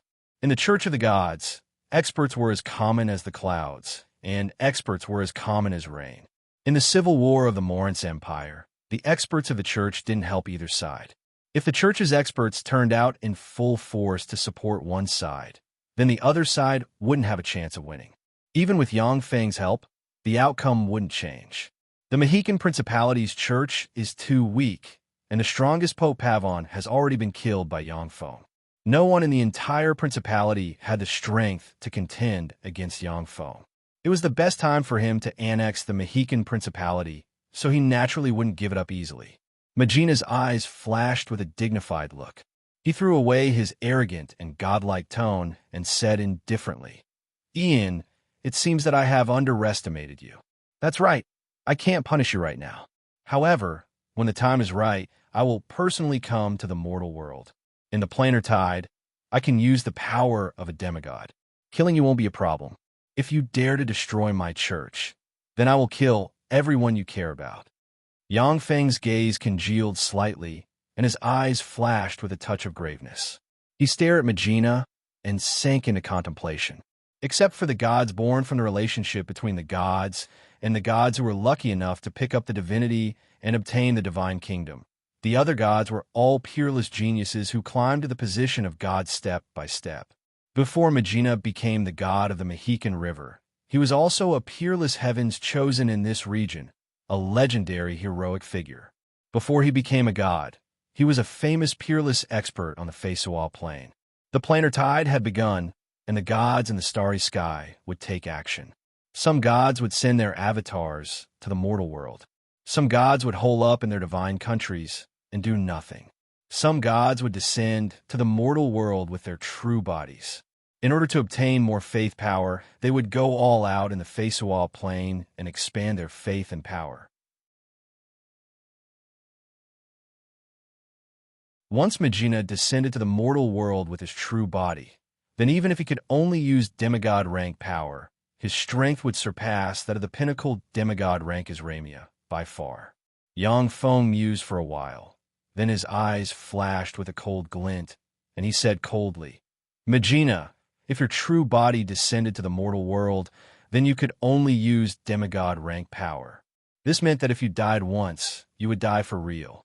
As long as I was willing to pay a high enough price, I could still kill demigod rank powerhouses. I also have demigod rank powerhouses as my subordinates. A lie detection divine spell fell on Yangfeng. There was no red light, representing a lie rising from Yangfeng. Magina's eyes flashed with a dignified glint. During the planar tide, it was the most dangerous thing for gods to do if they walked the secular world with their true bodies. Because so long as one killed a god's true body, one would be able to plunder an extremely precious godhead from that god's true body. A godhead could allow a legend-rank powerhouse to quickly promote to a demigod and eventually evolve into a god. Magina was a weak divine power rank god. Among the gods, he was at the bottom of the hierarchy. He was one of the easiest gods to hunt, and it wasn't impossible for him to die at the hands of mortals. Magina mused for a while, and then compromised. I think we should cooperate, not confront each other.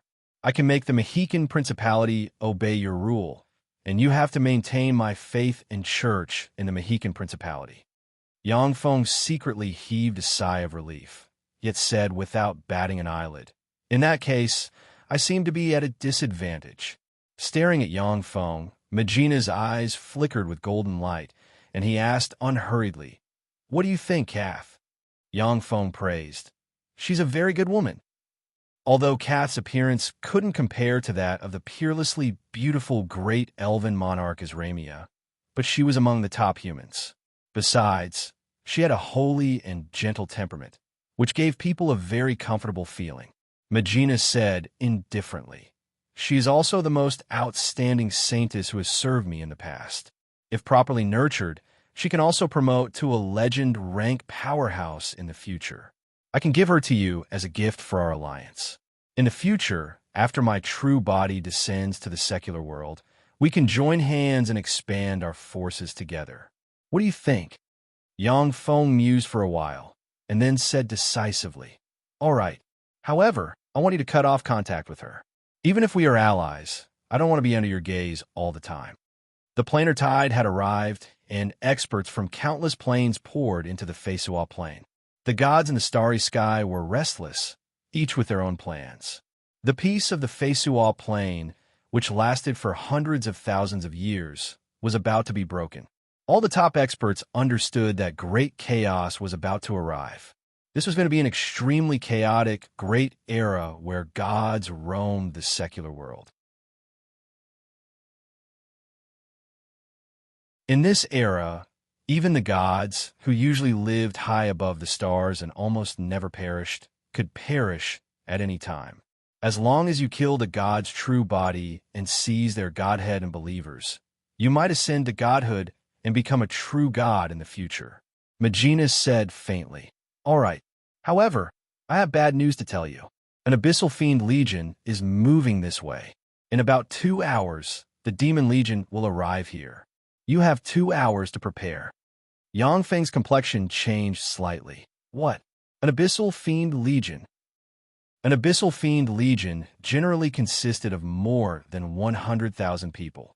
Of the 100,000 fiends, 90,000 were Abyssal demonic servants below the level, 1 warlock rank. The remaining 10,000 were junior Abyssal Fiends to advanced Abyssal Fiend experts. Each Abyssal Fiend Legion had a Great Fiend rank commander and 5 deputy commanders, all of whom were Great Fiend rank experts. In theory, an Abyssal Fiend Legion had the strength to destroy the Mexican Principality. In particular, the Archduke of the Mexican Principality and the genius expert Kissad of the Mexican Principality died at Yangfeng's hands. The heavy burden of guarding the Mexican Principality fell on Yangfeng's shoulders. Yangfeng's mind stirred, and he frowned. So it was a plot of the Dark Races. Their original plan was to force me out of here. Without me, an Abyssal Fiend Legion would be enough to destroy the Mexican Principality. Yangfeng glanced at Magina and mused. No wonder this guy compromised so quickly. It turned out to be because of the threat of an Abyssal Fiend Legion. He didn't want everyone in the Mexican Principality to die. Yangfeng suddenly said, "Magina, The Archduke of the Mexican Principality was your descendant. He died at my hands. Don't you have any resentment in your heart?" Megina said indifferently, "He is indeed related to me by blood, but that blood relationship is really too distant. I don't have any feelings for him." With a wave of Megina's hand, the silence barrier enveloping the area collapsed and disappeared. Megina swept Kath kneeling on the ground with a glance and ordered indifferently, "Kath, henceforth you are no longer my holy maiden, but a woman who serves Ian. You must obey his orders and serve him as you serve me. You're not allowed to pray to me anymore, understand?" In Megina's eyes, the holy maiden of the temple was just a prop. He felt that it was worth it to use this prop in exchange for an alliance with Yangfeng. Kath's beautiful eyes shimmered with astonishment. Her mind shook, her tender body trembled, and her face paled, as if the sky had collapsed. After a long silence, she clenched her silver teeth and said slowly in a gentle voice with a trace of sadness, "Yes, my lord, I will obey your will." Abyssal fiends are about to arrive at the Mexican Principality. Ian's rape and murder of the Principality's princess was a plot of the dark creatures. Now, I, god of the Mexican River Megina, appoint Ian as the new Archduke of the Mexican Principality. All my believers must obey his orders and unite by his side to resist the abyssal fiends and eliminate the dark creatures in the Principality. A vast and terrifying divine might pervaded the Mexican city, and the voice containing Megina's divine might shook the hearts of the believers in the city.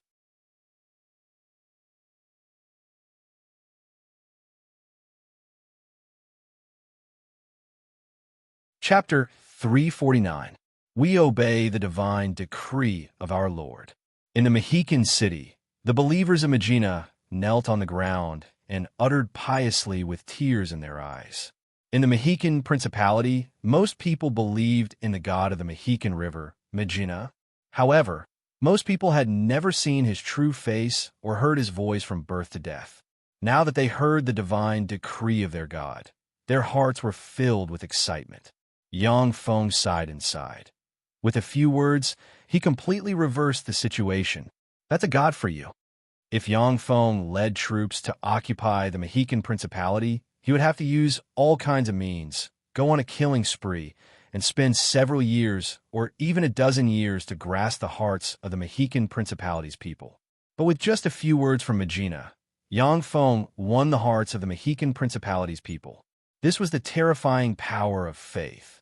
Megina turned his head, stared at Yangfeng, and said solemnly, "Take out the scepter of the Mexican River and the plate of the Mexican River." Yangfeng smiled and flipped his hand, and the scepter of the Mexican River and the plate of the Mexican River appeared in his hand.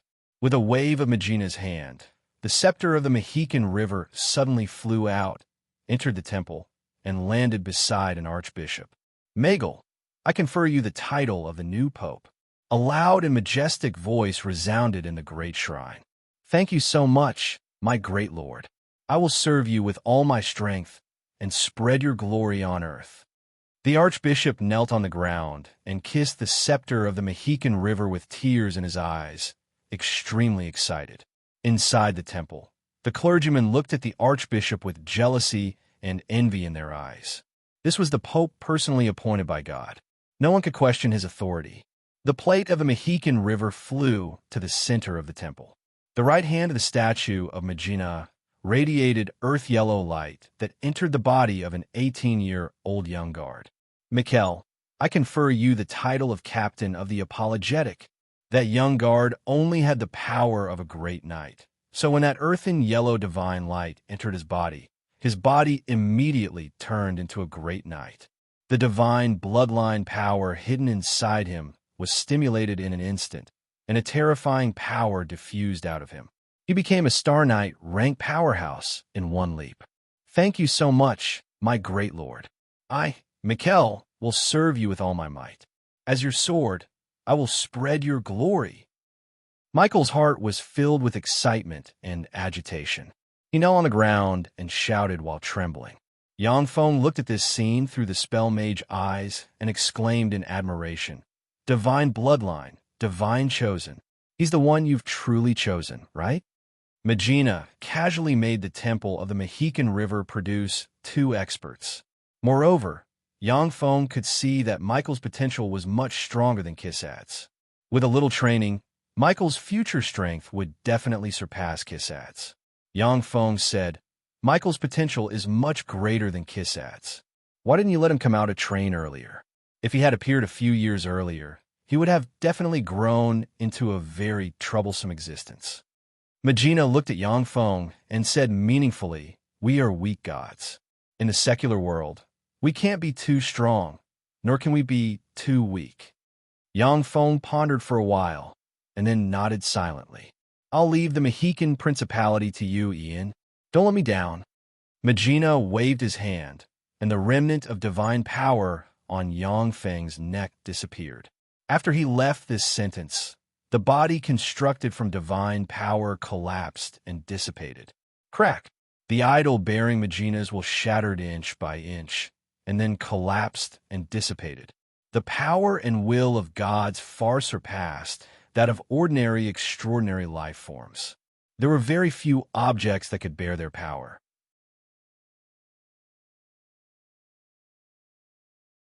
Although the idol was forged from divine power, but could not bear the power of gods for a long time. Without the suppression of divine power, the wound on Yangfeng's neck quickly healed at a speed visible to the naked eye. Megal strode out of the temple, arrived in front of Yangfeng, and asked, Your Majesty Grand Duke Ian, what should we do now? Mikhail followed beside Megal. His gaze fell on Kath behind Yangfeng, and his eyes brimmed with adoration and pain. Yangfeng asked, Megal, can you take control of the Mohican city? Megal replied, Your Majesty Grand Duke, as long as I have your authorization, I can take control of it. Yangfeng pointed to the great elven monarch Azramia next to him and said, Immediately impose martial law in the city and organize an army to defend the city wall. Before I come back, everyone must obey Azramia's orders. Understood? The great elven monarch was the emperor of the Elven Empire. On the Feisual plain, every great elven monarch had to be proficient in many abilities, the most important of which was war command. When necessary, every great elven monarch had to personally command the elven army to fight against other races. As a contemporary great elven monarch, Azramia's commanding ability was absolutely outstanding. Megal's eyes flashed with a peculiar glint, and he said respectfully, Yes, Your Majesty Grand Duke, I will do my best to assist Madame Azramia. Yangfeng was the man personally chosen by the god Magina, and a divine decree had been issued. No matter how puzzled Megal was, he could only obey. Yangfeng glanced at Glystar and said lightly, Stay here and protect Azramia. At the same time, you are responsible for eliminating the restless trash. Glystar smiled charmingly and said respectfully, Yes, Master. At this time, Azramia only possessed junior legend rank strength. She had no problem dealing with ordinary enemies. But if those dark race experts were to assassinate her, there was a chance that she would fall as well. With the protection of Glystar, a legend rank expert proficient in assassination techniques, she could deal with all situations. In the worst-case scenario, she could choose to escape. There was a flash of emotion in Azramia's beautiful eyes, and traces of warmth poured into her heart. The strange rune on her forehead exuded a bewitching light. Yangfeng's figure fluttered, and he entered the darkness and merged with it. Following Azramia's orders, the entire Mohican city began to mobilize. The city was under martial law, and no one was allowed to walk on the streets at will. With Megal's full assistance, the 10,000 city guards of the Mohican city fell into Azramia's hands and took up combat posts. In the air, a huge mage's eye opened wide and looked in all directions. More than 20 kilometers northwest of the Mohican city, all kinds of demonic creatures formed messy formations and surged towards the Mohican city. The Abyssal Fiend army was basically made up of demonic creatures captured from the abyss to serve as demonic servants. The demonic creatures had no training and had no discipline or formations to speak of. Only the Abyssal Fiends had a clear hierarchy, forming a relatively strict army. Yang Feng's figure fluttered, and formidable fiend power gushed out of the magical mechanical cloak he wore. Enveloped by the frightening fiend power, he turned into a level 2 Abyssal Fiend. After Yang Feng turned into a level 2 Abyssal Fiend, he stealthily flew towards the Abyssal Fiend army. Hiding next to the Abyssal Fiend army, Yang Feng carefully observed for a while. Suddenly, his eyes lit up. He saw an advanced Abyssal Fiend with a goat head and a pair of fiend wings on the back slightly separate from the army. Legend Domination. Yang Feng silently recited an incantation and pointed at the advanced Abyssal Fiend, and a queer mind control spell landed on the advanced Abyssal Fiend. The advanced Abyssal Fiend trembled slightly, and its eyes lost clarity. Its figure fluttered, and it suddenly flew towards Yang Feng's hiding place. Yang Feng brandished the secret treasure sword forged from divine bloodsteel in his hand and beheaded the advanced Abyssal Fiend. Then he operated a secret method recorded in the taboo text and pointed at the corpse of the advanced Abyssal Fiend. A suction force emerged and sucked the corpse dry, turning it into ashes. Only a bit of bloodline essence entered his finger. Countless mechanical tentacles extended from the magical mechanical cloak behind Yang Feng, pierced into the head of the advanced Abyssal Fiend, and quickly extracted its memories. An advanced Abyssal Fiend with a bull head came over and said in fiend language, "Babu, Babu, what are you doing?" Yang Feng turned into a goat-head Abyssal Fiend and said in a low, muffled voice in fiend language, "Babu, I smelled the scent of humans just now. I came over to take a look. The flesh and souls of human powerhouses are very delicious, much better than those of ordinary people." Babu extended his snake-like tongue, licked his lips, and grinned. "That's right, human flesh and souls are really delicious, especially the powerhouses among them. As long as I eat a few dozen more human firmament knights, I'll be able to evolve into a great fiend." There was indeed the scent of humans just now, but now there's no more. You should have escaped. Yang Feng said casually and strode towards the Abyssal Fiend army.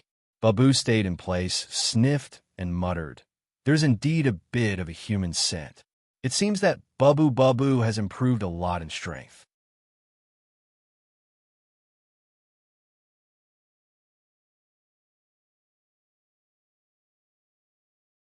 Chapter 350. As soon as Yang Feng entered the crowd of Abyssal Fiends, he smelled a fishy odor and abyssal magic power pervading the air. After eating, Abyssal Fiends didn't have the habit of taking a bath.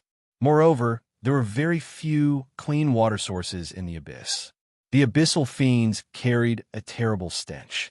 Yang Feng carefully glanced at the surrounding Abyssal Fiends, only to see that they all looked strange, yet each of them exuded a fierce aura. His eyes shimmered with a touch of novelty. The Endless Abyss was a mysterious plane that ran through the 36 primary material planes. This plane was only slightly less mysterious than the Netherworld, which ran through countless planes and was the final resting place of the dead. In the Endless Abyss, there were countless terrifying experts hidden. Even strong divine force rank gods could only dominate the first 49 floors of the Endless Abyss at most. Once strong divine force rank gods went to the 50th floor of the Endless Abyss, it would be difficult for them to guarantee their safety. In the Tsangji Plane, even when the 7 warlock emperors ruled the world and suppressed countless planes, they didn't completely conquer the Abyss. Although the 7 warlock emperors could come and go freely in the Abyss, and could even enter the deepest part of the Abyss to hunt any experts at will, but they couldn't completely conquer and purify the entire Abyss. Basically, after every warlock emperor died, the Abyss would rebel, and countless human warlocks would die in battle with the abyssal demonic creatures. The Tsangji Plane had researched the Abyss, and roughly divided the Abyssal Fiends into 4 types: humanoid, beast type, ogre type, and other types. Sheep-headed fiends and bull-headed fiends belong to the beast type. Bardock balrogs belong to the other types. Succubi belong to the humanoid race. Tupilak belong to the ogre type. Generally speaking, among abyssal fiends, ogre-type fiends were the strongest of the same rank. The beast types were relatively balanced. Humanoid fiends were the weakest. The strength of other types was uncertain. There were fearsome other abyssal fiends that surpassed ogre types, as well as other abyssal fiends that were weaker than humanoid fiends.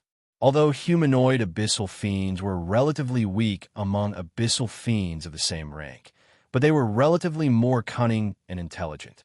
The sheep-headed fiend that Yang Feng had transformed into was a beast-type abyssal fiend.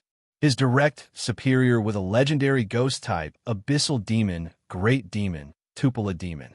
The Tupila demon was a terrifying demon that was 4 meters tall and could freely control its bones. It had a hideous face that was as ugly as a ghost, and it was extremely savage. It could freely control the bones in its body to form all kinds of sharp blades that could appear on any part of its body. The sharpness of the bone blade was only slightly inferior to that of Yang Feng's secret treasure sword forged from divine blood steel. After careful observation, Yang Feng found that the commander of this fiend legion was the Tupila. Among the other 5 deputy commanders, there were 3 beast-type fiends, 1 ogre fiend, and 1 humanoid abyssal fiend horned. The horned was about the size of a normal human. His entire body was black, and he was extremely handsome.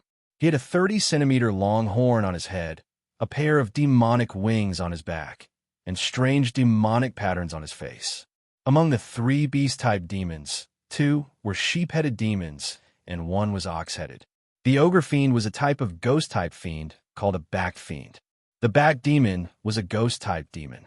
It had a pair of huge demonic wings on its back and a horn that was 10 centimeters long on its head. It was 3 meters tall, and its face was as ferocious as a ghost's. It didn't look like a human at all, and it was covered in a layer of black scales. It had a tail that was like a steel whip, and it emitted a terrifying demonic aura. Among the 6 great fiends, the 2 great fiends, the Tupila and the backed fiend, exuded fearsome demonic might, which surpassed that of the other 4 great fiends by far. The horned great fiend was in charge of controlling the 90,000 demonic servants in the rear. The other 4 great fiends at the deputy commander level each controlled 2,000 elite fiends. The Tupilak Great Fiend controlled 2,000 elite Tupilak fiends that were all high-level abyssal fiends. If the Demon Legion were to face the human army, and the human army didn't have a large number of mages and priests, then the human army would face a terrible disaster. Led by the 6 great fiends, the frightening Fiend Legion soon appeared 5 kilometers in front of the Mexican city. Gleistar, who was hidden in the shadows, suddenly said, "The enemy is here. Prepare for battle." As Ramia ordered calmly, "Illuminate. Great illumination." Magal silently recited an incantation with the scepter of the Mexican River in his hand, pointed at the sky, and conjured the level 3 divine spell Great Illumination. Formidable divine power fluctuations came from the temple of the god of the Mexican River, and a sphere of light suddenly rose into the sky. Like a small sun, it spread its light in all directions. Illuminated by the light, the area several kilometers in radius around the Mexican city became as bright as day. Illuminated by the light, the human warriors atop the wall of the Mexican city saw the 100,000 grotesque and ferocious fiends in the distance.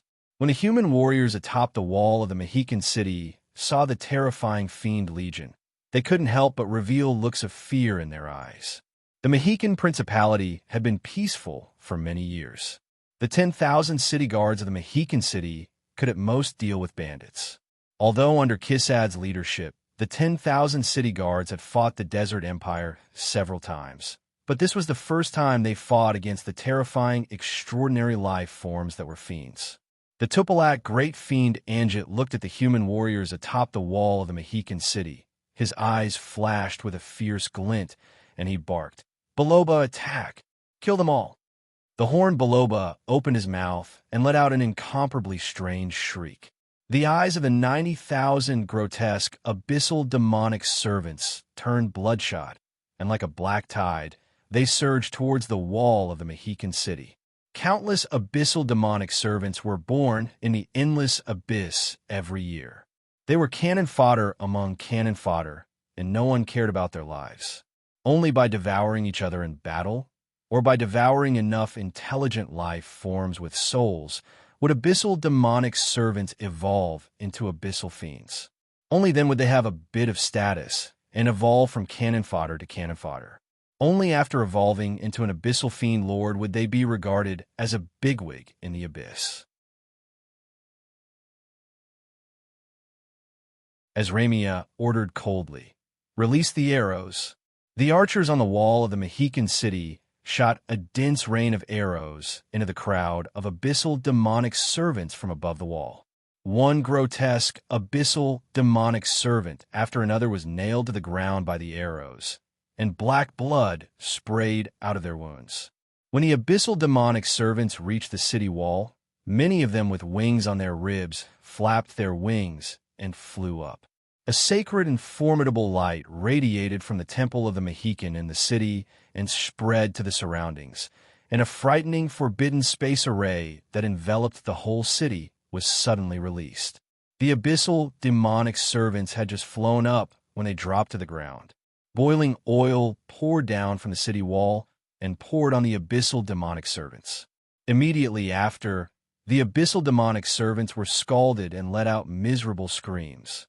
The crowd of abyssal demonic servants frantically cast their innate spells.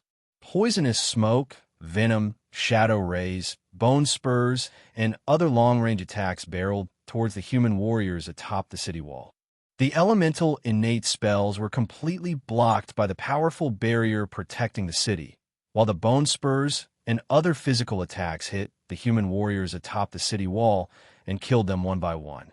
The god of the Mexican River had limited divine power and could only resist elemental spells. That kind of powerful barrier that could protect both physical and elemental types required a lot of divine power.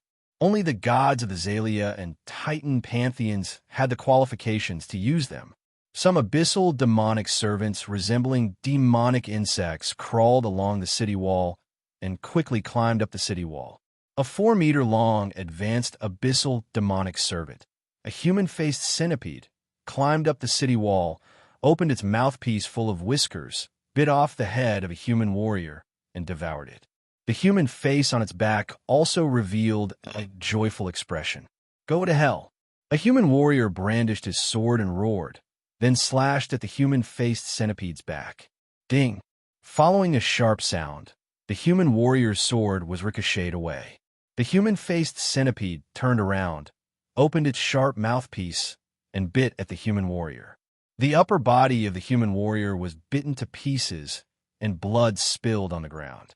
The human-faced centipede was an advanced abyssal demonic servant with an armor as hard as steel. It was the freak with the strongest defense among abyssal demonic servants. It was also the freak most adept at attacking fortifications. That human-faced centipede was like a moving tank. Wherever it passed, a human warrior would have their upper body bitten off by it. It was extremely terrifying. "Go to hell." Mikkel, who was covered in a layer of magic armor, roared angrily. He waved a magic sword and chopped the human-faced centipede in two. A copious amount of black blood sprayed from the human-faced centipede's wound. Under Michael's leadership, Sky Knight rank experts and above took action and killed the insect-type abyssal demonic servants that climbed up the city wall.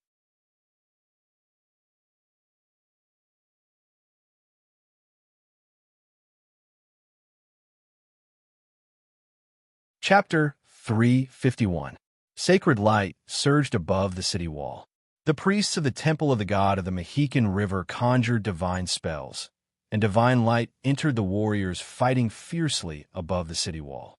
Illuminated by the divine light, the warriors were blessed with strength, agility, and other buffs. They became as strong as bulls and as agile as leopards, and their combat power more than doubled.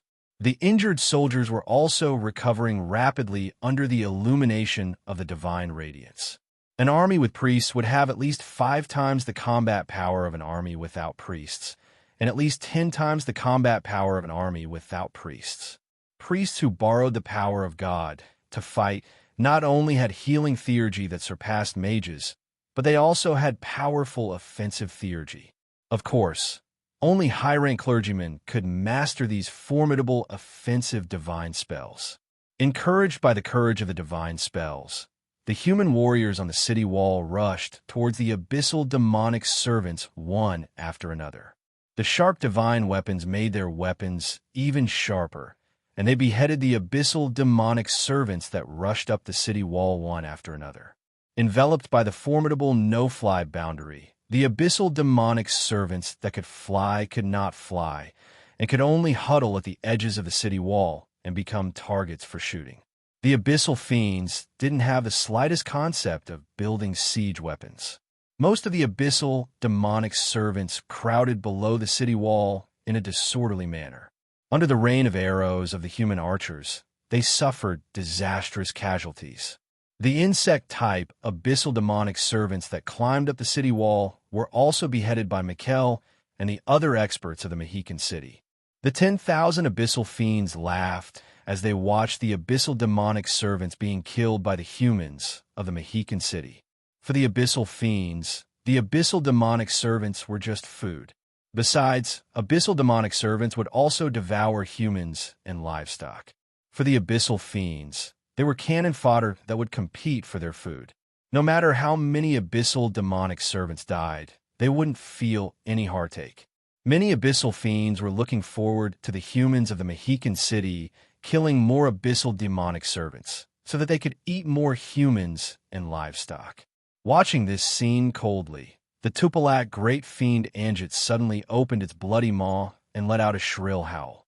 In the Mexican city, in the manner of Earl de Monlucia, one of the 3 earls supporting the Mexican principality, in a castle study. The extraordinarily handsome Earl de Monlucia opened his eyes and smiled sinisterly, revealing a pair of incomparably sharp vampiric fangs, and said coldly, "It's time. Now."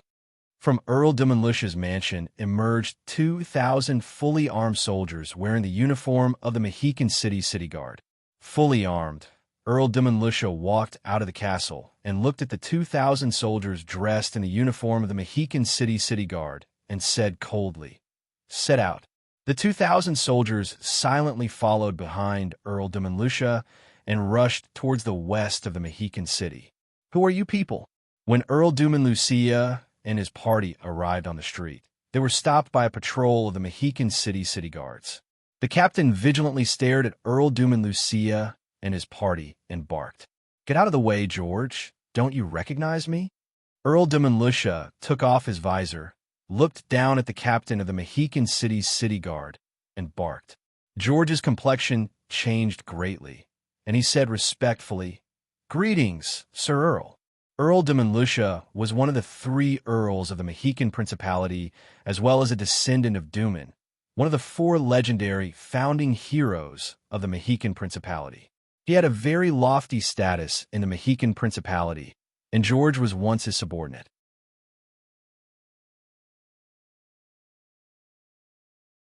Earl de Monlucia barked, "I was ordered to reinforce the west gate. Get out of the way." George didn't dare to ask any questions and immediately stepped aside. "Yes, Sir Earl." Earl de Monlucia advanced with his 2,000-strong army. When the patrolling soldiers saw him, they retreated to the side, not daring to stop him. He led his troops all the way to the west gate of the Mexican city. Escorted by a dozen guards, the general guarding the west gate of the Mexican city came up to Earl de Monlucia and asked respectfully, "Sir Earl, why are you here?" "I'm here to kill you." Earl de Monlucia showed a malevolent smile, slashed down with his sword, and instantly cut the human general with Firmament Knight rank cultivation base in 2. Almost at the same time, the soldiers wearing city guard uniforms who followed Earl de Monlucia also changed sides. They brandished their swords and slashed at the city guards at the west gate, as well as the priests on the city wall. The city guards at the west gate didn't guard against their comrades at all. In an instant, most of the city guards fell into a pool of blood. More than 100 priests who were heavily guarded also died tragically in the hands of Earl de Monlucha's subordinates. Earl de Monlucha barked, "Open the gate!" Amidst the commotion, the west gate of the Mexican city slowly opened, and countless abyssal monsters surged towards the west gate one after another. The city is breached. The west gate is breached. Raging flames rose everywhere in the Mexican city, and kindred servants and vampires hidden in the darkness moved out. As they lit fires, they shouted loudly, causing slaughter and panic everywhere. Many believers who were praying silently at home and providing faith power to the temple began to panic. They poured out of their rooms and fled in all directions. Numerous thugs poured out of the streets, burning and looting everywhere to vent their desires. Countless believers of the god of the Mexican river fell into pools of blood. The formidable barrier that enveloped the entire Mexican city slowly weakened bit by bit. The barrier that could cover the entire Mexican city was originally released with the temple as the center and all the believers in the city as the energy source. The god of the Mexican river couldn't use his precious divine power to maintain such a powerful barrier. Otherwise, even if he could maintain such a powerful barrier, it would be difficult for him to support such a large-scale barrier. Seeing the flames rising in the city and the constant shouts coming from inside the city guards atop the city wall were shaken. Their morale plummeted, and their fighting strength was reduced by more than 50%. The relatives of the city guards were in the Mexican city. Once the ferocious freaks broke into the city, the tragic outcome could be imagined. A haggard and anxious look on his face, Miguel came to Isramia and asked respectfully, "What do we do now, Lady Isramia?" There were already many signs of instability on the city walls. Even with the blessing of divine spells, there were still many soldiers who directly fled towards the city. The defensive line of the Mexican city was already in a precarious situation and could collapse at any time. Once the city gate was breached, it would be a huge psychological blow to the defending side. Besides, without the city wall and the formidable barrier, the human soldiers were fundamentally no match for the abyssal fiends. The astonishing number of demonic servants alone could slaughter all the human soldiers in the Mexican city. Isramia stared at the motionless abyssal fiend legion without saying a word. A haggard and anxious look in his eyes, Miguel said in a slightly heavier tone, "Lady Isramia, can you let Lady Liz take action? If it's Lady Liz, we can definitely recapture the West Gate." Liz was Gleistar's alias, even though she had lost all her divine power. But after cultivation and recovery, Gleistar still possessed pinnacle legend rank strength. Her battle prowess was even far above that of Isramia at this time. Gleistar, who was proficient in the art of assassination and walked in the darkness, had the terrifying strength to recapture the West Gate by herself. Isramia's gaze was ice-cold, and she spoke with dignity. "No, pass down my order. Everyone must stick to their posts and are not allowed to attack at will. This is an order." Miguel gritted his teeth and said respectfully, "Yes, Lady Isramia." Kath's beautiful eyes flickered with anxiety, and she asked in a gentle voice, "Lady Isramia, why didn't you send someone to rescue the West Gate?" "With Lady Liz's help, we have great hopes of recapturing the West Gate." "So what if we recapture it?" Isramia pointed at the 10,000 abyssal fiends who were ready to set off and said grimly, "The barrier protecting the Mexican city has been weakened a lot. Once our main force leaves, the 10,000 abyssal fiends will launch a thunderous attack, and we won't be able to fight back. Our only chance of winning now is Ian. Only by cooperating with him can we have a chance of winning. Otherwise, we can only maintain this spark and evacuate at once." As a great elven monarch, Isramia was proficient in the path of war. At a glance, she could see that the gap in strength between the Mexican city and the Abyssal Fiend Legion was too huge. Without special means, The Mohican city would not be able to defeat the Abyssal Fiend Legion, especially when the other side had an insider. Cass showed a wry smile and looked anxiously ahead. The Tupilak Great Fiend Anjit looked at the Mohican city and sneered. The commander of this city is really a cunning guy. He didn't move his main force, but even so, he's bound to lose. A sheep-headed great fiend stared at the human powerhouses atop the city wall with bloodthirsty eyes and licked his lips. Anjit, let's attack. I want to taste the flesh and soul of human powerhouses. I can't hold back anymore.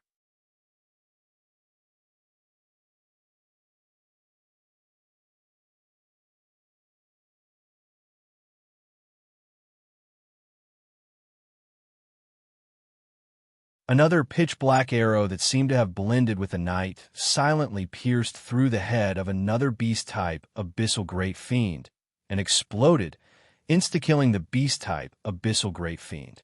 The Tupilak Great Fiend Anjit issued a world-shaking roar. Enemy! An enemy has infiltrated our ranks. Countless eyes in the Abyssal Fiend Legion focused on Yangfeng. The 10,000-strong Abyssal Fiend Legion was made up of Abyssal Fiends. Any Abyssal Fiend had level 1 Warlock rank strength, and there was no lack of advanced fiends among them. Faced with this fearsome Abyssal Fiend Legion, even an ordinary Starry Sky Warlock rank expert would exhaust their strength and have no choice but to flee if they didn't use large-scale meteorological spells. Yangfeng unleashed the 4th spell of the ancient black dragon bloodline, Dragon Might.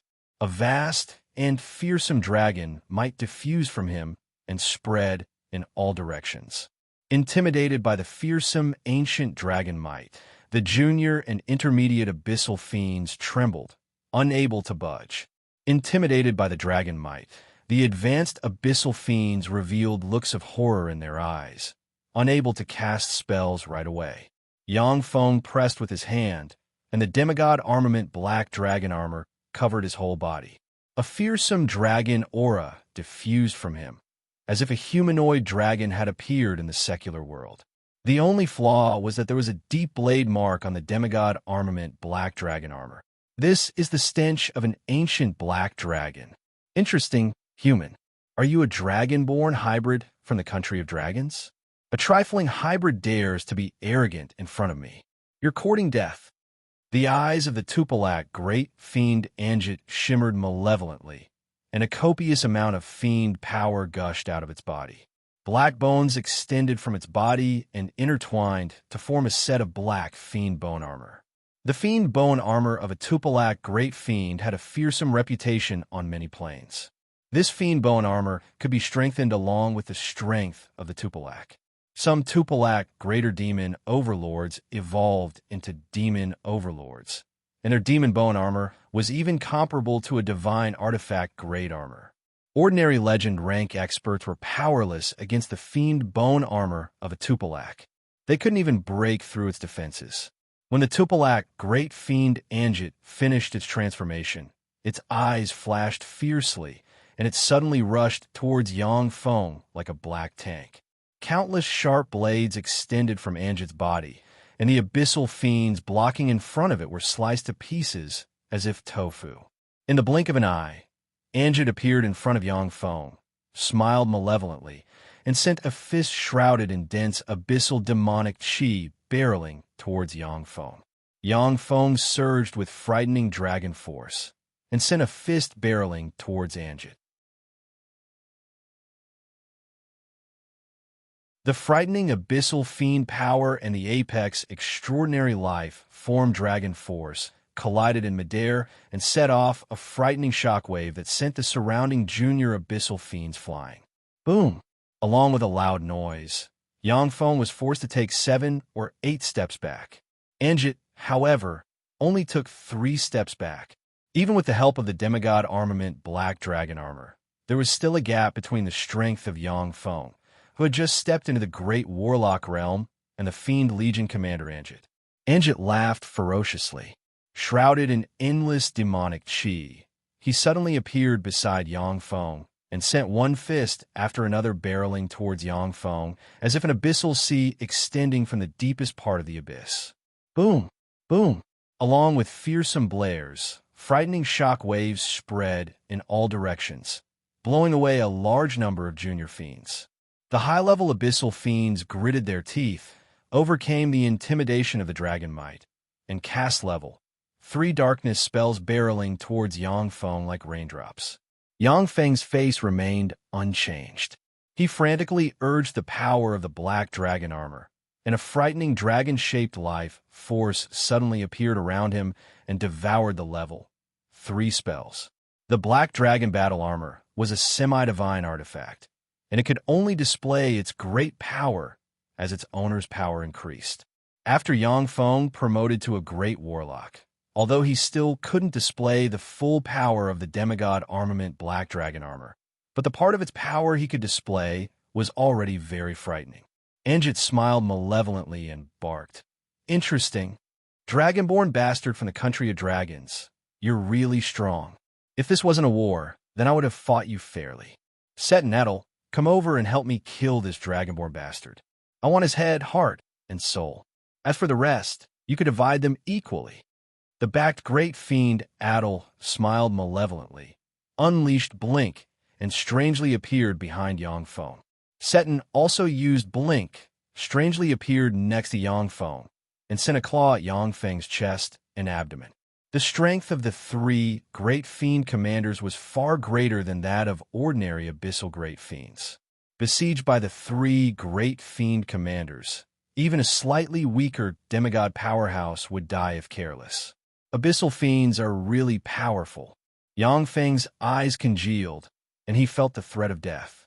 He gritted his teeth and unleashed the final trump card hidden in the magical mechanical cloak.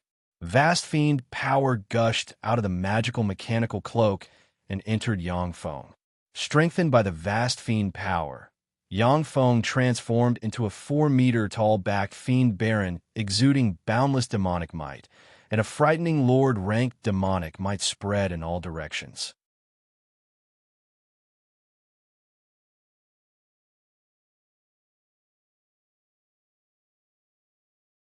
Chapter 353. The hierarchy of abyssal fiends was extremely strict. Without a special reason, inferior fiends could hardly resist superior fiends. Great fiends could hardly resist fiend lords. When the fiend baron rank demonic might erupted, the eyes of the 3 abyssal fiends shimmered with fear, and they slowed down a bit. The eyes of Yangfeng's embodiment of a backed fiend baron shimmered with a fearsome glint, and he mercilessly stabbed at Anjit's heart with his huge claw. When the sharp claw stabbed at Anjit's bone armor, it easily tore apart the bone armor comparable to a legend rank magic armor, and then dug out its heart and crushed it. When Adel's claw stabbed at Yangfeng's scales, it issued an ear-piercing sound and barely tore open a 1-centimeter deep crack, from which black blood gushed out. Yangfeng slapped Adel on the head, and as if cutting tofu, the sharp claw cut off Adel's head. Practically at the same time, the tail of Yangfeng's embodiment of a back fiend baron shot out like a javelin, ran through Seton's head, and twisted Seton's head into pieces. In less than 10 seconds after Yangfeng transformed into a fiend baron, the 3 commanders of the fiend corps died at his hands, and their corpses were absorbed into the magical mechanical cloak to serve as nutrients for the fiend baron heart. The fiend baron heart has become a part of the magical mechanical cloak. The more fiend power it devours, the stronger it becomes, and it may even evolve into an Earl-rank abyssal fiend lord heart. When Cass saw Yangfeng's embodiment of a backed fiend baron tear apart the 3 commanders of the abyssal fiend corps, her heart was filled with shock. Amazing. That's an abyssal fiend lord. He can actually use the power of an abyssal fiend lord. How terrifying. Dumbstruck, Megal couldn't believe his eyes. An abyssal fiend lord. He can actually transform into an abyssal fiend lord. That's something that ultimate morphing can't do. What spell is that? What spell can actually use the power of an abyssal fiend lord? As upper echelon members of the Church of the God of the Mohican River, Kath and Megal had some understanding of the abyss. They were well aware of how powerful and terrifying the abyssal demon lords of the abyssal plane were. If it wasn't for the fact that once they left the abyssal plane, the abyssal demon overlords would be suppressed by other planes and their strength would be greatly weakened. Even the gods of the Feisual plane could not resist the joint attack of countless powerful abyssal fiend lords of the abyss. The abyss had a very long history. It existed in the era when the ancient gods ruled over the Tsangji plane. According to legend, the 7 great warlock emperors were seriously injured after fighting with the most ancient and powerful existences of the abyss, which was why they were so short-lived. Like a flash in the pan, they disappeared in history. According to legend, the founder of the 8th warlock dynasty, the Dawn dynasty, the Dawn Lord had never stepped into the abyss during his lifetime.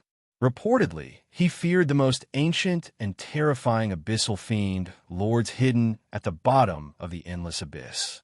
On the Feisual plane, even among the aloof gods, very few people could use the power of abyssal fiends. Yang Feng was able to transform into an abyssal fiend baron. If he wasn't the Archduke of the Mexican Principality and the Oracle of the God of the Mexican River, Magina, he would have been able to transform into an abyssal fiend baron. Magel would never recognize someone who could use the power of abyssal fiends as an Archduke of the Mexican Principality. There was a flash of shock in Azramia's beautiful eyes. That's amazing. In terms of strength alone, that abyssal fiend baron is far stronger than me. Gleistar's beautiful eyes flashed with excitement, and she licked her cherry lips with her sexy tongue, looking very bewitching and beautiful. That's my master for you. This power is really formidable.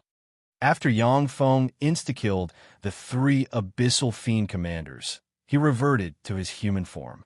Drenched in sweat, he gasped for breath, his figure blurred, and he frantically rushed towards the Mexican city. The Fiend Baron transformation was Yang Feng's strongest trump card, but it was also the trump card that consumed the most energy. With his current strength, Yang Feng could only transform for 10 seconds at most. Once the 10 seconds were up, he would fall into a state of exhaustion after the transformation ended, unable to use any power. Kill him. Kill that damn human. Kill him. When the advanced abyssal fiends saw the 3 abyssal fiend commanders die tragically at Yang Feng's hands, they were taken aback at first, and then immediately issued frenzied roars. A variety of level 3 spells shot towards Yang Feng like raindrops. The 2,000 Tupilak roared furiously, and countless sharp bone spurs shot towards Yang Feng like fearsome javelins. Under the frenzied bombardment of level 3 spells, the dragon-shaped life force field surrounding Yang Feng gradually collapsed. When the dense swarm of sharp bone spurs slammed into Yang Feng's black dragon armor, after their power was reduced by 80%, the remaining power blasted into his body. Amidst the attacks of countless abyssal fiends, Yang Feng quickly flew to the foot of the Mexican city. A green vine extended from the top of the Mexican city's city wall and landed in front of Yang Feng. Yang Feng reached out and grabbed the green vine. The green vine quickly shrunk and pulled him up the city wall. When the countless bone spurs stabbed into the city wall, they were immediately blocked by the thick city wall, enchanted with a powerful barrier. The city wall of an ordinary city could not withstand the bone spur attack of advanced abyssal fiends. Any advanced abyssal fiend could destroy a small city without the protection of a temple. However, the defenses of cities enchanted with the power of a temple were terrifying. Even abyssal great fiend rank existences could not destroy the city wall with a single blow. When Yang Feng landed, he immediately asked, "What's the situation at the West Gate?" Azramia replied methodically, "I have Liz take the main force to support them. With Liz's power coupled with the power of the temple, there won't be any problem to take care of them." Azramia looked down the city wall and revealed a smile. Moreover, after losing the control of the great fiends, the abyssal demonic servants have fallen into chaos and started killing each other. This is very advantageous for us. Abyssal demonic servants were some low-level freaks of the abyss. They had extremely low intelligence and were like wild beasts. Without the suppression of a great fiend, they would kill each other. If they couldn't find food, they would even take the initiative to attack abyssal fiends. At this moment, after losing the control of the Horned, the countless abyssal demonic servants below the Mexican city wall started killing and devouring each other. After losing the command of an abyssal great fiend, the 10,000 abyssal fiends quickly split up. 2,000 Tupilak rushed towards the Mexican city side. Of the remaining 8,000 abyssal fiends, some chose to leave, while 5,000 chose to watch from afar. Abyssal fiends were very cunning. Without the suppression of a superior fiend, they wouldn't risk their lives to attack the Mexican city. Overwhelmed by anger, the 2,000 Tupilak devils rushed towards the Mexican city. The 2,000 Tupilak devils were covered in incomparably sharp bone blades, like 2,000 tanks covered in sharp blades. Wherever they passed, all the freaks were chopped into countless pieces. Fire! When the 2,000 Tupilak devils approached the Mexican city's city wall, a rain of arrows was immediately fired from the city wall. When the dense rain of arrows hit the bone armor of the Tupilak, they were immediately ricocheted. Even the arrows shot by the Firmament Knight rank archers were ricocheted by the bone armor of the Tupilak. The large catapults hidden inside the Mexican city began to display their might. Boulders dropped from the sky and smashed towards the Tupilak. Faced with the boulders weighing hundreds of kilograms or even several tons, the Tupilak got up and punched at the boulders with their iron fists. Under the bombardment of the Tupila devils, the boulders shattered one by one and exploded in all directions. Seeing this, the complexions of the human experts atop the city wall changed dramatically. Even human Star Knights would be seriously injured by the boulders falling from the sky if they were careless. However, the Tupila demons shattered the boulders one by one. Their strength exceeded the expectations of the human experts on the city wall. 10 heavy ballistae flashed with light, and fearsome ballistae bolts suddenly shot out, bombarding the Tupila devil and nailing it to the ground. Within the Mexican city, only these heavy crossbows, which were known to be able to injure even dragons, could break the defense of Tupilak. Esramia's face remained unchanged. The sun god bow in her hand released rays of sun god light, and an arrow that looked like rays of sunlight entered the body of a Tupilak, and the Tupilak exploded in an instant. With the sun god bow in hand, Esramia looked like a sun goddess reaping the lives of fiends. Maintaining a constant speed, she killed a Tupilak with every arrow she shot. Most of the experts of the Temple of the Mexican city had been taken away by Magal to suppress the Kindred Rebellion at the West Gate. Although there were still a dozen-plus Sky Knight rank powerhouses atop the city wall, but their attacks couldn't even break the defense of the Tupilak. The ordinary soldiers were practically useless.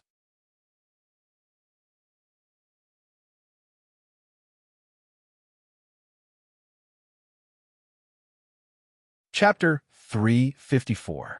Esramia uttered calmly. After I kill 7 more Tupilak, they'll come to the city wall. With their strength, Tupilak can easily climb the city wall. Tupilak were advanced abyssal fiends with frightening defensive strength above that of ordinary level 3 warlocks. Even someone as strong as Esramia had to shoot them down 1 arrow at a time. Even in the endless abyss, ghost-type abyssal fiends like Tupilak were elite forces of abyssal fiend lords. Yangfeng silently recited an incantation and waved his hand, and vampiric rattan seeds quickly flew into the army of abyssal demonic servants. The seeds of the vampiric demonic rattans swelled in the wind and turned into countless huge vampiric demonic rattans covered with barbs. The several-meter-thick rattans swept towards the surrounding abyssal demonic servants and swept them up. Countless sharp barbs stabbed into the abyssal demonic servants and sucked them dry. After absorbing the powerful demonic blood, the vampiric rattans became even more berserk. At the same time, they produced countless rattans that swept towards the Tupilak. Sharp bone blades ejected from various parts of the Tupilac's bodies and frantically slashed at the vampiric rottans. Slashed by the sharp bone blades, countless vampiric rottans were pulverized and mucus splashed about. A lot of vampiric rottans slammed into the Tupilac, yet they couldn't break the Tupilac's bone armor. Instead, they were sliced to pieces by the Tupilac's bone blades. Although the vampiric rottans couldn't kill the Tupilac, but they forced the Tupilac to chop up the vampiric rottans, hindering the Tupilac's advancement. With a flick of his wrist, a bucket-like six-barrel railgun appeared on Yang Feng's shoulder. Yang Feng pressed a button on the six-barrel railgun's launcher, and countless electric arcs flickered and shot railgun beams barreling towards the Tupila like shooting stars. When a railgun slammed into a Tupilac, it pierced through the bone armor of the Tupilac and blasted open a huge hole on its body. Another railgun blasted the thigh of a Tupilac demon, shattering its thigh. The power of each beam fired by the six-barreled railgun was comparable to a single-target legendary spell. The only thing it couldn't compare to legendary spells was that it couldn't be locked down like legendary spells. However, the six-barrel railgun launcher uses high-energy crystals as its energy source, so it doesn't need Yang Feng to provide any power. This was the strongest aspect of the six-barreled railgun launcher. The outer layer of the six-barreled railgun was engraved with countless mysterious magic incantations, making it look like an alchemy weapon refined using alchemy spells. It was full of mystery. However, its core was completely made of Shizu technology. Super railgun beams shot out of the six-barreled railgun launcher like meteors and blasted into the group of Tupilac demons. Every moment, several Tupilac demons were penetrated by the railgun beams. Esramia stared fixedly at the six-barrel railgun launcher with a dignified look in her beautiful eyes, and tempestuous waves set off in her heart. Amazing. What's that? That's right, he's also an alchemist. Is this a magic artifact he made with alchemy? What a terrifying magic artifact. The six-barreled railgun hardly stopped firing. Yang Feng just kept replacing the high-energy crystals as its energy source. Under Yang Feng's control, the six-barreled railgun killed more than 200 Tupilac demons in less than a minute. Even at her peak, Esramia wouldn't be able to kill Tupilac demons at this speed. So strong. He's so powerful. As expected of a man chosen by the mighty god. When the Mexican Principality's experts atop the city wall saw this, they were greatly shaken and discussed spiritedly. Each Tupilac demon possessed advanced abyssal fiend rank strength. As long as 20 Tupilac demons rushed up the city wall, no one atop the city wall would be able to resist their attack. Yet, as if ants, the Tupilac demons died tragically under the bombardment of Yang Feng's six-barreled railgun. This filled the hearts of the Mexican Principality's powerhouses with shock. Faced with the bombardment of the railgun, the Tupilac demons, who didn't dodge, revealed looks of fear in their eyes and began to dodge. What a terrifying alchemical weapon. That human is really dangerous. Fortunately, I didn't throw away my life like those idiots. When the abyssal fiends hiding several kilometers away saw this scene, they rejoiced. After Yang Feng used the six-barreled railgun to kill 400 Tupilac demons in a row, the reddened barrels of the railgun automatically fell off and fell to the ground. When Esramia saw the 6 barrels fall to the ground, she felt slightly relieved. Sure enough, this alchemical weapon has its limits. Otherwise, it would be too terrifying. The firing speed of the 6-barreled railgun was extremely frightening. It was equivalent to more than 30 legend wizards casting single-target offensive spells without interruption. If the 6-barreled railgun could be fired without limit, then a powerhouse wielding it could massacre tens of thousands or even hundreds of thousands of troops by himself. Esramia thought that if this frightening alchemical weapon could be mastered, then even the elven woods would find it difficult to stop powerhouses using this weapon. The thing that the 6-barreled railgun feared the most was a powerhouse capable of blink. A great fiend proficient in blink would appear in front of the user. If the user wasn't strong enough, they would be killed by such a powerhouse. The eyes of a Tupilak flashed fiercely, and it roared wildly. That human's alchemical weapon has reached its limit. It can't be used anymore. Everyone, rush over and kill him. Destroy that weapon. The Tupilak demons no longer dodged, and instead rushed towards the Mexican city. The countless vines of the vampiric rottans were cut off by the bone blades ejected from their bodies. On top of the city wall, fear flashed through the eyes of all the human experts when they saw this. Once the remaining 1,600 Tupilak devils approached the city walls, they would be able to annihilate everyone on the city walls. Yang Feng smiled coldly and grabbed with his hand, and 6 new barrels appeared in his hand. Then, he inserted them into the 6-barreled railgun launcher. Countless electric arcs flickered, and railgun beams shot out like meteors and bombarded the Tupilak demons. Pierced through by the railgun beams, the Tupilak demons suffered heavy casualties. As if they had hit an invisible wall, they couldn't advance at all. Several official wizards and magic apprentices atop the Mexican city wall cast slow, grease, web, and other similar spells to slow down the advance of the Tupilak.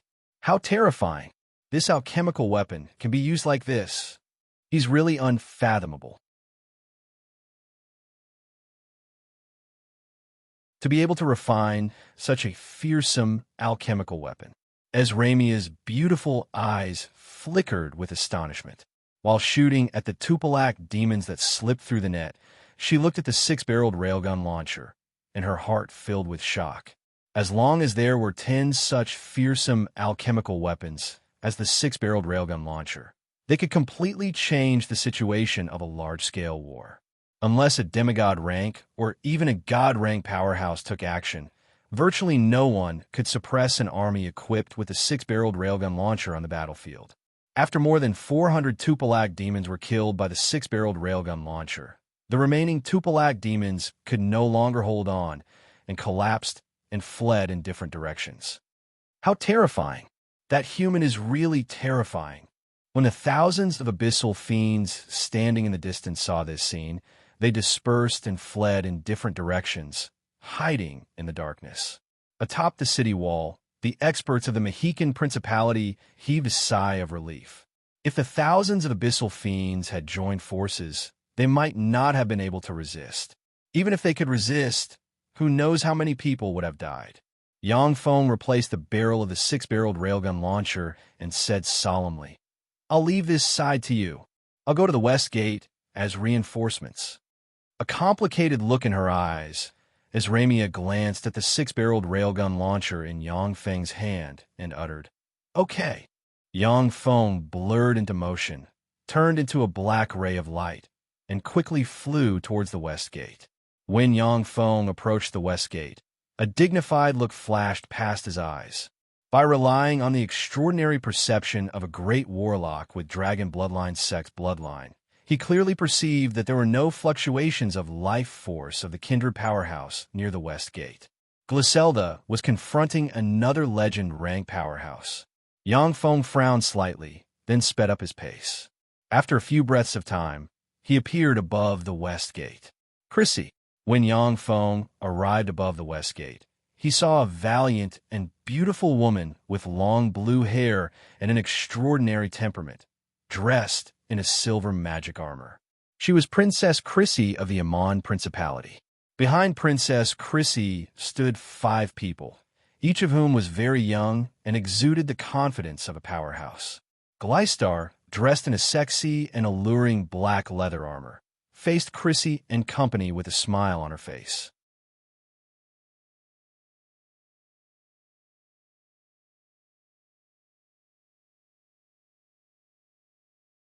Chapter 355.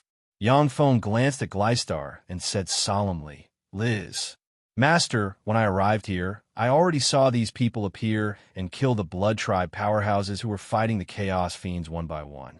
My hands itched, so I captured this guy alive." Gleistar smiled sweetly and snapped her fingers, and a black spider thread shot out from the side, wrapped around the dejected Earl de Lucia, and dropped him in front of Yang Feng.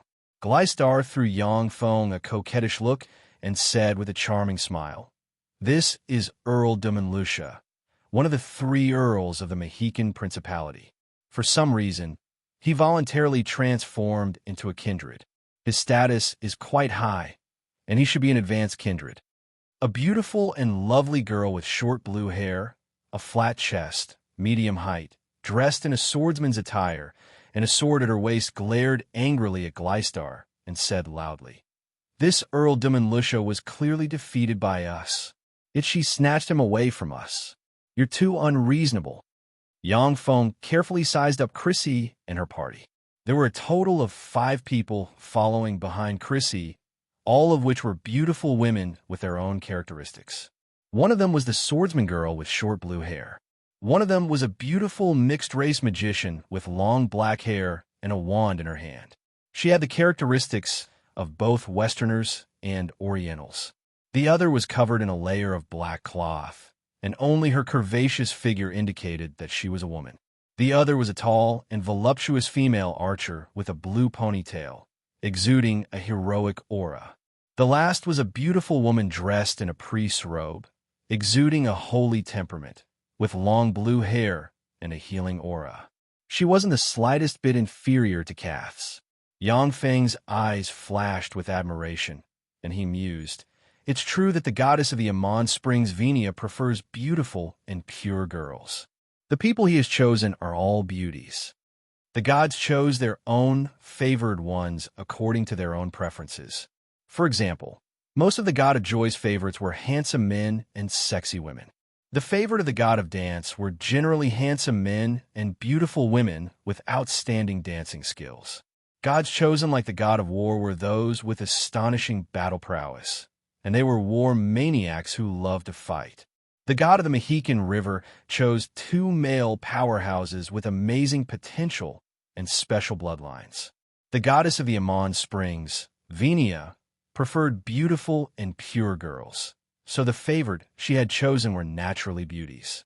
Yang Feng said with a gentle and slightly dignified smile, "I am Ian, the current Archduke of the Mexican Principality. Thank you very much for your help. I will prepare a generous reward for all of you. Thank you for your help." As soon as these words came out, the blue-haired swordswoman was immediately rendered speechless. The god of the Mexican River, Magina, publicly announced that Yang Feng was in theft as the Archduke of the Mexican Principality. He was now the master of the Mexican Principality. Earl de Lucia was one of the 3 earls of the Mexican Duchy, and his rebellion was naturally an affair of the Mexican Duchy. No matter what Chrissy and them wanted to do with Earl de Lucia, they couldn't get around Yang Feng, the Archduke of the Mexican Principality. Chrissy showed an impeccable smile and said, "I am Chrissy, the first princess of the fallen Amon Principality. It's a pleasure to meet you, Archduke Ian." The complexions of the 5 women behind Chrissy darkened slightly. They were all people of the Amon Principality and believed in the goddess of the Amon Springs, Venia.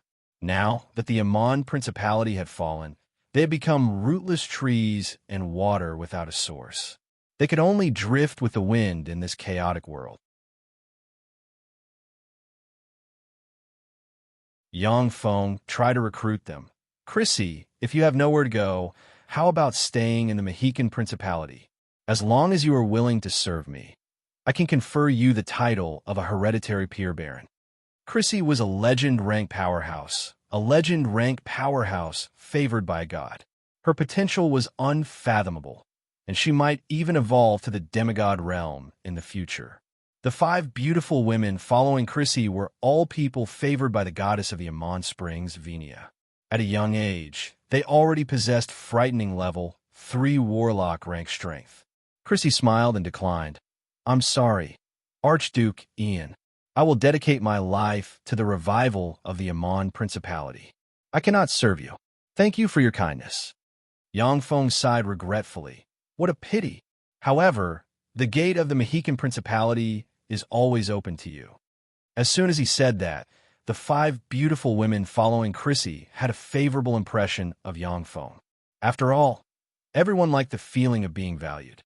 At this time, Yang Feng was the Archduke of the Mexican Principality, the head of the state. Although he wasn't as noble as the emperors of the four empires, but he had already entered the ranks of the top bigwigs of the continent. At the time, even the status of the Archduke of the Amon Principality was equal to Yang Feng. Seeing such a bigwig show kindness and respect to the five beautiful women made them feel very comfortable. Chrissy hesitated for a moment, then stared at Yang Feng and said, "Archduke Ian, I hope to join hands with you to recapture the Amon Principality. Please help us restore our state." When he heard that, Yang Feng raised his eyebrows slightly and said with a smile, "I can't think of any reason to help you restore your state. Can you give me a reasonable reason?" Chrissy smiled and said methodically, "Archduke Ian, you and the Hanson family are mortal enemies. We are also mortal enemies with the Hanson family. If you join hands with us, we can destroy the Hanson family together. We still have a lot of connections in the Amon Principality that we can use. As long as you join hands with us, we can easily recover the Amon Principality. At that time, not only will you have a firm ally, but we are also willing to offer you 1 billion gold coins as a reward for dispatching troops." Although the Amon Principality was destroyed by the Moritz Empire's Hanson family, but a state with the support of the gods had countless contingencies and could easily come up with a huge sum of 1 billion gold coins. Yang Feng couldn't help but raise his eyebrows. 1 billion gold coins was not a small sum. Even Yang Feng would find it difficult to come up with such a large sum of liquid funds in a short time. With a smile on his face, Yang Feng looked quietly at Chrissy, not saying a word. Chrissy sighed inside, knowing that this bit of benefit couldn't move Yang Feng. She hesitated for a while before saying unhurriedly, "Archduke Ian, in addition to this, the mighty goddess of the Amon Springs Venia will personally teach you the method to ignite your divine fire and become a god." When she said that, Gleistar's beautiful eyes lit up, and they flickered with endless excitement and longing. The five beautiful women behind Chrissy looked at Yang Feng with envy and jealousy in their eyes. On the Feisual Plain, the method to become a god was tightly sealed. Even popes of churches didn't know how to ignite their divine fire and ascend to godhood. In the starry sky, the gods of the Feisual Plain had agreed that the method to become a god was a secret method that was absolutely not allowed to be spread. Even Gleistar and Esramia, who were originally at the apex of the secular world of the Feisual Plain, didn't know how to ignite their divine fire and become demigods in the truest sense, rather than powerful existences with demigod-rank battle prowess. The method to become a god promised by the goddess of the Amon Springs Venia was a secret method that countless people of the Feisual Plain yearned for even in their dreams. When he heard that, Yang Feng showed a smile of contempt on his face. Without saying a word, he quietly looked at Chrissy. Although the secret method to ignite one's divine fire and ascend to godhood was a secret of the Feisual Plain, but the Zhangji Plain's major forces had records of this secret method.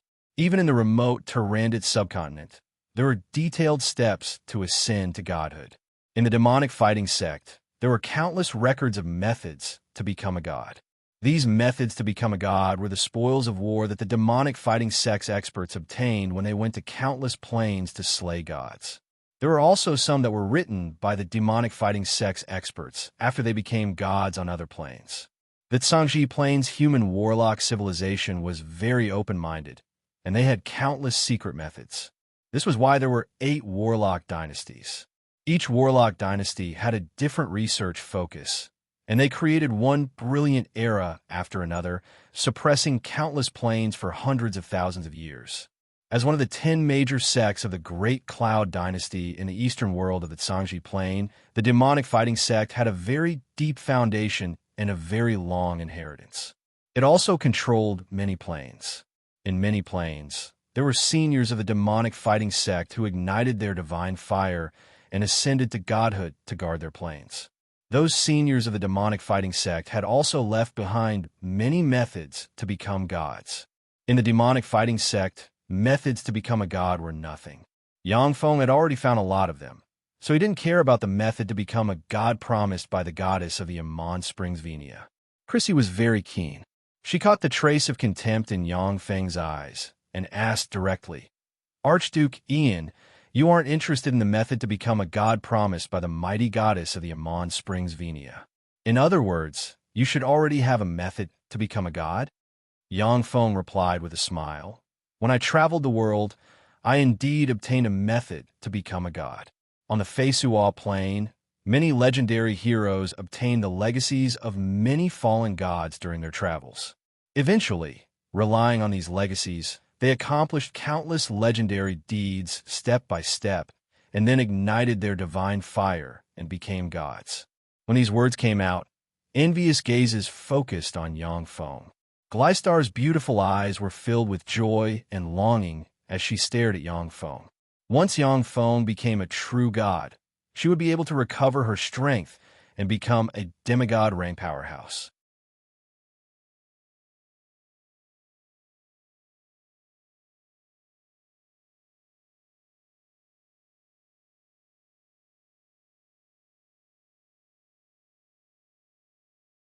Chapter 356. Chrissy looked at Yang Feng with some jealousy and exclaimed in admiration, "You're really lucky." Yang Feng smiled and quietly looked at Chrissy. Chrissy suddenly felt a little awkward. She knew that there were very few things in the world that could move Yang Feng, an overlord-class powerhouse with a formidable force. Even if there was such a thing, it wasn't a treasure that she could get her hands on. Chrissy's pretty face changed, and she finally gritted her teeth and said, "Archduke Ian, if you can help me restore my state in the future, then I'm willing to marry you. Then I am willing to marry you, and our offspring will become the Grand Duke of Amon Principality." "Chrissy, don't." "Chrissy, didn't you say that you want to marry someone you like?" "Chrissy, don't. We can think of other ways. We don't need to go this far." The complexions of the 5 beautiful women behind Chrissy changed dramatically. Except for the beautiful woman dressed in priestly attire, the other 4 beautiful women tried to dissuade Yang Feng. The beautiful woman dressed in priestly attire stared at Chrissy with a complicated look in her eyes, silent. Yang Feng then carefully sized up Chrissy. She had long, slender legs, a slim waist, skin that was as translucent as jade, twin peaks that were perfectly shaped, exquisite facial features, and a pair of sapphire-like eyes. Princess Chrissy of the Amon Principality was worthy of being the #1 beauty of the Amon Principality. Her appearance and temperament were peerless. For Princess Chrissy, Duke Iser launched an attack and destroyed the Amon Principality. Although it was just an excuse, but it was enough to prove how charming Chrissy was. The 5 beautiful women behind Chrissy were all top-notch beauties. But standing next to Chrissy, they were like green leaves that set off a red flower. All their brilliance was overshadowed, and they were merely green leaves that set off Chrissy's beauty. Yang Feng's heart stirred slightly, and he sank into his thoughts, calculating the gains and losses. Although Chrissy was a rare, peerless beauty and had great potential, but Yang Feng wasn't the kind of man who couldn't move when he saw a beautiful woman. But Yang Feng wasn't the kind of man who couldn't move after seeing a beauty. He also had to go through some calculations before making a decision. Yang Feng was silent for a while, and then said slowly, "Okay, I can help you restore your state." A complicated look flashed through Chris's beautiful eyes, and she revealed a slightly bitter smile. Yang Feng uttered with a faint smile, "However, after the restoration of the state, I want to become the Archduke of the Amon Principality." As soon as he said that, the expressions of Crazy and the other 5 women immediately changed, and their beautiful eyes were filled with anger. The youthful swordswoman, Vera, mocked, "If that's the case, then what's the point of asking you to help us restore our country?" The corners of Yang Feng's mouth rose slightly. "It's meaningful. After I become the Grand Duke of the Amon Principality, I can also allow you to recover the shrine and reunite the people of the Amon Principality to worship the goddess of the Amon Springs, Venia. I think the great goddess will be very satisfied with my proposal." To the gods in the starry sky, faith was the most important thing to them. If Duke Iser had not used various means to force the people of the Amon Principality to convert to the gods of Azalea Pantheon, as soon as he annexed the Amon Principality, the goddess of the Amon Springs, Venia, might not have spent a huge amount of divine power to support Crazy's restoration of the state. Crazy is already promoted to a legend rank powerhouse at a young age. In addition to her extraordinary talent, the goddess of the Amon Springs Venia also spent a lot of divine power to nurture her. Otherwise, it would have been impossible for her to promote to a legend rank powerhouse in such a short period of time. The beautiful swordswoman Vera still wanted to say something, but Crazy raised her lily-white hand and suppressed her words. Crazy looked at Yang Feng. Tempestuous waves set off in her heart. She knew very well that Yang Feng was right. The gods in the starry sky only cared about the spread of faith on the ground, and didn't care who ruled the Amon principality. Crazy pondered for a while. Then her beautiful eyes shimmered with determination, and she said, "I know of a place that, if used well, can quickly promote to a demigod. I can tell you that place in exchange for half of the power of the Amon principality." Yang Feng was a little surprised, yet he revealed a smile and said, "Okay, deal." After the deal was reached, the relationship between Yang Feng and Crazy's party became much closer. Yang Feng kicked Earl de Militia and said, "Chrissy, what do you want this thing for?" Crazy's eyes flickered with anger, and she gritted her teeth, saying, "The darkness races are said to have infiltrated the chaotic mountains and secretly controlled many states. The Hanson family is said to be in cahoots with the goddess of the god of conspiracies and assassination, Liana. I came here in the hope of catching Liana and finding evidence of her collusion with the Hanson family." Yang Feng frowned slightly. The god of conspiracies and assassination.